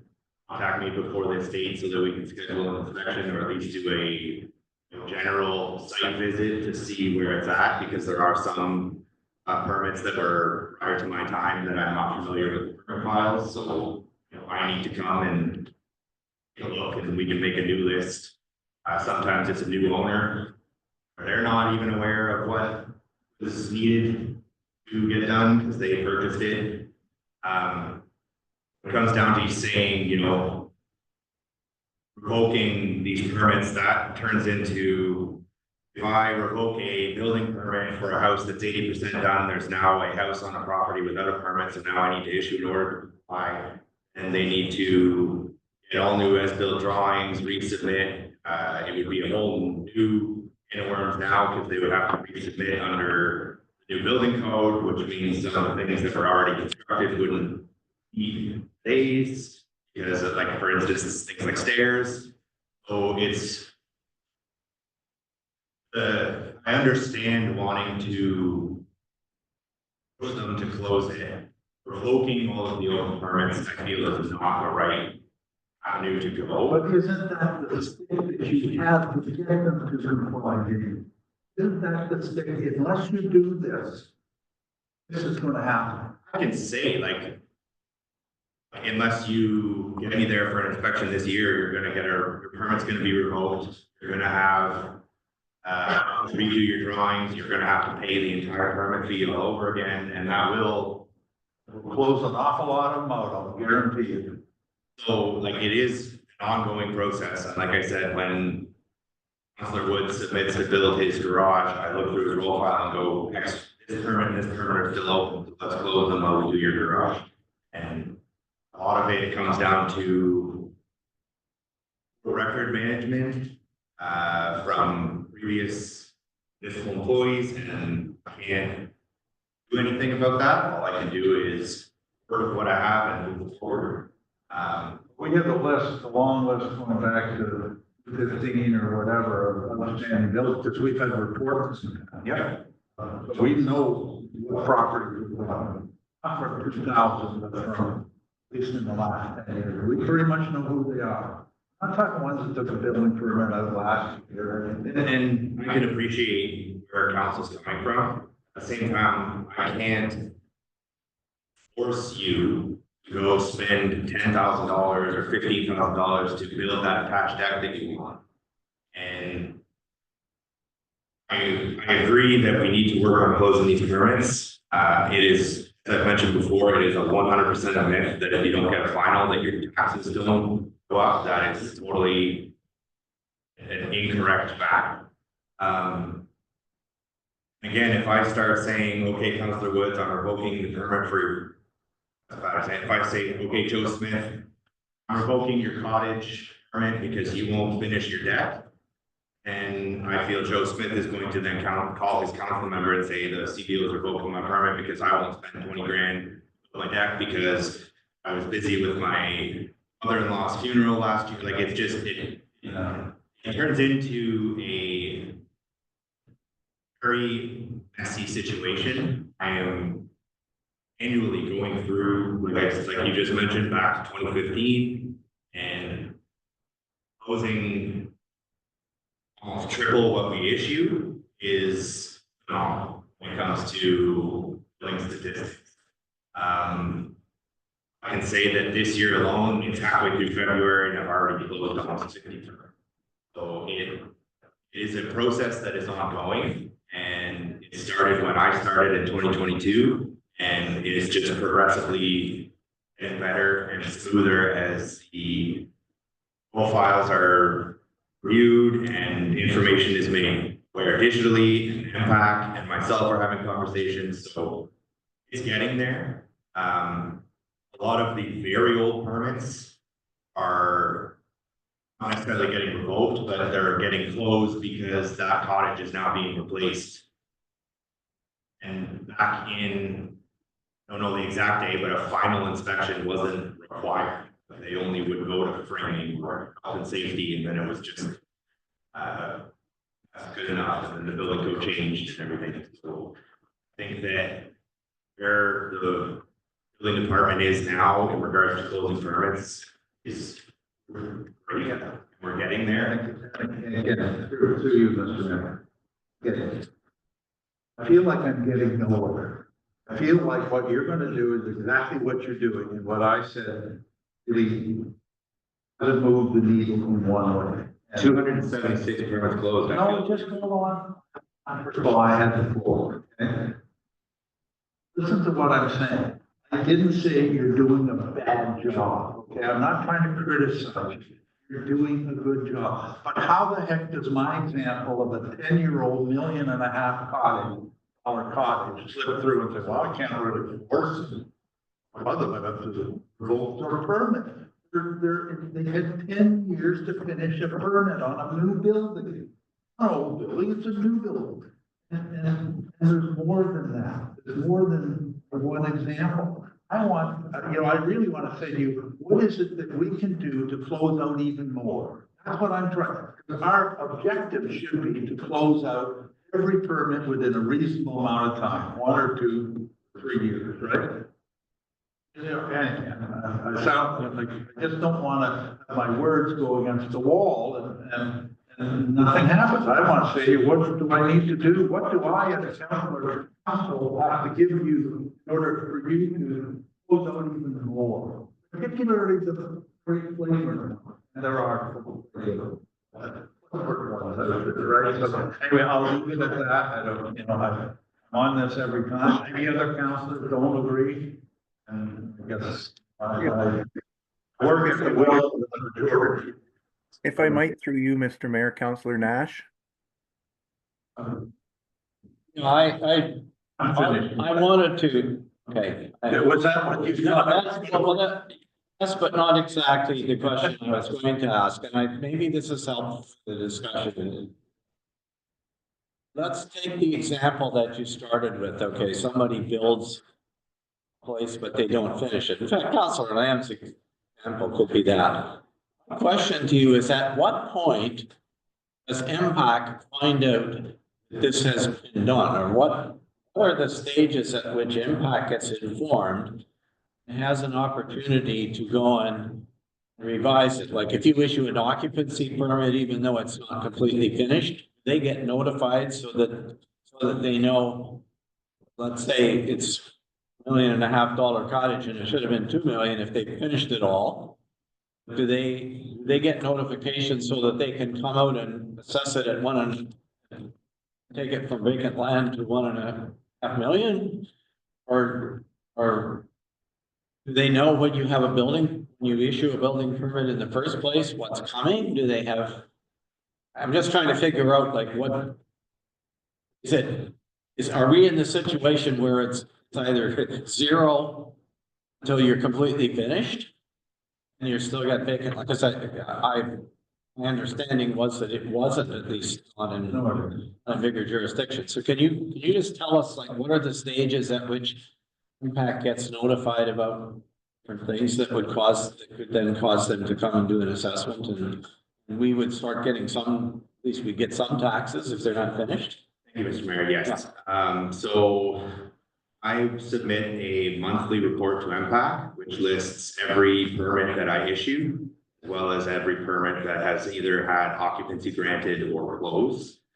So if you submitted a building permit for a $1.2 million cottage today, and it was issued before the end of February, on my February MPAC report, it would say this is the address, this is the construction, this is the date it was issued, this is the construction value, and this is a 4-bedroom, 3.5 bathroom cottage with attached coverage. And MPAC would get that information this month. And then if I don't recall exactly their schedules, but they'll go out, they're made aware that a permit was issued this day for 79 Candy Lane.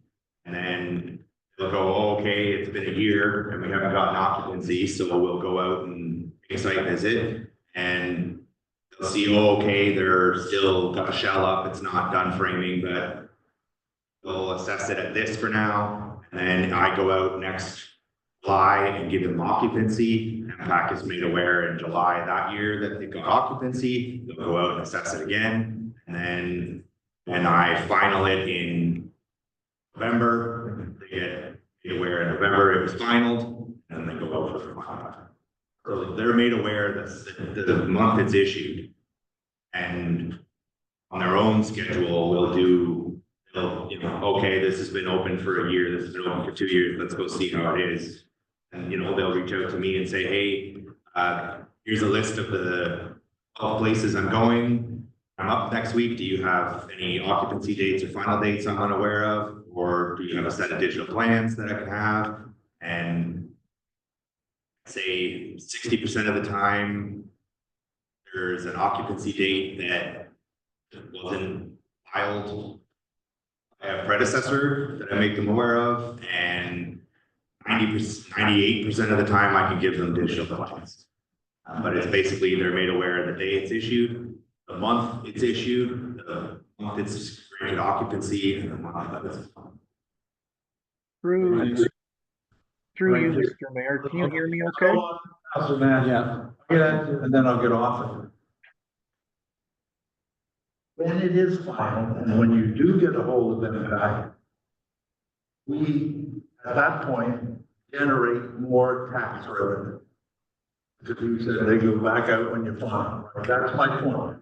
We are losing, and again, you're doing a good job and all that. I want to ramp that up. I want to ramp it up further. I want to know whether I can get Sue to do it, whether I can get a retired building inspector to do it. I want to find out what we can do to ramp that process up, so that we get more tax dollars. Because the more tax dollars we get, the better we're able to respond to our ratepayers. That's where I'm coming from. Then I'm finished. Through you, Mr. Mayor, Councillor Go Nash. ahead. Thank you. Yeah, I could pick up most of the conversation. I'm not sure what's happening here. But anyways, Jamie, thanks for the report. I was trying to just wait for everybody else to speak there. So a couple things here. Again, I see the report. I see our construction values are up, which is great. I know, Jamie, you're fairly busy in the winter as well. I've recently seen you out at a place, so thank you for that as well. And I think everybody has examples of permits that might be open a long time, and I think you've done a great job in summarizing in the past, Jamie, on some of the permits that have been open. So we know which some of them are. I'd like to echo what a couple other councillors said there, that I think what council is asking for, how it's done is a little different. We need to hear back from staff, but what we're really trying to say is, we know there's a lot of taxes out there that aren't being collected, be it from open permits or from unattained permits. And using the examples that were used, I think there was a 10-year-old residence at $1.5 million. At some point, it has to go past somebody's sick, or it just needs to be closed, to, if you don't close this, your permit is going to be pulled.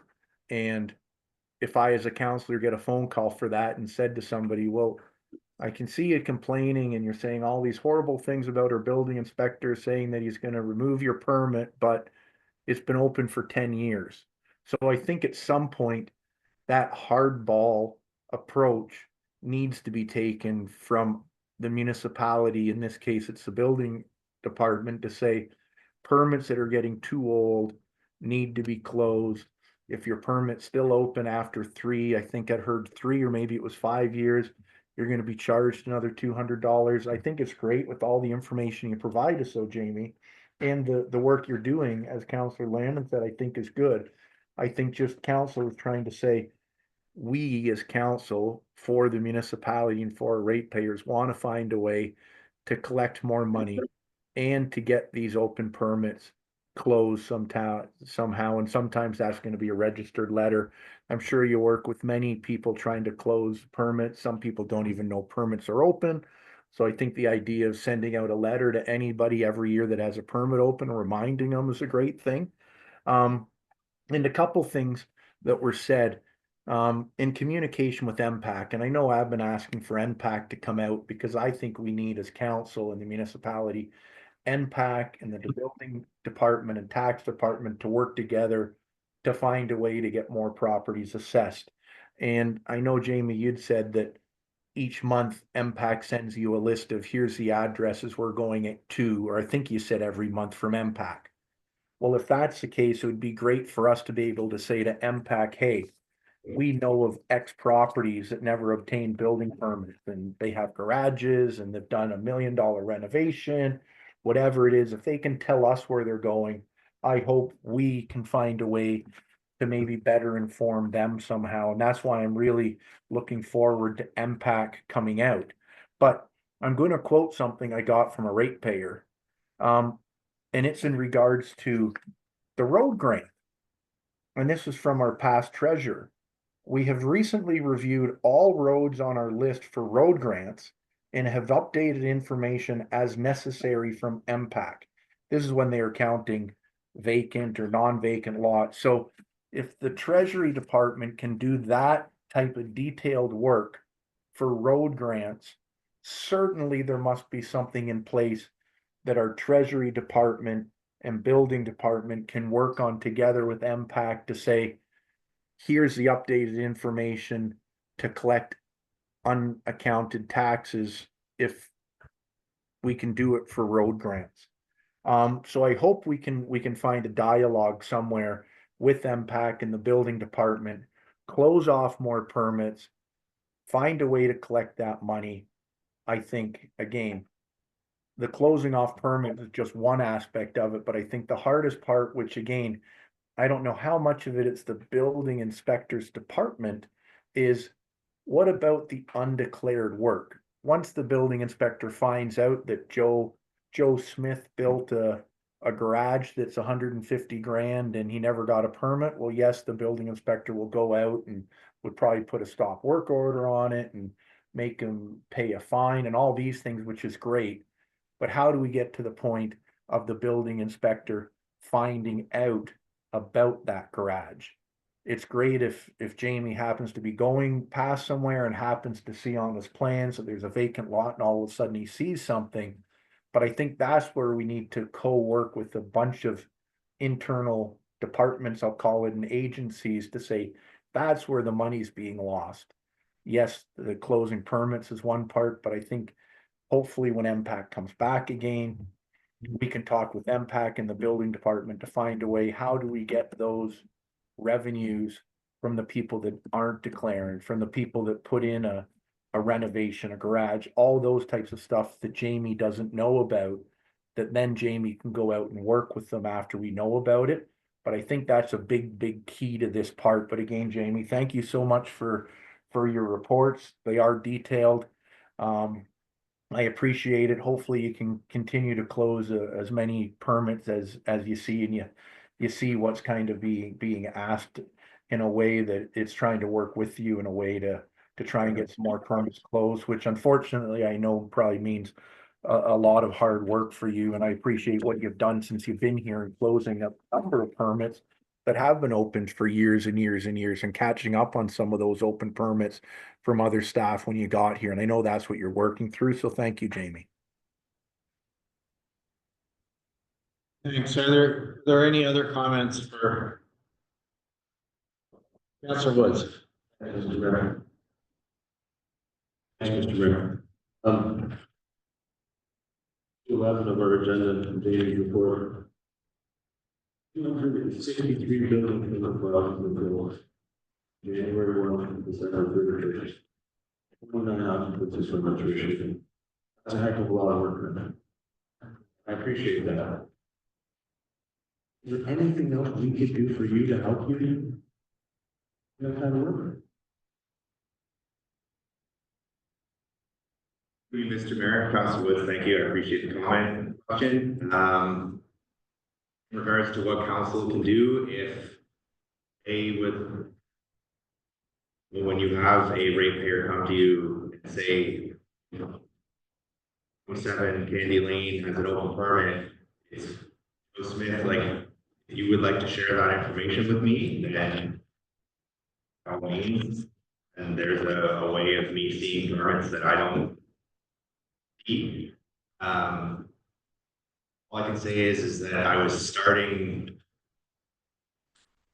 It was difficult getting a benchmark to start. Now that we have that and we're working forward, it is progressively easier and smoother. Like I said, I've already closed a substantial amount in a month and a half so far.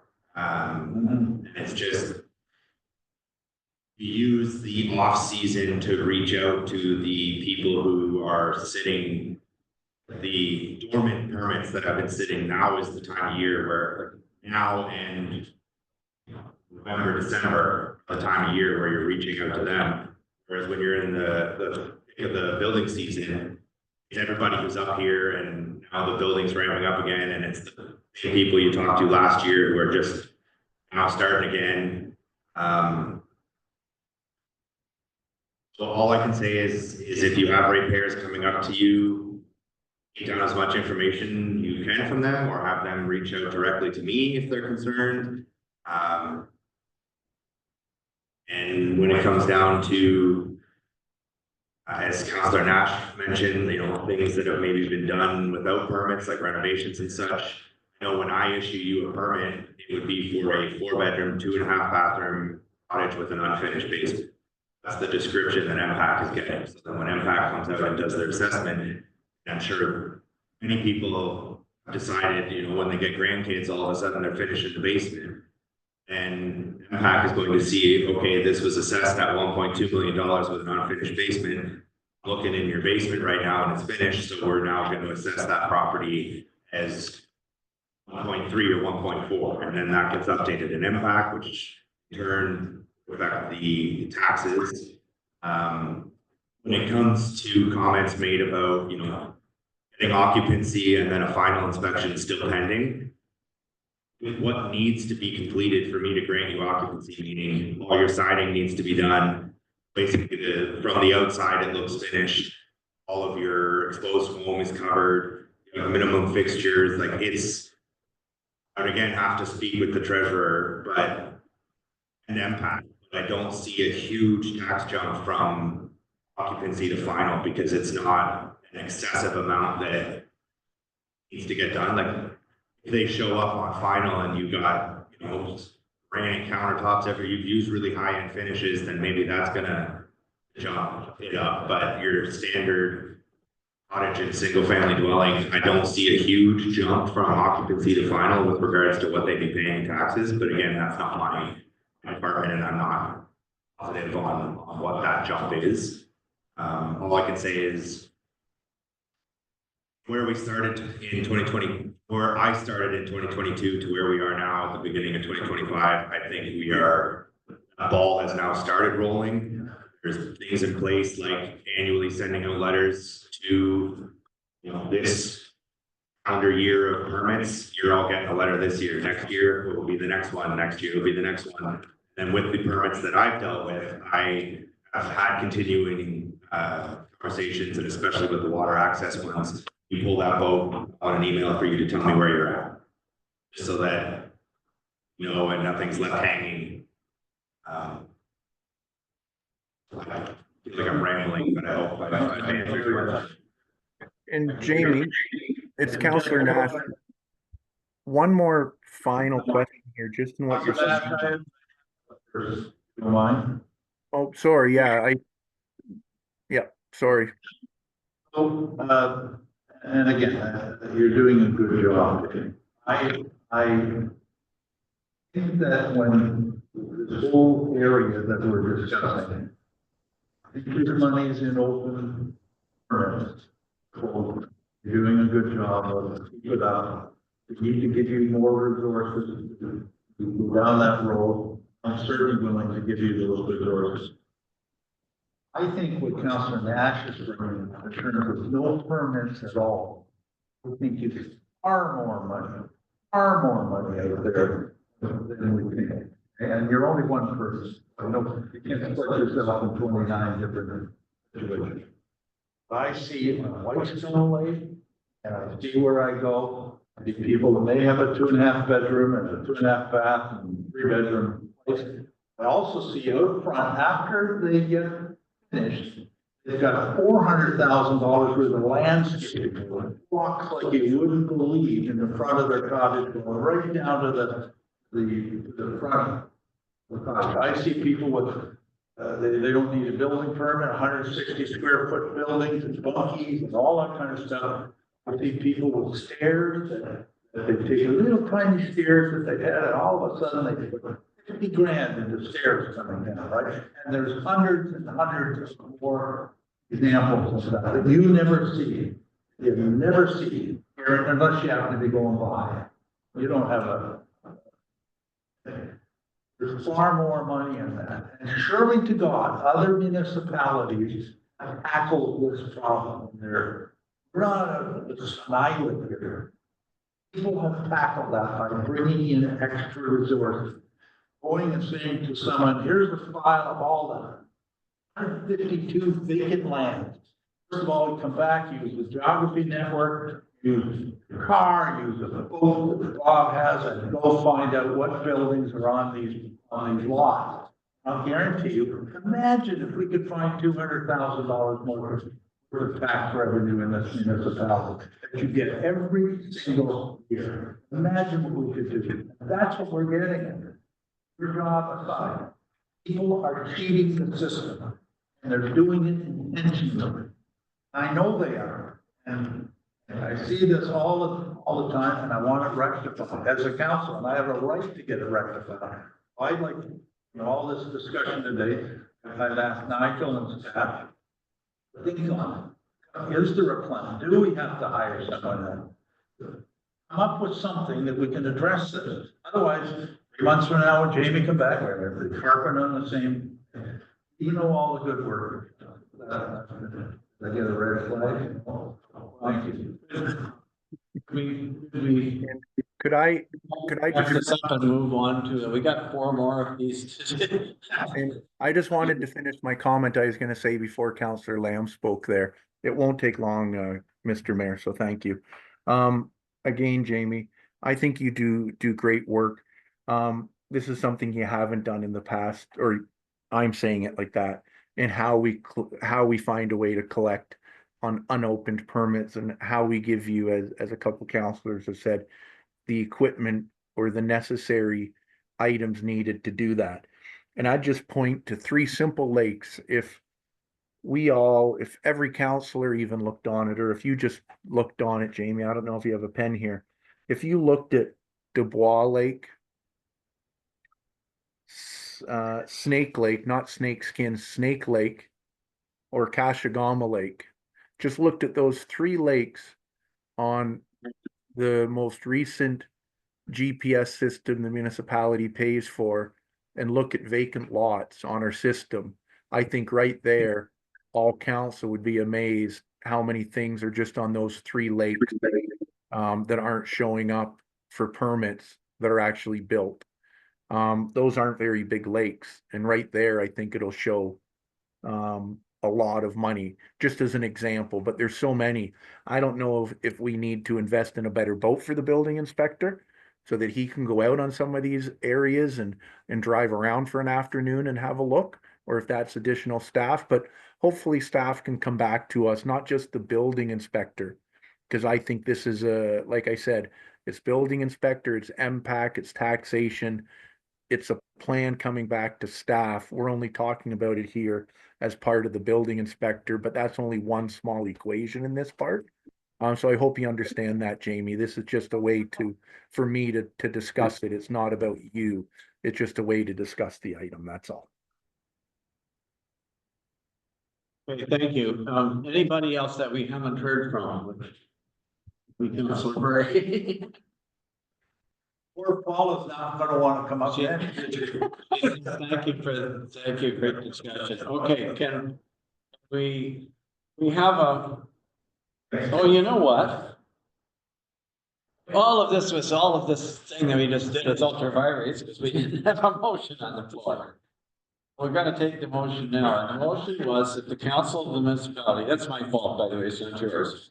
The Council of the Municipality of Whitestone receives for information report building 2025-01, which is the building services update and building permit activity report, October 1, 24 to December 31st, 24. I need a mover and seconder. Councilor Woods moves, Councilor Lamb. Here we got it, mover and seconder. Can I get all those in favor, please, of accepting the report or receiving the report? And Counselor Nash, can you hear me okay with that? And yes. Thank you. We can hear you fine, and sorry if you're hearing us, but Is there anyone online that can tell us whether the audio is on any better? not anybody that isn't other than Councilor Nash. For you, Mr. Mayor, Paula is also reporting that the audio has not been ideal today. I don't know. Did ask our IT professional if he could help. Apparently, he doesn't feel he can help while on this session. Yeah, and it seems when the mayor's speaking, you can hear the mayor perfectly fine. And then Councillor Bray seems to be okay. Councillor Woods is the faintest, followed by Councillor Lamb. And then even Wendy or the building inspector faint, but the mayor's coming in perfectly fine, just so that you guys are aware. And for Mr. Mayor, too, Paula does report that she can hear Councilor Nash. Better than she can hear us, so I believe it's audio on our. Well, it's possible that there has been some speaking of controls and the next, I have the same reaction as the, I could go and stop and investigate for a while, but it's a piece of equipment that we could be using that we're not using that would enable me to see what the levels are of all the participants here. And we'll get that for the next council meeting if that's, if we could manage to get through this one rather than losing more time while we try to figure out what's going on. It's probably just the setting. Each mic has its own individual setting. In the mixer, right? So it's in the cover. The only way I can change it there. If we could move on to item 9.2. Well, thank you, sorry. 9.2 is a report from our planning services department. And this time, get it on the agenda formally before we start talking about it. Get a mover and seconder, please, that the Council of the Municipality of Whitestone receive for information report PLN-2025-01, planning services statistics for Q4 2024. Moved by Councilor Bray, seconded by Councilor Woods. So with that, I believe that our planning assistant, Macri, is on Zoom. And Paul, if you'd like to kick this off, please. Good afternoon through you, Mr. Mayor. This is a Q4 for planning services. As you can note on my report, it's from October to December 31st, 2024. The municipality received 5 consents, 3 shore road allowances, 2 concession road allowances, 3 minor variance applications. I also included a 2023 comparison. In 2024, we received 16 consent applications. In 23, 14. Zoning bylaw amendments, we received 1 in 2024, and we received 3 in 2023. 4 shore road allowances, 4 also in 2023. 2 road allowances in 2024, 0 in 2023. In total for minor variances, we received 6 in 2024. We received none in 2023. On the second page, it's the invoices that were paid from October 1st to December 31st. And at the bottom of the page, you'll notice the revenues and expenses to date. Any questions? Through you, Mr. Mayor, Councillor Nash. Let's go ahead. First off, Paula, thank you. I can hear you perfectly. Yeah, I can hear you perfectly also. So, thank you for the report. I really appreciate the fact again that you have put in here all the expenses. So it's very easy for us to see, hey, here's where all the planning expenses go. And I know you've been doing that now for probably a year and a half or so, and I find that very good on a quarterly basis. And of course, because of that, it promotes some questions. Again, I'm going to apologize for not getting to you as well before the meeting with questions. I just had a very crazy little last week. So in your report on page 2 of 3, there's a few things here. Trailer bylaw review for 2,500, trailer bylaw opinion report for 400, trailer bylaw review, preparation of report, review of historic information, review of edit 1,600. And all I'm trying to point out here, this is nothing to do with staff, but really for us as council. We have said several times, there is no trailer bylaw. And I think the last time I saw the report, I had the same question, that we keep getting charges for our planners. And I know a lot of this happened last year with different staff, but our direction is no trailer bylaw, fix it with our official plan. But yet there's thousands after thousands after thousands, and it keeps coming back to council with the, I'm going to say in the past, not now, but are you sure you don't want a trailer bylaw? So I'll be really happy to see no more fees like this for trailer bylaw review, that this time total, almost $5,000, I'm going to say. That's just a comment. The two questions I have is, one, and I think I'd said this either at your last report, Paula, or maybe in accounts payable.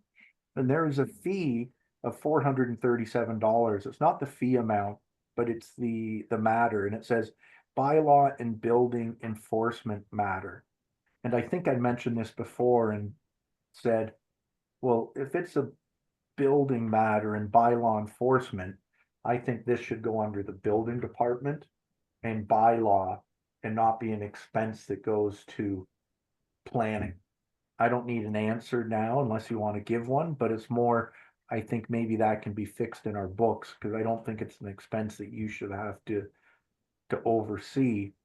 And finally in that, miscellaneous annual WPSGN membership. I know that's to go online and look at the website, and it's $9,000. No problem on paying that fee, but I think there's a number of departments at the municipality that use that. I would assume it's our planning department and our building department. So I'm just thinking again for our budgeting, for financial consistency, that maybe in 2025, that membership should be split between the building department and with the planning department, because I think both departments use it. Would that be correct, Paula, that both departments would use it, or does the building department use a totally different program? No, you are, through you, Mr. Mayor, Councilor Nash, you are correct. We both use the GIS system. Yeah. Okay, so maybe that's something to think about for staff when it comes back in our budget. And again, just about that bylaw matter, again, I think just going forward, if there's a matter involving building and bylaws, it should go to their departments and not be put under the building or put under the planning department. So that's all I have. Again, thank you for the reports, Paula. Looks like we're relatively similar to last year overall, which I'm a little surprised at. I thought we would have been slower. So that was nice to see. So thank you. Other questions or comments on this report?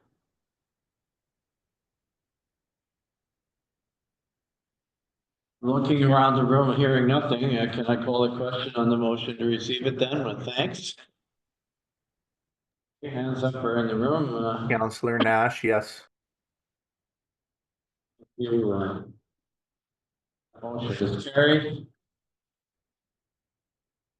The next two are from our fire and rescue service. This is 9.3.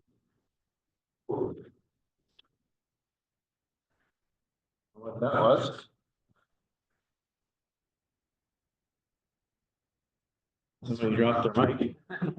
Okay, 9.3.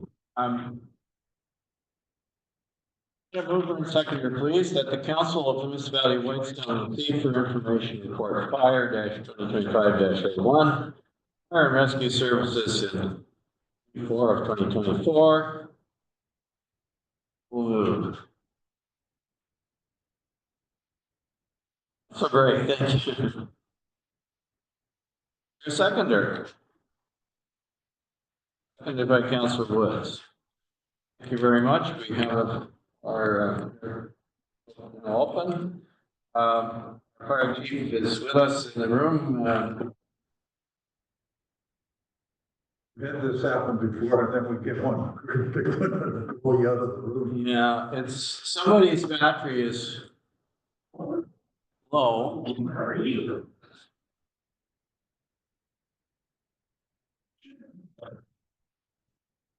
I don't know. It is possible if you can just, well, you can't see the strength of your battery. Well, you can through the little window.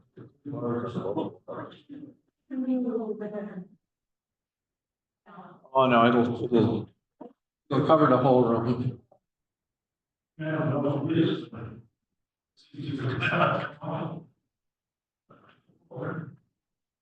Let's see what happens if it keeps going. Well, you can't turn it off, but. Would you like to introduce your report, Mr. Fire Chief? Thank you.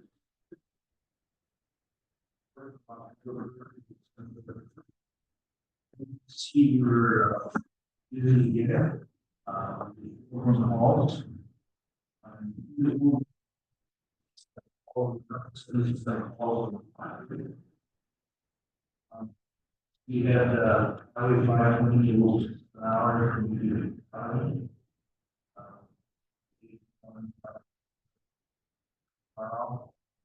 You speak into the mic, please, a little better, we can. I'm sure, tip it up so it's close to your mouth, because I'm sure nobody online can hear you. Yes, highway 520 miles for 7 hours, using process. We did a number of different calls this year. We had, vehicle fire that was stolen.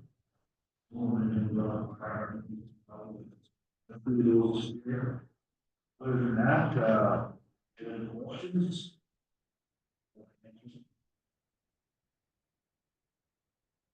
Okay. Thank you very much for that. Are there questions for about this report? Through you, Mr. Mayor, I have one quick question, if I might. Ed? Yeah, Bob, thank you. I couldn't hear you too well, but I don't want to keep dwelling on that. But there was one under financial considerations.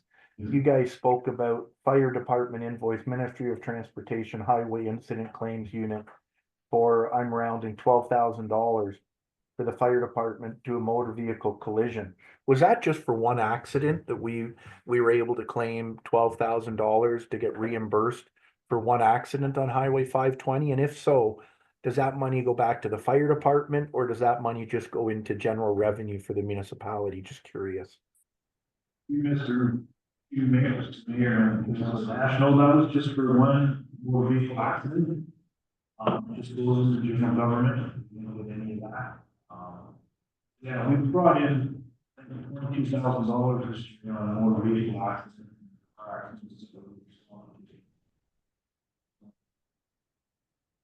We typically bring in a bit of money. $600 an hour per truck.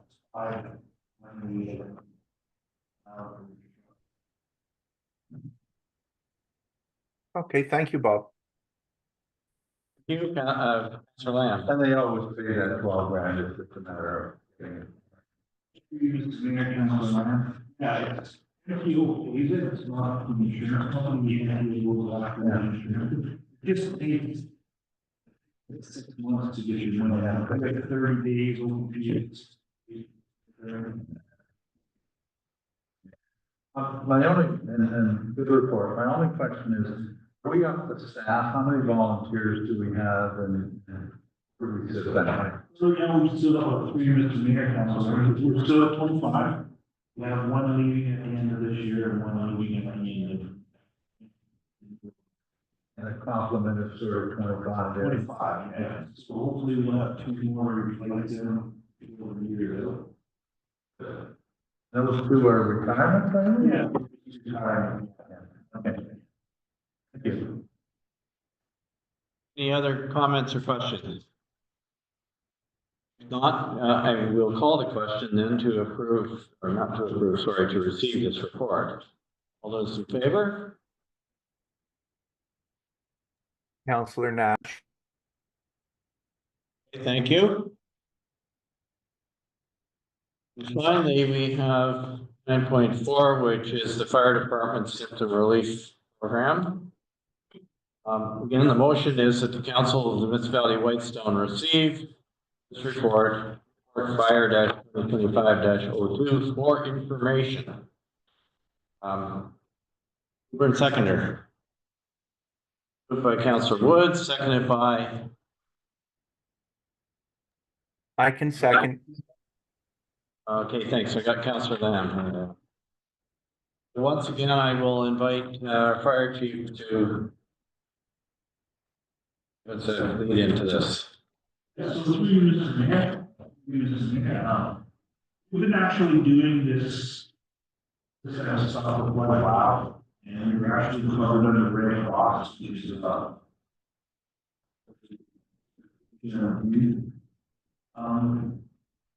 government, province, offers to decide that we should have a delegated medical act, you can do some of these things that we've been doing.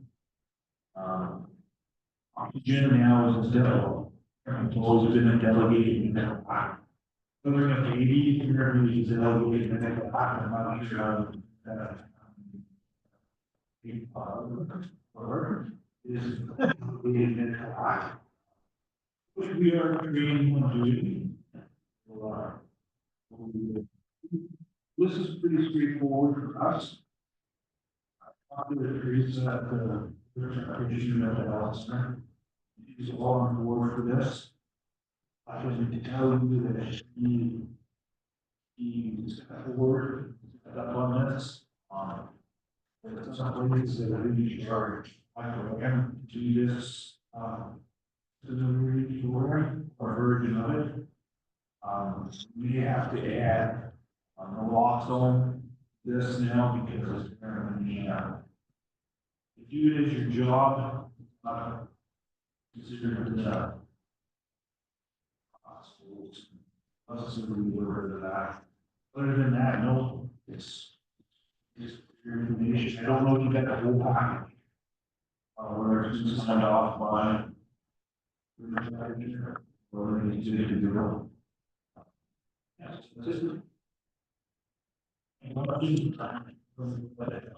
Okay, thank you. Questions or comments on this? Through you, Mr. Mayor, Counselor Nash, and my comment is, what a great program, Bob. You have my full support in it, and I can't believe it's only $300.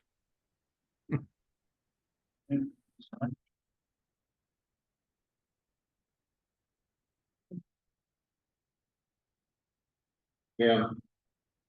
Anything else? Then that goes. I was going to mention something that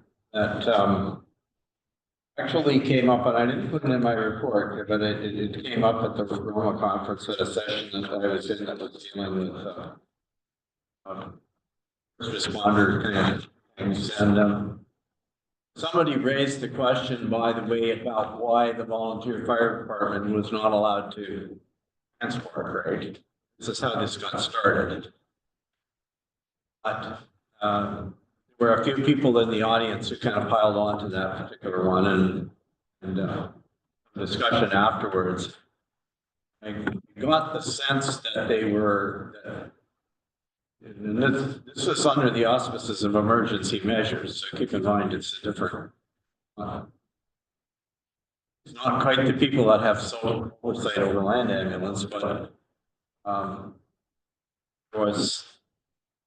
it sounded like there was some suggestion that they were going to look at situations like ours where real ambulance service, the one that's allowed to transport people and do all kinds of things that paramedics can do, is an hour away from the best, from incidents that are going to occur. And maybe if you've got people trained to do other things, there should be, that they should be allowed to do it, that there should be a mechanism. So this kind of came to me as a surprise, and or not as a surprise, but as almost like it's a response to a real need that we have, and perhaps the list will get expanded to deal with some of the other things, Bob, that you mentioned, which like naloxone is a perfect. I mean, when I looked at it, I thought, well, why isn't that there? You know, so, but just to make sure that so that there isn't an argument about you're doing something that only a doctor or licensed paramedic, licensed doctor, licensed paramedic, licensed practitioner, or whatever is allowed to do, right? Ed, did you want to respond? Yeah, so we do losses of the trained by the health unit to deliver losses. So the fact of your question was, there's a big issue now of land paramedics responding to calls off the limit. So land paramedics now aren't going in fire boats or fire snowmobiles or on fire department ATVs. So you live on an island and you can't get you lost and you can install OPP, and OPP where it's zero, or you are and you get the full system. So right now there's this big discussion of whether or not it will go fire department boats. We're going to be the ones going island lake. There's that law of cash, getting that patient, bringing that patient across. We're going across there. I had a just criteria for giving aspirin. I can't give it how we can. You dial 911 and you just say my heart is having a chest pain, just to then go ahead and get the PSA. If you read the contraindications, it's not to do that. You have to ask them to try. So, you know, yeah, I think you're going to see more and more stuff when we get out of the fire. And last year in 2024, we had ambulance for 4 or 5 minutes. We had a vehicle that was on standby in Boston. That was in the well. There's we're going to be spending a lot more time in the future.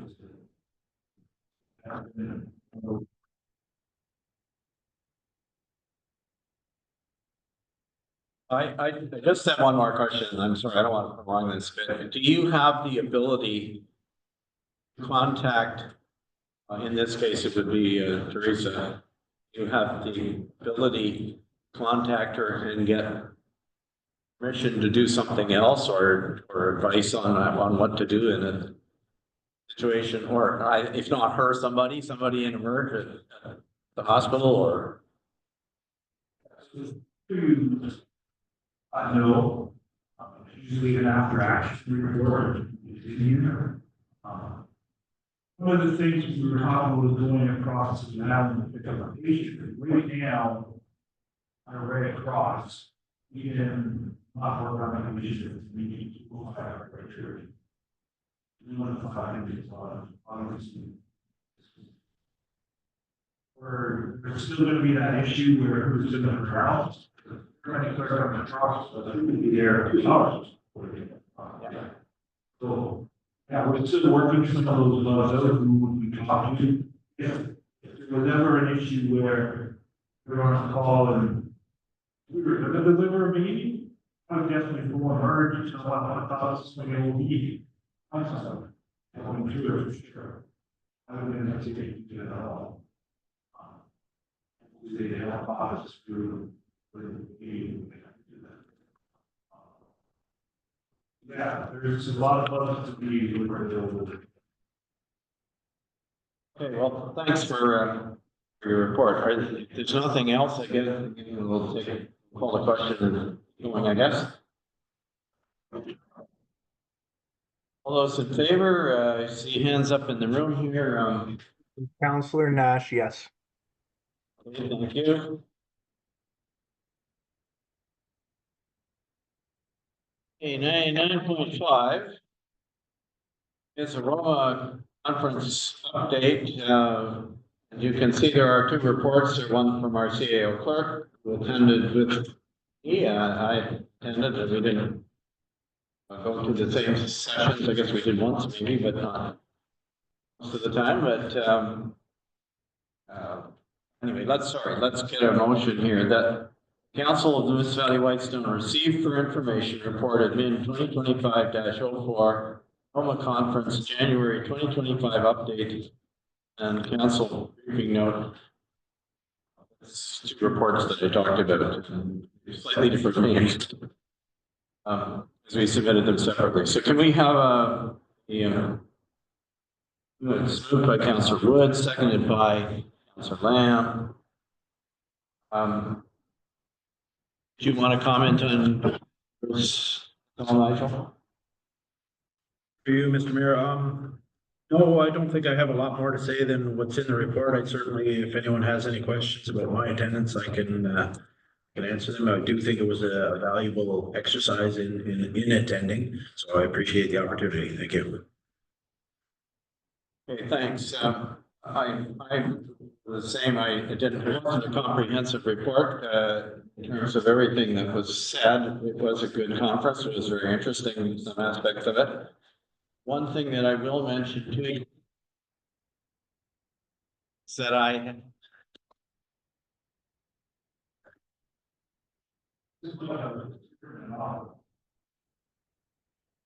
there may be, it may be a little bit intermittent or something. Anyway, what I was going to tell you is that I do have the proceedings of the conference. I think what I'll do, because I'm not going to go through the whole program and tell you exactly what's there. There are sessions that you could listen to. So, for example, if you wanted to go and listen to one that I just referred to, or if you wanted to listen to one about cybersecurity or any of the others that were talked about there, including ones that maybe neither of us attended, let you know that they're there, and I can share you. It's basically an audio, the presentation that has you can hear what the presenters presented. I think you see the slides, if I'm not mistaken. But anyway, I will circulate that to council separately, just so it's not. We're not really supposed to dish it out to the public. It's for attendees, but councilors, I think, if there's something interesting you want to hear what people said. I've done this before, so anyway, I'll just mention that, and I'll let you know what there is there for the. So now, thank you for both of you for attending and for your reports. It's good. This is the one conference that I'm 100% behind every year. You love it when the Roma and Good Roads together. Active in. Anyway, having said that, we did not get our delegation of Clear Lake. Did any of them give you a reason for that, or not getting one, I guess? To give us a reason? Or is what correspondence? Yes, they did give a reason, and I thought that I had shared that with the council, but I'll have to tell you again. The thought was that the delegation was to be with Minister Smith, Jamie Smith, who's the Minister of Natural Resources of Bailiwick. And he made the suggestion to us that he would arrange a separate meeting here, in West Parry Sound somewhere, either in come to here if we wanted to have a public meeting or come to a. Yeah, we figured out some other way to do it, to talk about the, issue. And, in fact, there were some dates thrown around and then the election was called. So that is on hold, as you can appreciate, until after the election is over. And, assuming that the current government is reelected and he's reelected, then, I think that will be back on the. We will come back with and have a discussion with his staff about where and how to do it.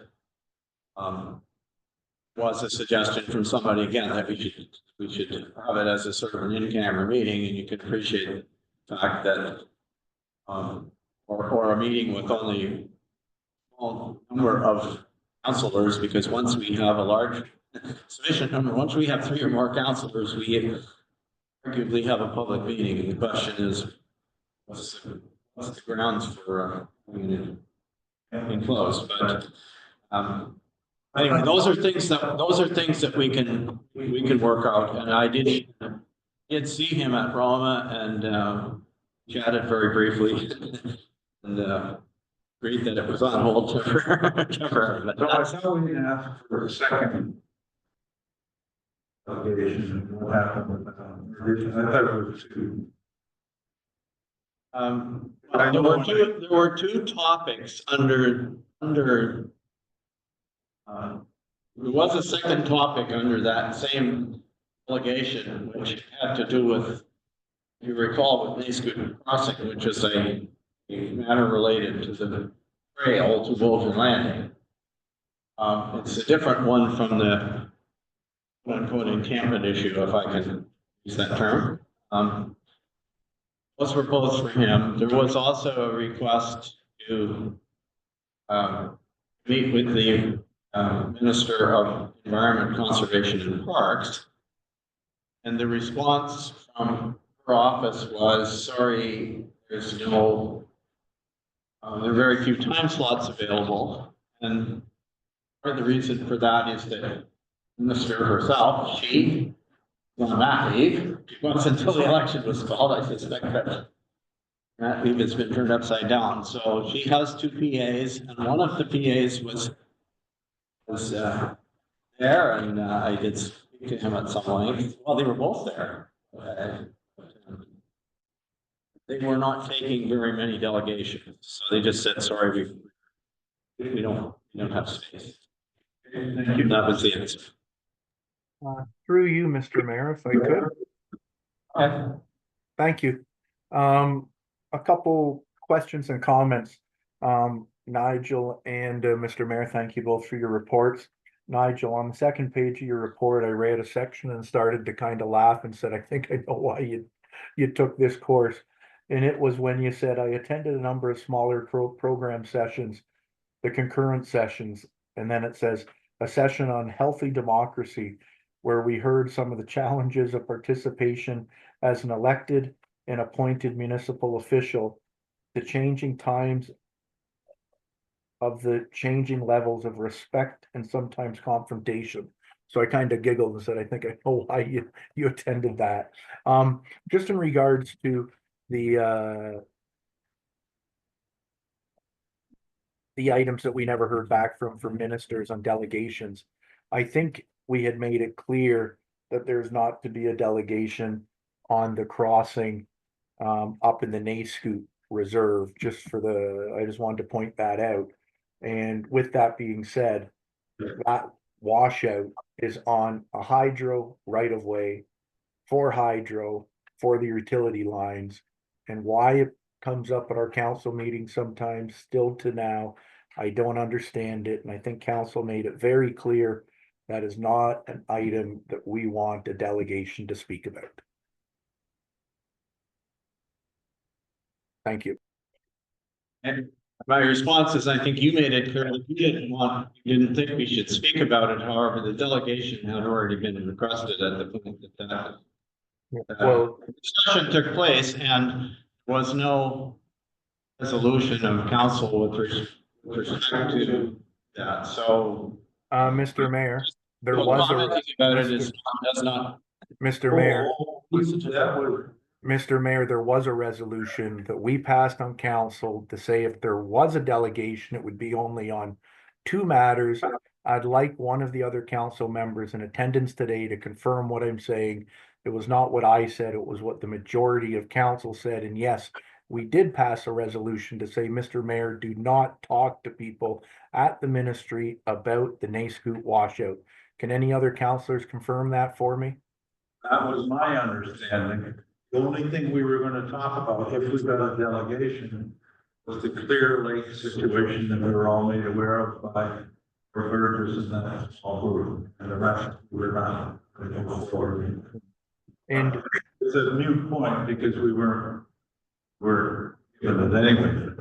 yeah, Yeah, I think if we had been granted that and did go forward, well, first of all, we also said we would, if there was a delegation, you'd send us the briefing notes, and I know that we're shut down on that point, but again, another item, and we just.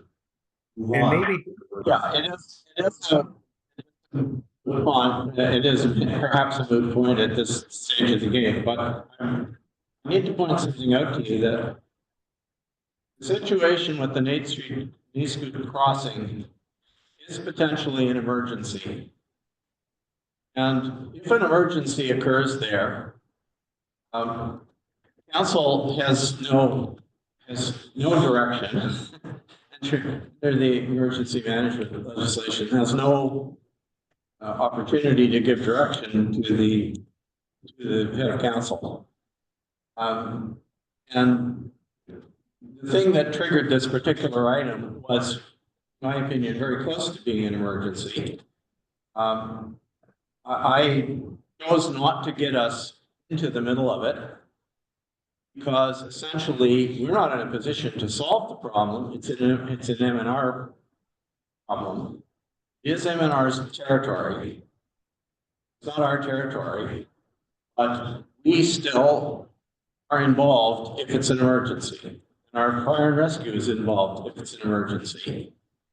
If people get trapped in there and they can't get out, then the mechanism, there is a mechanism which is at my discretion for us to not councils, for us to involve the province in solving the matter. So, I mean, I think I think this idea that the council gets to decide what issues it can raise the government in a situation like that, if it was maybe an ordinary thing, say, yeah, if you don't want to have a delegation, then we won't have one. But in this particular case, it's not a cut and dry matter, and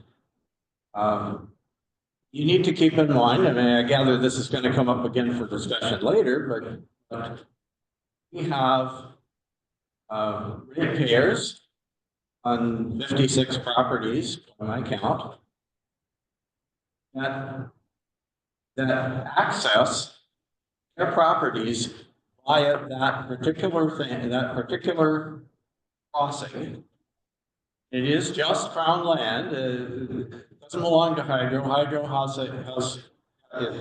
a easement. Get to use it in a special way, but it's no different from any other member. It's a Crown land and no different from any other member of public otherwise. It happens to be, for reasons that we didn't make this decision, this is the government did it for us, those people would be who are in there would be our ratepayers, those property owners. So, you know, they frankly, as you've seen, are raising issues. About their ability to access their properties. And any other ratepayer in Whitestone, I guess, pays taxes to Whitestone is entitled to do that. So the idea that somehow or other it has nothing to do with nothing at all to do with us. It's not quite correct. Anyway. Okay, This is just, not topic, but I do not, I do not accept at face value the idea that, you know, the head of council is restricted somehow from talking to politicians about issues that might affect us as ratepayers. I do that all the time. I've done it all my life. yeah, No, Mr. you know, let's not get carried away with this. Well, we told you not to do this. We didn't, I didn't do it. I didn't have an opportunity to do it. I didn't circulate a briefing note because I didn't prepare one, because we were told we didn't have an opportunity to present it. And if we had done, I would have circulated it and you would have had an opportunity to say you didn't like it or whatever. Yeah, all right, Mr. Mayor, just in It's not response related to, to this case. yeah, just in response to that, I do have the right to respond because you replied back to me. I would ask the CAO if he could distribute to council that motion that was passed, asking what and what would not be done for that. And just a couple comments. When you said it's almost an emergency, even though it's not a topic now, but since you and I brought it up, I'm going to speak my 5 minutes here. It is a washout of a culvert.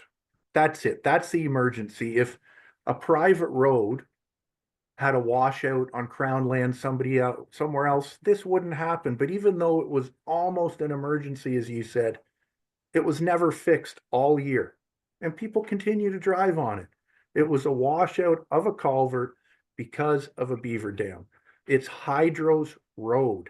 Hydro is in charge of how and when they might want to repair their road under their agreement with M&R. M&R is not responsible for fixing a culvert in the middle of nowhere. If residents of the lake want to go around it, I'm sure they can make another crossing somewhere else if they approached Nayscoot Reserve and got the proper permitting for it. And to say that it's almost an emergency and that we have 56 residents out there, let me just quote something really minor. In our official plan, which so often we forget, historically, the railway was the primary access into these lakes. This is in reference to Bolger and Cachagama. Access to these lakes remains poor. However, the inhabitants of these lakes understand the isolation and difficulty of access, often preferring float plane access. Let's not kid ourselves. That's what everybody knew used to transpire. It now goes on that there's a road and we need to help and we must pay and we need to pay for legal fees for the MPA to defend stuff in court. That was said in a public meeting, was referenced that somehow people at our council thought before my time that we should pay legal fees for somebody else's problem. Thank God it was totally defeated and never happened. There is special treatment happening for people out there and not for others. That's all I'm going to say about this part. We know what's happening.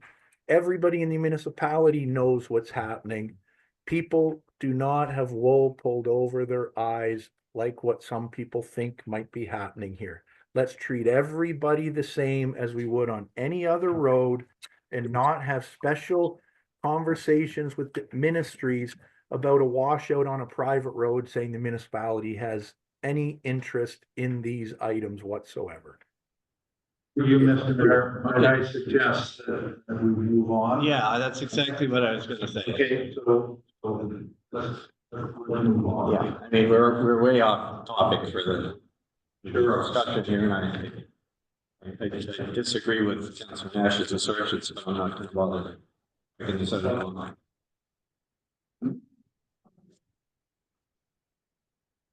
Call the question. All those in favor of receiving these reports? Councillor Nash, yes. Right. Oh, where are we now? Bylaws. The first bylaw, number 1.1.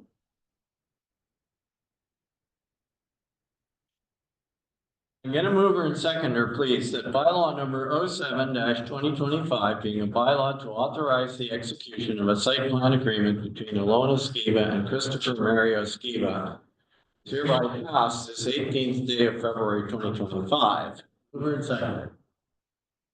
Councillor Woods moves, Councillor Land seconds. So this particular item comes with a memo from our planning assistant who is still online, so I will invite her to introduce it, Paula. Through you, Mr. Mayor. Um, The Perry Sound Planning Board approved the application for the creation of 2 new waterfront lots on Lomer Lake.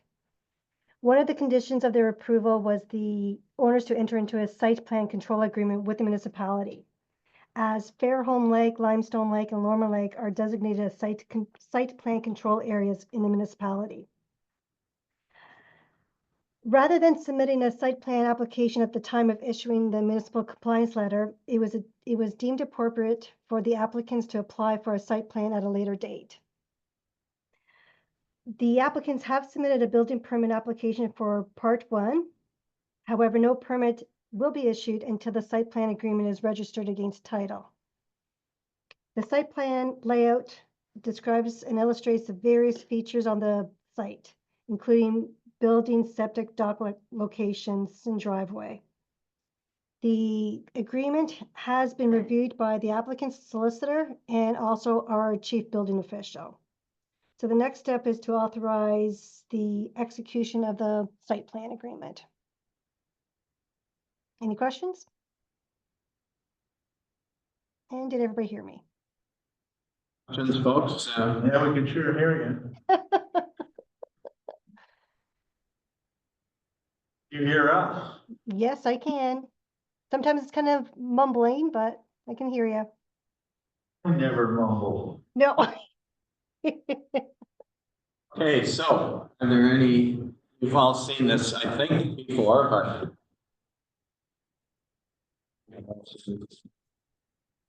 Okay, I'm not hearing any, so I guess we can call the question then, and this one is a recorded vote. It's section 3.19 of the procedure bylaw. This is the planning. Recorded vote for planning. Councillor Woods, Yes. Councillor Bray,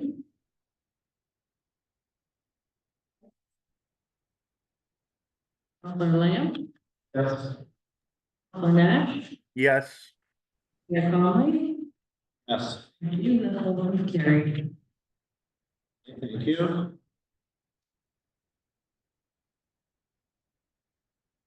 Number 10, 110.2, it's a bylaw or conditions of approval of consent involving the Nashes. So Councillor Nash is going to recuse himself. Yeah, so I'll mute myself and put myself aside. If somebody could text me when it's over and I'll unmute myself to know that it's over, please. Thank you.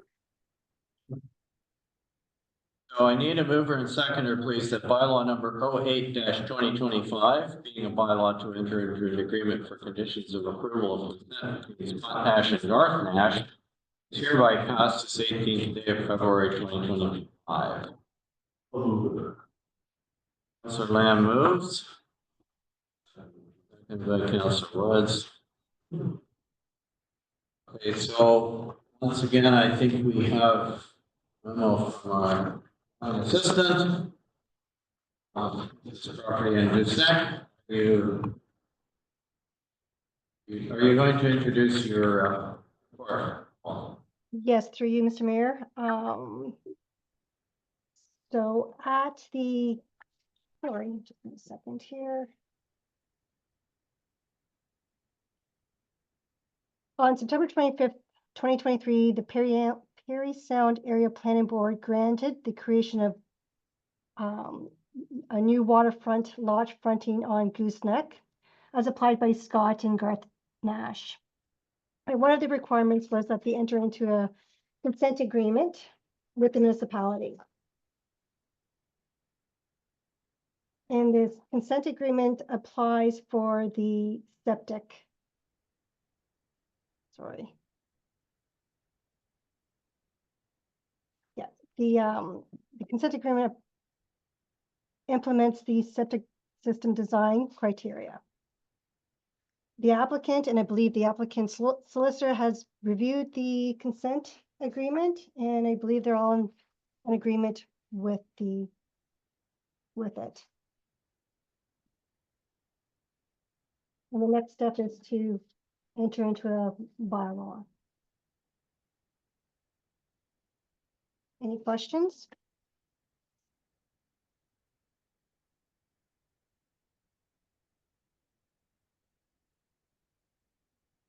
Any questions on the bylaw? Comments? Mr. Woods? Thanks for the report. So this is just for the septic system design criteria? So the 5126 is for?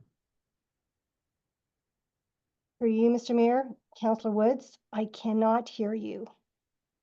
He's asking Paula if this is just for the septic criteria.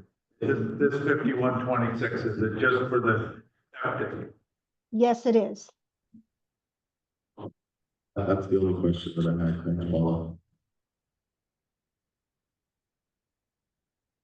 It's mumbling.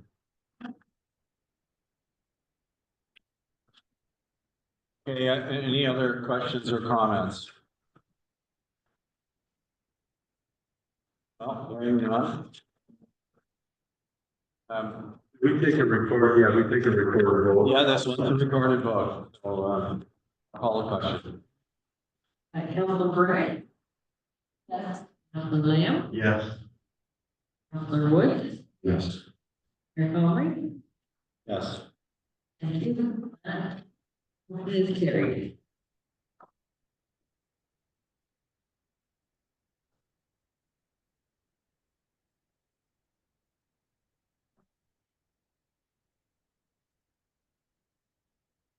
Thank you. That motion is carried.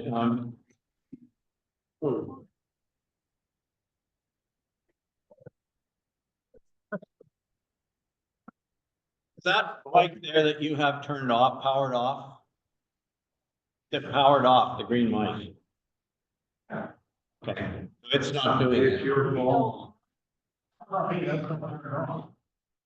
sometimes what happens when the battery dies, it causes it to RF to collapse, and that's. Yeah.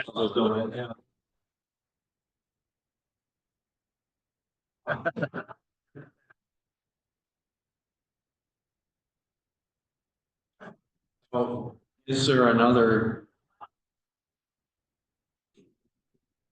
Is there another one down at the end? No, or no? That's where. That's where. How much battery do you have? Well, it should be enough to run it. I don't know why we don't go back to all the 70s. Oh, no, we don't. I mean, they're all two individual frequencies, so each one, so we have to get some more, but These were good. Yeah. Then we found those that have never, kind of were good, bad, but these were. I mean, you do just run your lapel. Turn them on and off. I think that's the issue. Yeah, so, let me keep moving here and see where we are. So this one is the one that we discussed at some length regarding the rezoning of the property.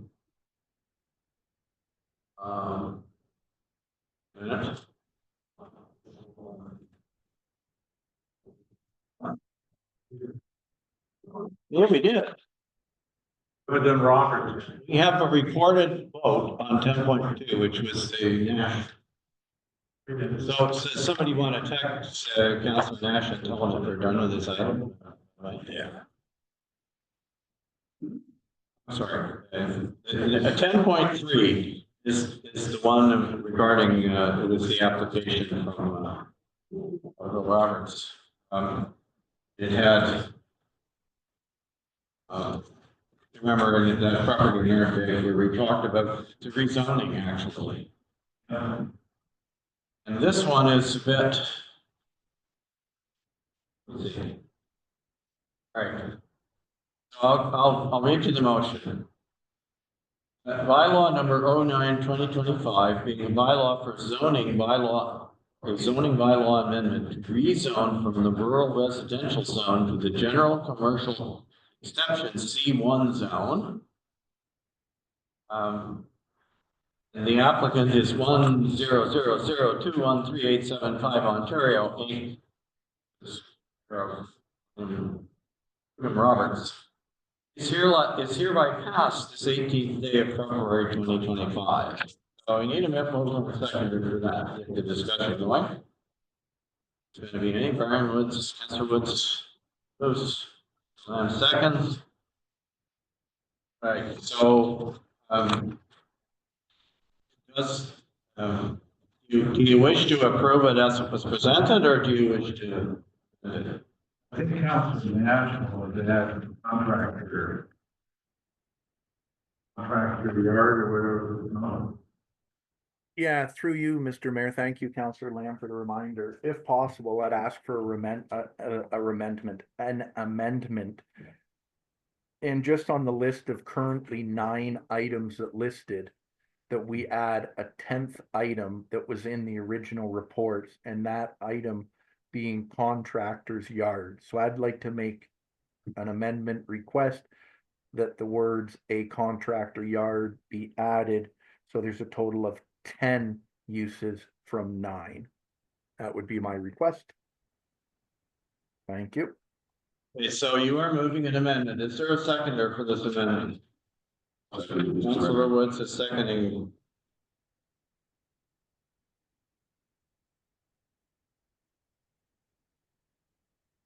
Right, any discussion on the amendment?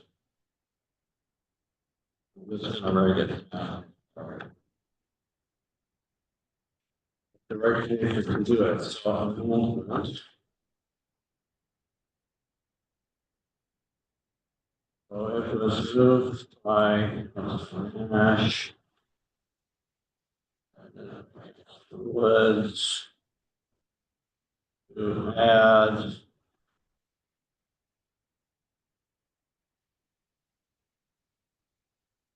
Following use the bylaw.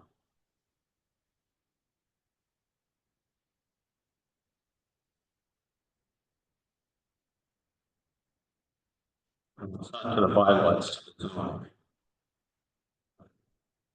And that use was a contractor yard, quote unquote. Contractor's yard.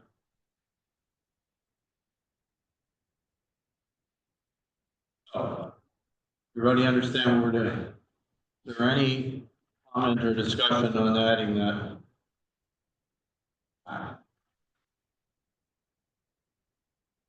If not, I guess we should call the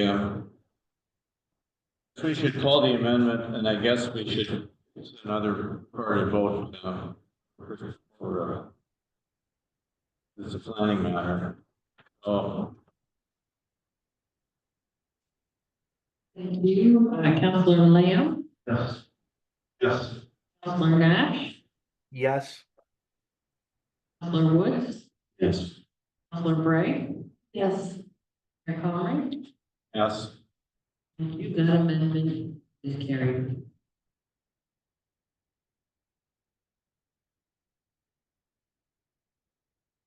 All right, now we will vote on the motion as amended, which is to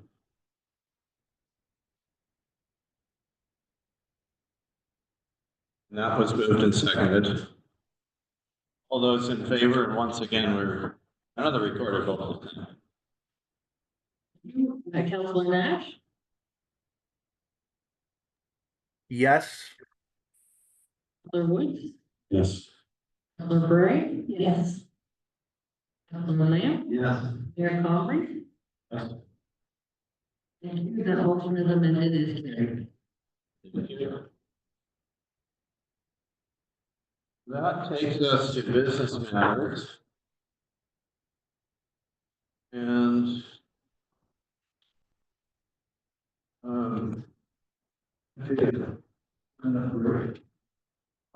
yeah, I suppose. Sure, we'll take a very quick recess for vibration.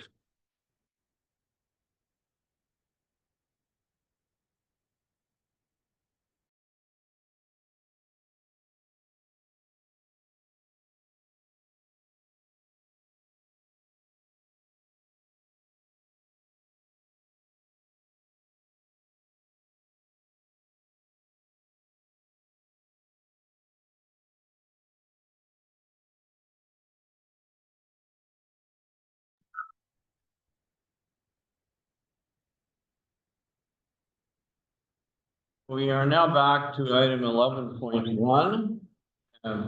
It's the only item in this particular section. Business matters. Here's the motion, I'll read it to you. Whereas the Corporation of Municipality of Whitestone and the Magnatawan Pioneer Association entered into an agreement on September 22nd, 2016, and after referred to the agreement that related to the public landing at Boulder Lake area. Whereas the Council of the Municipality of Whitestone has reviewed the agreement, and whereas the agreement has a termination clause, section 2, and whereas the agreement has a termination date definition noted in section 1C, whereas public landing area at Boulder Lake, also known as the boat launch, is municipal property. Therefore, be it resolved that the Council of the Municipality of Whitestone does hereby direct staff to terminate the agreement between the Municipality of Whitestone, the Magnatawan Pioneers Association dated September 22, 2016, that staff provide the Magnatawan Pioneer Association with 30 days written notice of the termination of the agreement, February 18th, 2025, with the final termination date of March 20th, 2025. That staff arrange on a go-forward basis for the seasonal maintenance of the public landing at the Boulder Lake area, providing that the area is easily accessible for municipal vehicles. Is there a mover and seconder for this motion? I'll move, Counselor Nash. And Councilor Woods. All right, the motion is up for discussion. As a motion mover, I'd like to speak first if I could, and as bringing this motion to the floor, I'd like to speak first if I could. Go ahead. Thank you. So I don't want to really dwell on so much discussion that we've had in the past about Bolger, the road and everything like that. This is simply about the landing at Bolger Lake. This is the last item that I know of, or the last agreement in our municipality for public landings. There was one in the past at Indian Narrows, as we know, and that was that came to an end. And we ended up working with the municipality, working with the Lake Association on Mawashkesh and purchasing their docks for $2. And I think that was a win-win for the municipality and the Lake Association. Instead of the Lake Association having to replace their docks in the years to come and worrying about maintenance, we as a municipality stepped up and said, we'll take care of the maintenance and the docks. And it was a win-win, and people on that lake liked it. Several years ago, there was a dock put in at Gooseneck Lake. And at the time, our works manager said there should not be an agreement with a lake association for the dock or the parking area there. This is a municipal asset. That's gone so far as our asset management plan in writing that our boat launches and subsequent docks and things are municipal assets. This is a win-win. Now, when we come to Bolger, there isn't much work that needs to be done on an annual basis in their parking area. There is no gravel, it's just existing sand from the area. The public has done a fairly good job in picking up trash in the past. So when we take this over, this will allow us to re-put up signs that says this is a public access point for public use by the public. We don't need to worry about saying you have a camera, can you take a camera down? There's garbage, can you remove the garbage? You have a sign that says for Lake Association members only. None of that will exist because we have control of the landing. We can have staff go out every so often and have a look at the landing. I don't think they go to every boat launch too often. I think they should be going more often to every landing we have. Or we can hire a contractor to go out should we require it to do some minor work. Now, as staff and as council, we can write a report and say this is going to cost us $30,000 a year, or we can write a report to say this is going to cost us $100 a year. Unless we're replacing a dock out at, in this case, Bolger Landing, the cost will be very minimal to the municipality. If you think about it, for all our boat launches combined, last year I'd asked that there be $17,000 in our budget for all boat launches. That included Lake Wawashkesh. This year I've suggested we put $20,000 aside. That's not just for one boat launch, that's for all of them. So our real cost to do something like this is not very much, with the exception of when a dock may need to be replaced in a year or in 10 years. And we know as a municipality that we should be putting some money aside to replace docks as they need to, not extending a dock to be 100 feet long, just replacing a dock. Right now, there's 2 docks there that aren't very large, but there is 2 docks. So this is just going on. And I think if the association sees this from a different side, they'll see that this is their tax dollars going to work. We will take care of it. We will replace the dock in the future if they want to sell it to us for a couple dollars. We will maintain things. This is some of their tax dollars again going to work. But one thing that I'm actually really surprised at, but I'm not surprised in the same way, is this was put on the agenda. Everybody knew this was on the agenda.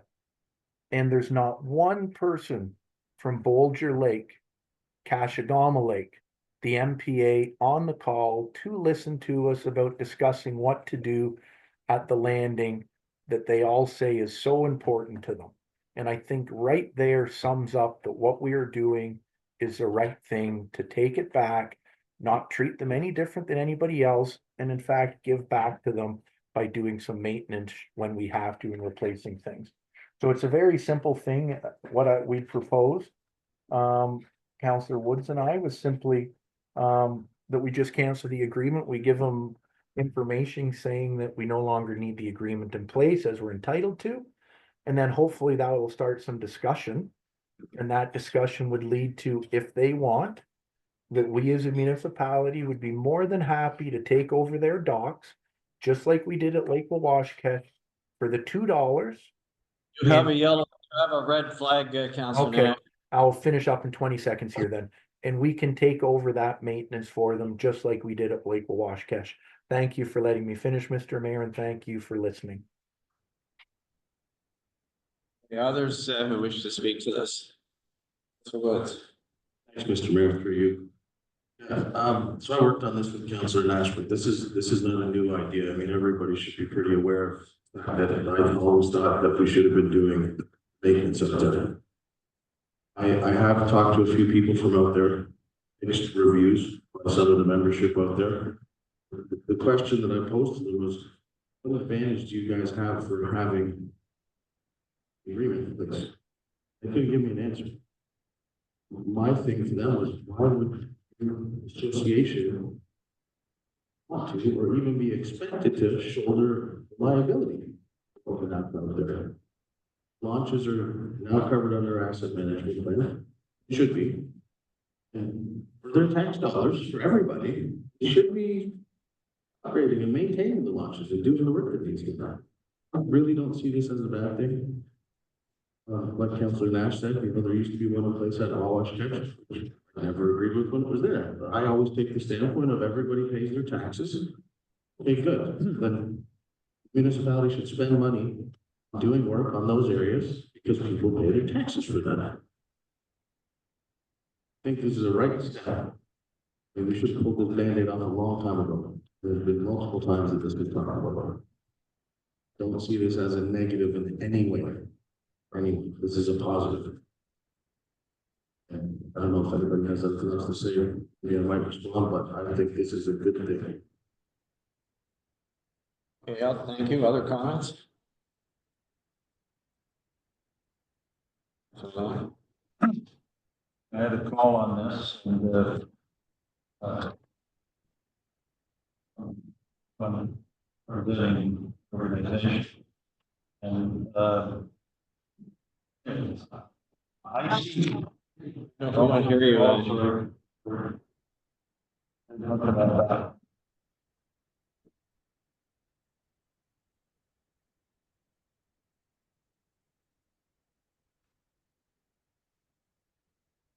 Okay, I've lost all audio to anybody speaking, just to let you know, I can't hear anything. No, No, I didn't have my mic on. Sorry. Yes, I can. Sorry about that. Yeah, I'm agreeing with both you and Councillor Wood that I had a discussion with the association, I guess, or someone who was representing the association. And I see this as a really good news story. They're a little peeved, why didn't you consult us and that sort of stuff. But, I don't see any downside risks. Right now, they have an agreement where they have a dock and they have the liability for that dock, right? And they have to get insurance for that dock. And, we're willing to take that over for $2, right? And then we take the liability for the dock and we take responsibility for fixing the dock if it needs fixing. We take responsibility for replacing the dock. I said, the only other thing in there that we do is collect garbage, and I was told garbage isn't a problem, right? And, for someone to say, oh, it might be a big problem, it isn't, that could easily be offloaded to a contractor or whatever, to say, put a bear proof thing out there once a month or every 2 months, we'll clean it out. It's all the garbage to the land. So I think this is a really good news story. If the association takes it as a bad news story, or they seem to be kind of really leery about whatever we do out there, I don't, good, bad, or indifferent. The only downside risk I see is if they say, oh, heck with you, we're all upset because of this, and we're going to take our dock away. Well, all they'll do is take the dock away for themselves, like cut their nose off, spite their face, right? Because there's no way we're putting in the budget this year to replace that dock. I think by terminating it, we lead to a discussion. Hopefully they'll simply say, here we take ownership of the dock, you take it for $2. It's a good news story, and I don't see any downside for the association, other than a skepticism of what we do for cattle. I've tried in my life to do the right thing. I opened up a discussion on doctors, to try and give a little bit of an inkling, and insurance and everything came back, and I became the worst thing in God's green earth, right? So it doesn't matter what I do or what this council seems to do. It seems that we get negative feedback all the time. And frankly, it's bothersome to me, but I guess that's the way the association decides to run their business. But on this particular situation, there's nothing wrong with us taking this over. It makes it consistent with all other local offices I know in the municipality. And finally, we have a kind of rules that apply to everyone. We did it at Walwood Cache, did it with the parking lot, and trailers and all that kind of stuff. You don't hear any problem. It's all, right? And, so anyway, those are my feelings, so I will be supporting this. All I have to say, thank you. Thank you, Councilor Brady. No, not too much. I wonder if maybe, again, we are at, these agreements for in place at a time when maybe that was needed, maybe we don't need it, maybe we are at a point where we should be responsible for all of our landings. This one is the most remote one and the hardest one to get to. I think the only concern I have in the motion is the very last one that said, where it says about staff arranging an ongoing on a going forward basis, and at the end it says, provided that the area is easily accessible for municipal vehicles. So that would be my only concern is that, 10 vehicles get in there, can we actually service it? Like, do the other, landings? And, or are there contractors that will go out there and we can be able to service it? Like we would the ones that we, have already taken over. Mr. Mayor, could I respond to Councillor Bray? I might have a couple Well- answers for her. Councilor, has his hand up first. Thanks to you, Mr. Mayor. Just to clarify a couple of things for Councillor Bray. There's local contractors that are out there regularly doing building construction work on the lake, access the lake through the landing. We've had multiple contractors out there doing road work for the association over the years. That's why there was a legal case, the MPA, with the contractors out there doing work. Well, I mean, I know it's a hard place to get to. If you can get there with the Mercedes, you should be able to get there with the municipal vehicle.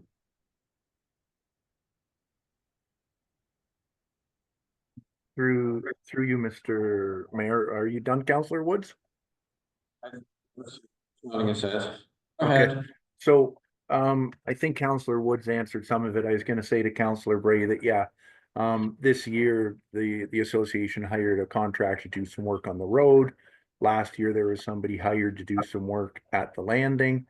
And there's multiple contractors out there on a very regular basis doing work on structures and cottages out there.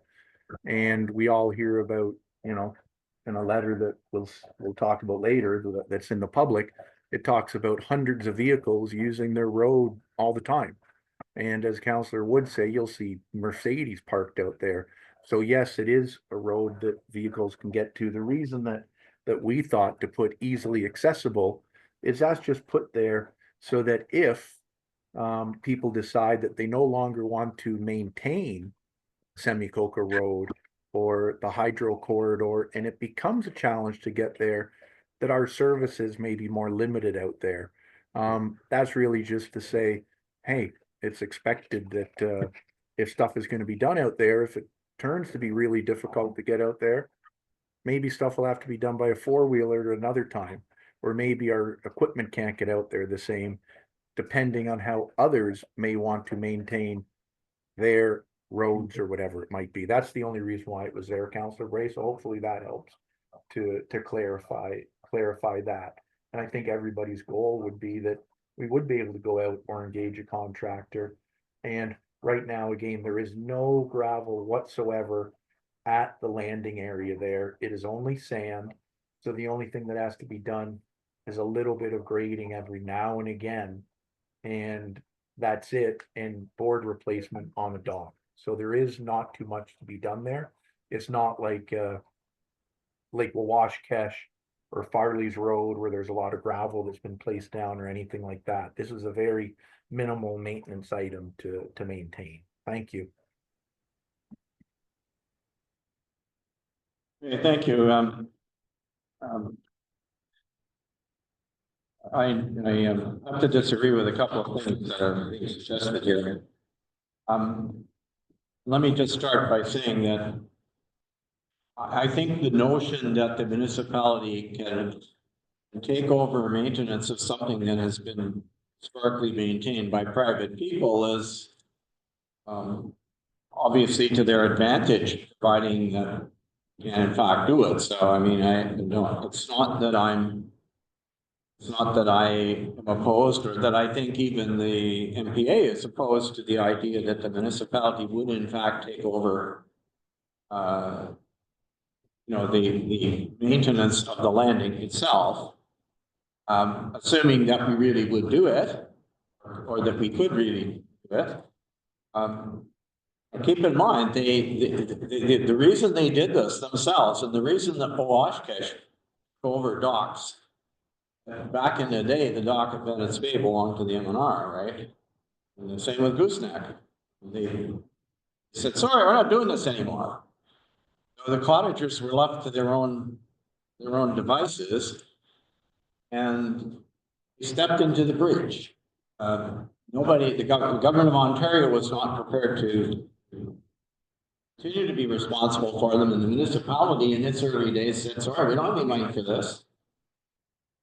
They did, that's why they're in this business. They didn't do it to spite the municipality, but anyway, look, the whole the concept isn't faulty.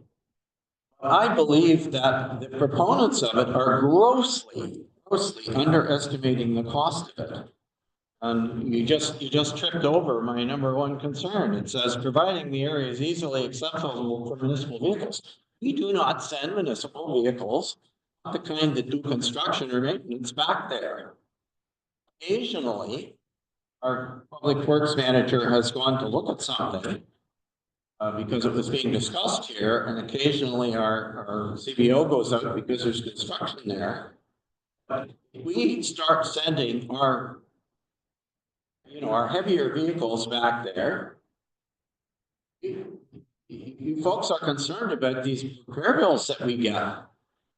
You be out of sight.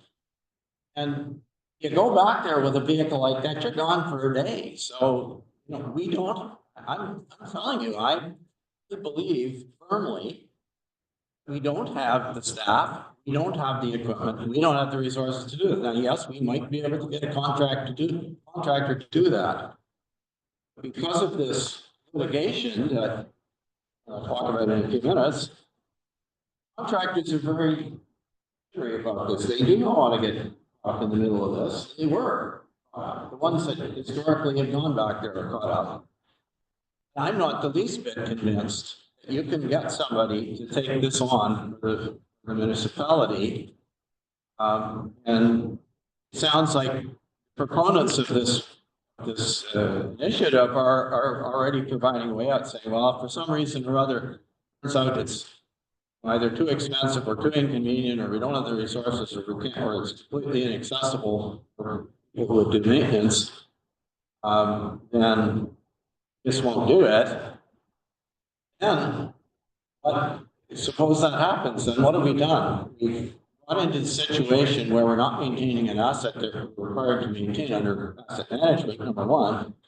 Number two, we've put folks who have property back there into the position that they have been in historically, whereas they're on their own, figure out how to get their properties.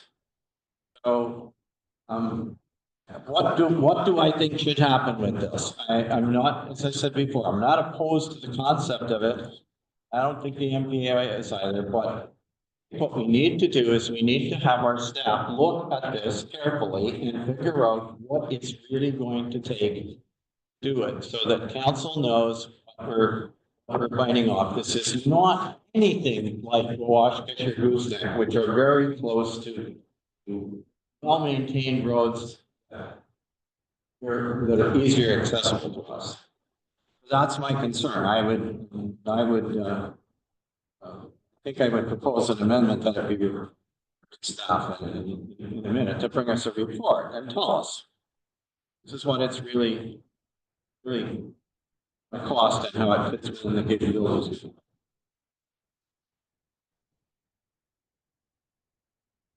So what's the Talking about the landing. Same landing where multiple local contractors rebuilding materials delivered by Rona, built, put on those lakes. And all those materials go up by boat. Everybody can go build major cottages out there. There's local contractors for years, and I mean, I can name them, they're friends. Do the work out there. I've always done the work out there. The only reason that the contractors were nervous was because the NPA did not get any permits to do the work, when they were specifically told they were needing to get permits to do the work. There's no work that anybody has done on that landing other than kind of some brush timber. No work whatsoever at the landing. Road going in, this isn't about the road going in. This is about us maintaining the landing. Fire department's expected to go out there. Sometime, right?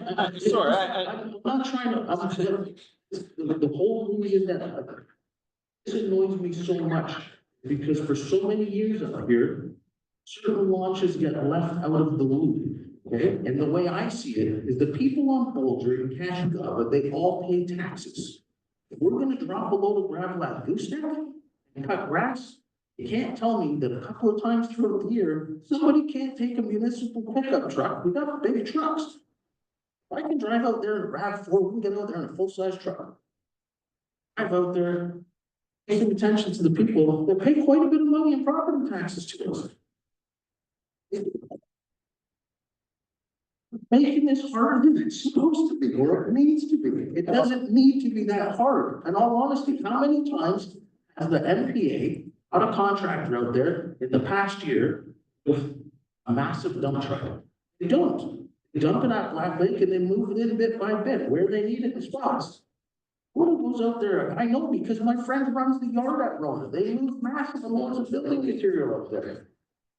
They do when they can't access it, but we ourselves, our staff do not go there using our vehicles.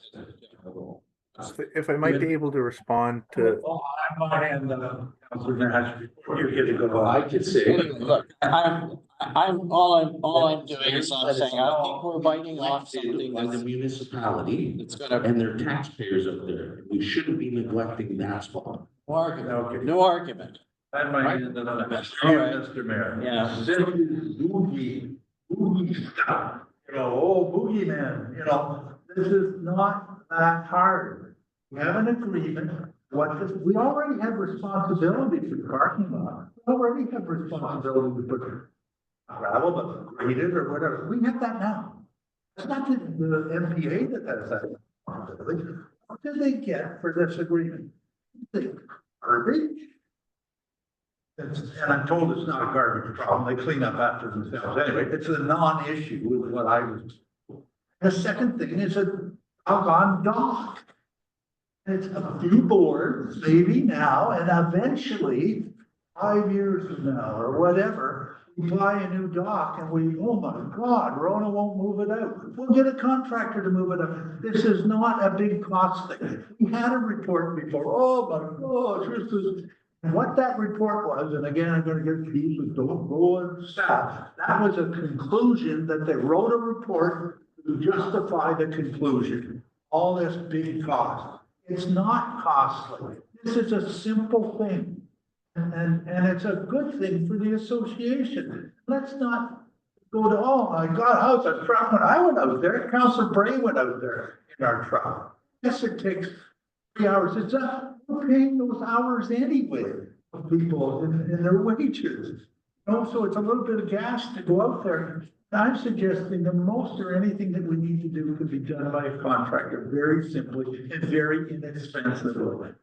Man, let's not make this more than it is, and that's what we tend to do. We tend to put roadblocks in front of ourselves.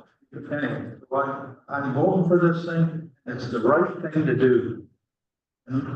have a report come back from, like, yeah, I'll have a report come back. For what? Hire a contract, ask them what it takes to, 3 times a year, take some garbage at it. $100 a time or something. For goodness sake. It's not expensive, unless they say, we're not gonna sell you our dog, right? Our dog, we're not gonna sell you. And if they do that, I'll have to explain to everybody, I guess, why they can't get to their place, because we're not putting in this year's budget to replace that dog. So they'd be in their best interest, to sell the dog to us for $2, and everybody lives harmoniously on this issue to the future. Thank you, Mr. Mayor, if I could speak now. I echo the sentiments just recently being said by Councillor Lamb and Councillor Woods. Just in closing on this and responding to a couple comments that were said when you were speaking, and then Councillor Woods following it. We talk about our responsibilities and how we already have responsibilities that we are obligated to maintain. When's the last time a council member here has been to our baseball diamonds? Do people know how run down that is? That wasn't maintained. I can see everybody looking around here. It wasn't maintained. What about the Twist building? It wasn't maintained. So we sit here and say, well, roadblock. Yeah, roadblocks are, well, we should do this and we should do that. We aren't doing it. We know we're not doing it. That's a roadblock that's being put up. We already know, as Councillor Lamb had said, the last report that came back was written with the conclusion of, we don't want to go out there as staff. We're going to say this is going to be so expensive that they'll just say no. That report was written for the conclusion that was wanted. In reality, take Gooseneck. We don't cut the grass there. A volunteer does it. We don't pick up garbage there. Volunteers do it. For every one of our boat launches total, we spend less than $20,000 a year. We're adding one more boat launch. Like Councillor Lamb said, this isn't the boogeyman. We don't need to put roadblocks up. We've already had these past reports, so we're saying, let's have another report. Repair bills, like was brought up for trucks to be repaired. People drive out there every day, every weekend in their Mercedes to a car, to a pickup truck. We aren't going to be sending out there a tri-axle dump truck. If they need a new dock down the road, it could be slid in there in the winter via snowmobile. We're talking about a couple boards on a dock, a little filling of a pothole in a parking lot. Let's call this a spade a spade. It's a very simple thing, not a really complicated thing. We're trying to make it complicated because some of us don't want this to happen, I feel. And it sounds like, from what everybody said, this is going to pass today. Hopefully the association will see this as a good thing for them. Last year, I'm just going to point one thing out. When I was out there, there was a dock on the right-hand side. I think it's the Murphy dock, that you couldn't even step on because nobody had fixed it from the ice. And this was in August. There was no maintenance done by them until after I asked a question. Then it got fixed. We're just saying somebody's going to go out there a couple times a year and have a look around. Our municipal staff don't go to every landing every day anyways. We're just, as Councillor Lamb and Wood say, we're just making things up and that's not the case when it comes to this. People are making things up to try and stop what's going to happen instead of agreeing that it's a good thing for our municipality and a good thing for the ratepayers out there that we give back. So I'll be in full support of this. Okay, fine. Well, I think we're just hearing the same things over and over again, and so we should probably just proceed to the end of this. I'm expressing to you my reluctance to explaining to you. I am reluctant to approve something that our staff have to execute without giving them any opportunity to figure out what else it's going to be involved. As we go forward, keep in mind, all these things that you said we're not maintaining, they're all coming under asset management. And I don't want to be the person when I'm no longer sitting here who said, well, you know, council went and did a whole bunch of things without finding out what the long-term implications of it is. That's all I'm trying to say to you, so. We have a report on it from last fall. There is a full report that said all the costs, and it was lots and lots of money. You're rejecting it. Well, you're saying let's go do another report. The report already exists. Well, you know, the folks, I don't buy the argument that it's a conspiracy to get the outcome they want. I think they're trying to alert us to things that we just want to hear. But anyway, look, I've made my. And I just want to say one thing in that. Just move on, can we please? I just want to say one thing. In that report, I think it said, I'm rounding numbers, that on a monthly visit there, because they're saying that we would go monthly, it would cost $1,000 because it would take a full day to go out there. But yet all the other boat launches don't have any cost when staff go out there. That's what's being referred to, Mr. Mayor. It doesn't cost $1,000 for a staff member to drive out there when their wage is paid and the gas and vehicle is paid. That's what's being spoken about. I mean, that they don't do anything else for that hour, that they're sitting around with nothing to do when they go out. Sorry, that's not the way it works. Anyway, look, sorry, we're not gonna, I'm not gonna convince you clearly. I don't want to prolong this. That's, So I'm for a recorded vote if nobody else has. okay, we'll have a recorded vote.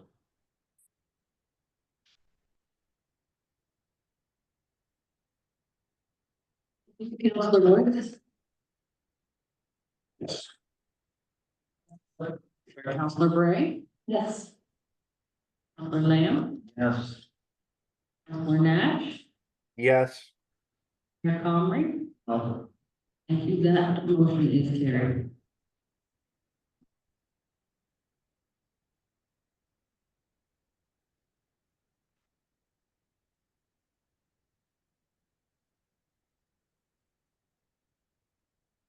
Okay, next we have correspondence.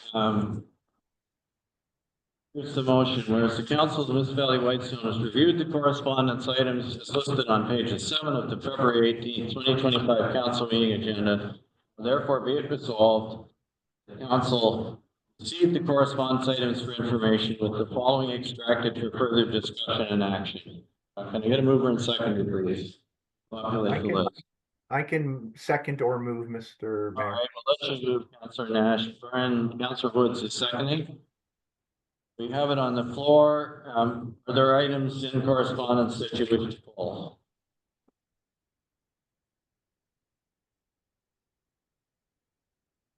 We'll put the list here and see.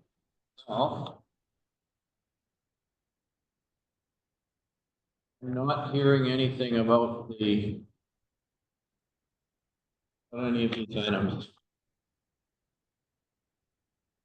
At your wish then, do you want, are you still looking at them? Okay, if nobody wishes to pull a correspondence item, then we'll, I'll call the question on the motion to review the correspondence. All those in favor, Councillor Lamb, Councillor Nash? Councillor Nash, yes, thank you. And just to let you know, the sound is a little better now. Okay. That's good problem. Well, it's possible that his radio may interfere with that. I'm open. You know what, it started. That's when he came in, but he came in this afternoon, didn't he? That's when it sort of started. It did. Okay, are there any councillor items? I just have one quick one if I could, Mr. Mayor.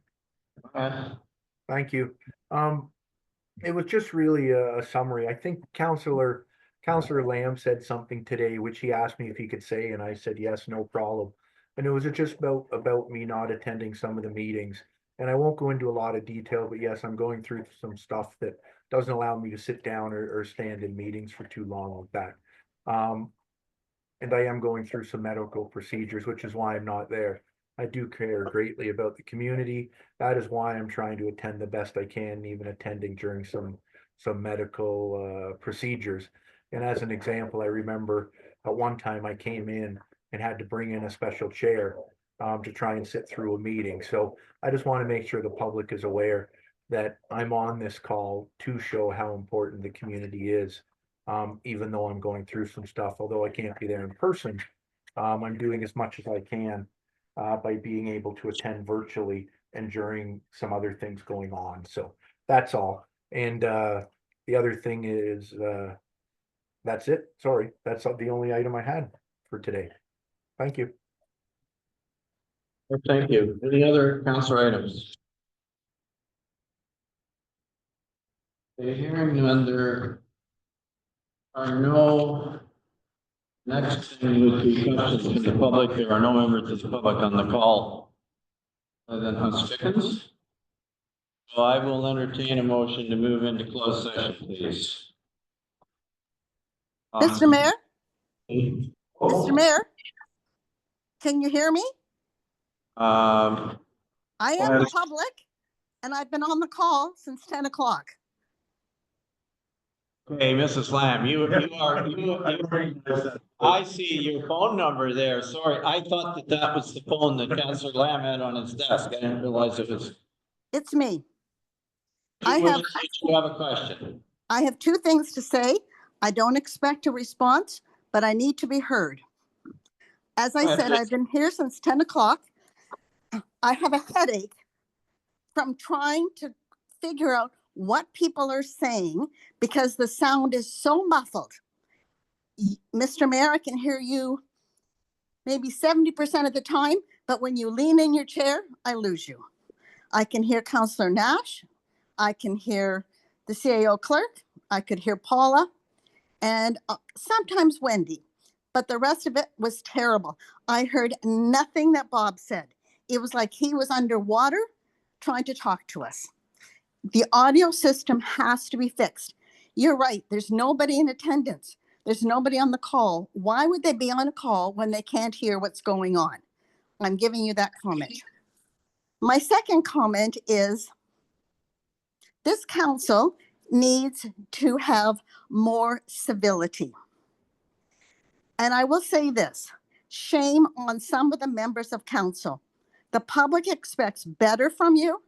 They expect more professionalism from all of council. And no wonder I was the only one on the call, and no wonder nobody was at the meeting. Nobody wants to listen to fighting. This council has to reflect on how they behave at each meeting and realize that we, the taxpayers, are not satisfied with your behavior. Those are my comments. Thank you. Okay, thank you. Goodbye. I will leave the meeting. I don't want to respond. Thank you. Goodbye. Can I go home with you? No. Okay, with that, can we have a motion to move into close, please? Councillor Woods is moving, seconded by. Okay, Councillor Perret, thank you. This meeting being turned into a closed session meeting at, it looks like 5:28 p.m. And let me see something. For the following matters, 15.1 closed session minutes of the regular closed session council meeting of January 23rd. 15.2 advice that is subject to solicitor-client privilege, including communications necessary for that purpose pursuant to Ontario Municipal Act Section 239(2)(f). 15.3 is personal matters about an identifiable individual, including municipal or local board employees, pursuant to Ontario Municipal Act Section 239(2)(b). The fourth one, which honestly don't know what 15.4, but I don't have it on my package, so okay, thank you. The clerk has passed me it's litigation or potential litigation, including matters before administrative tribunals affecting the municipality or local board pursuant to section 239(2)(e). Right, so that's the motion that's in front of you. We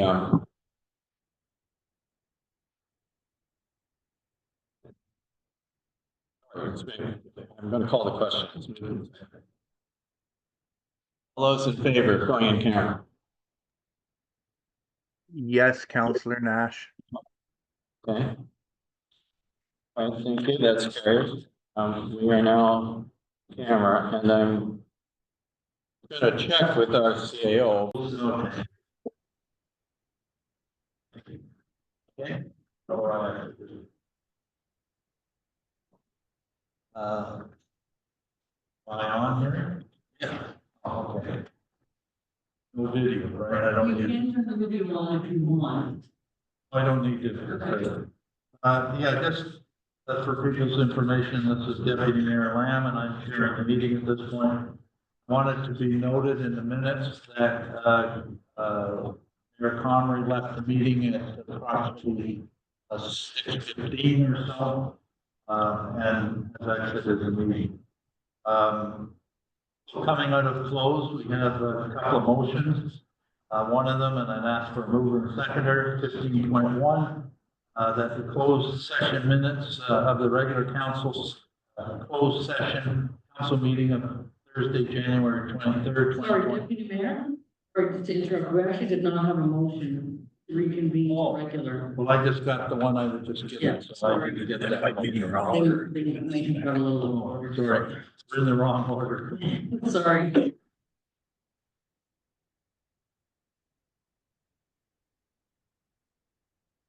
Yeah, we'll do one at a time. Yeah. Being reconvened to regular council meeting at 6:41. 6:40. Yeah. 6:40, begin mover. Councilor Woods move, under Councilor Ray. Any discussion? All those in favor? Counselor Nash, yes. Carried. Next motion, matters arising from a closed session. I need a mover and seconder. 15.1 closed session minutes, the regular closed session council meeting, Thursday, January the 23rd, 2025. The council of the municipality of Whitestone hereby approves the regular closed session council meeting on Thursday, January 23rd, 2025. I need a mover and seconder. Councilor Woods move. Seconder.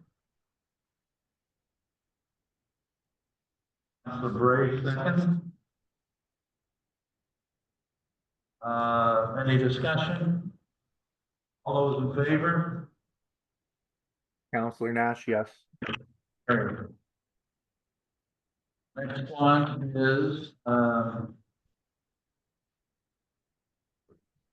okay. Okay.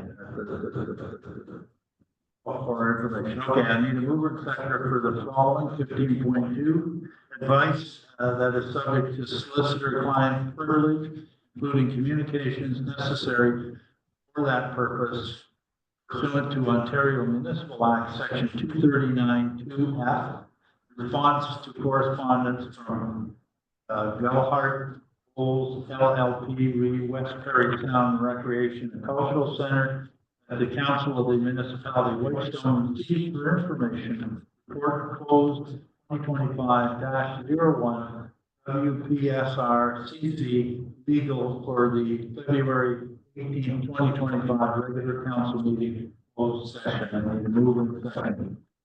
Councilor Woods moves, second. Counselor Nash. Councilor Nash seconds. Any discussion? All those in favor? Counselor Nash, yes. Carried.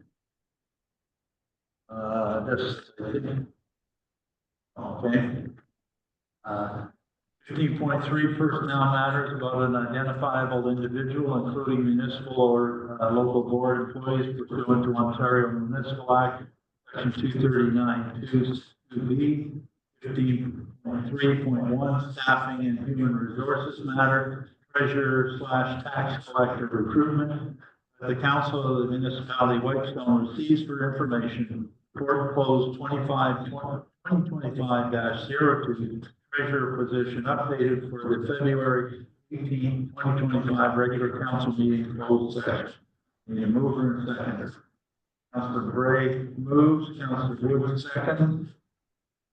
Any discussion? All those in favor? Counselor Nash, yes. Okay, there's two more, ladies and gentlemen.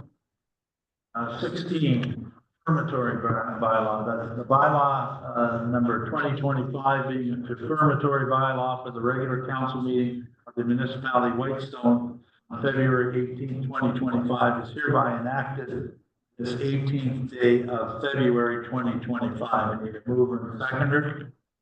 Mr. Deputy Mayor, just before we continue, we did have another item we need to follow. Oh, sorry. Correspondence from the Manitowoc Pioneer Association, and I'm just wondering if we should have a motion to receive that information. as- Sure. I can make something up. Okay.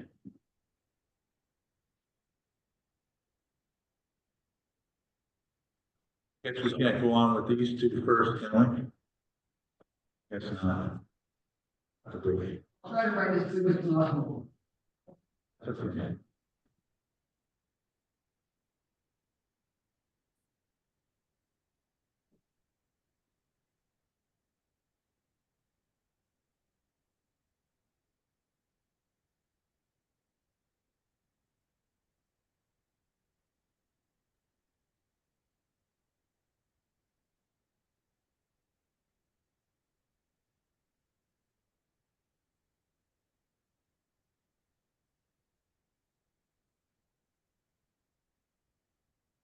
My handwriting.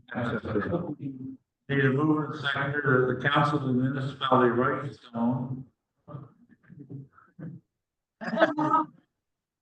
receives for information the correspondence from the Magnetawan Pioneer Association dated February 9th, 2025. I need a mover and seconder. Councilor Woods moves. Councilor Bray seconds. Any discussion? All those in favor? Carried. Counselor Nash, yes. Confirmatory bylaw, confirming bylaw, that bylaw number 20, or number 10, 2025, being a confirmatory bylaw for the regular council meeting, of the municipality of Whitestone on February 18, 2025, hereby enacted this 18th day of February 2025. I need a mover and seconder. It's moved by Councilor Nash. I've heard you for a while to move. Is that, you okay with that?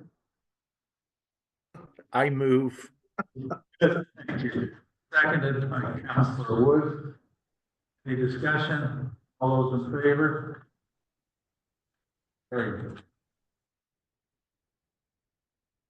Adjournment. Whereas the business of this meeting has concluded, now therefore let it be resolved that this meeting be adjourned at 7:48. 6:48. 6:48, sorry. I was on daylight saving.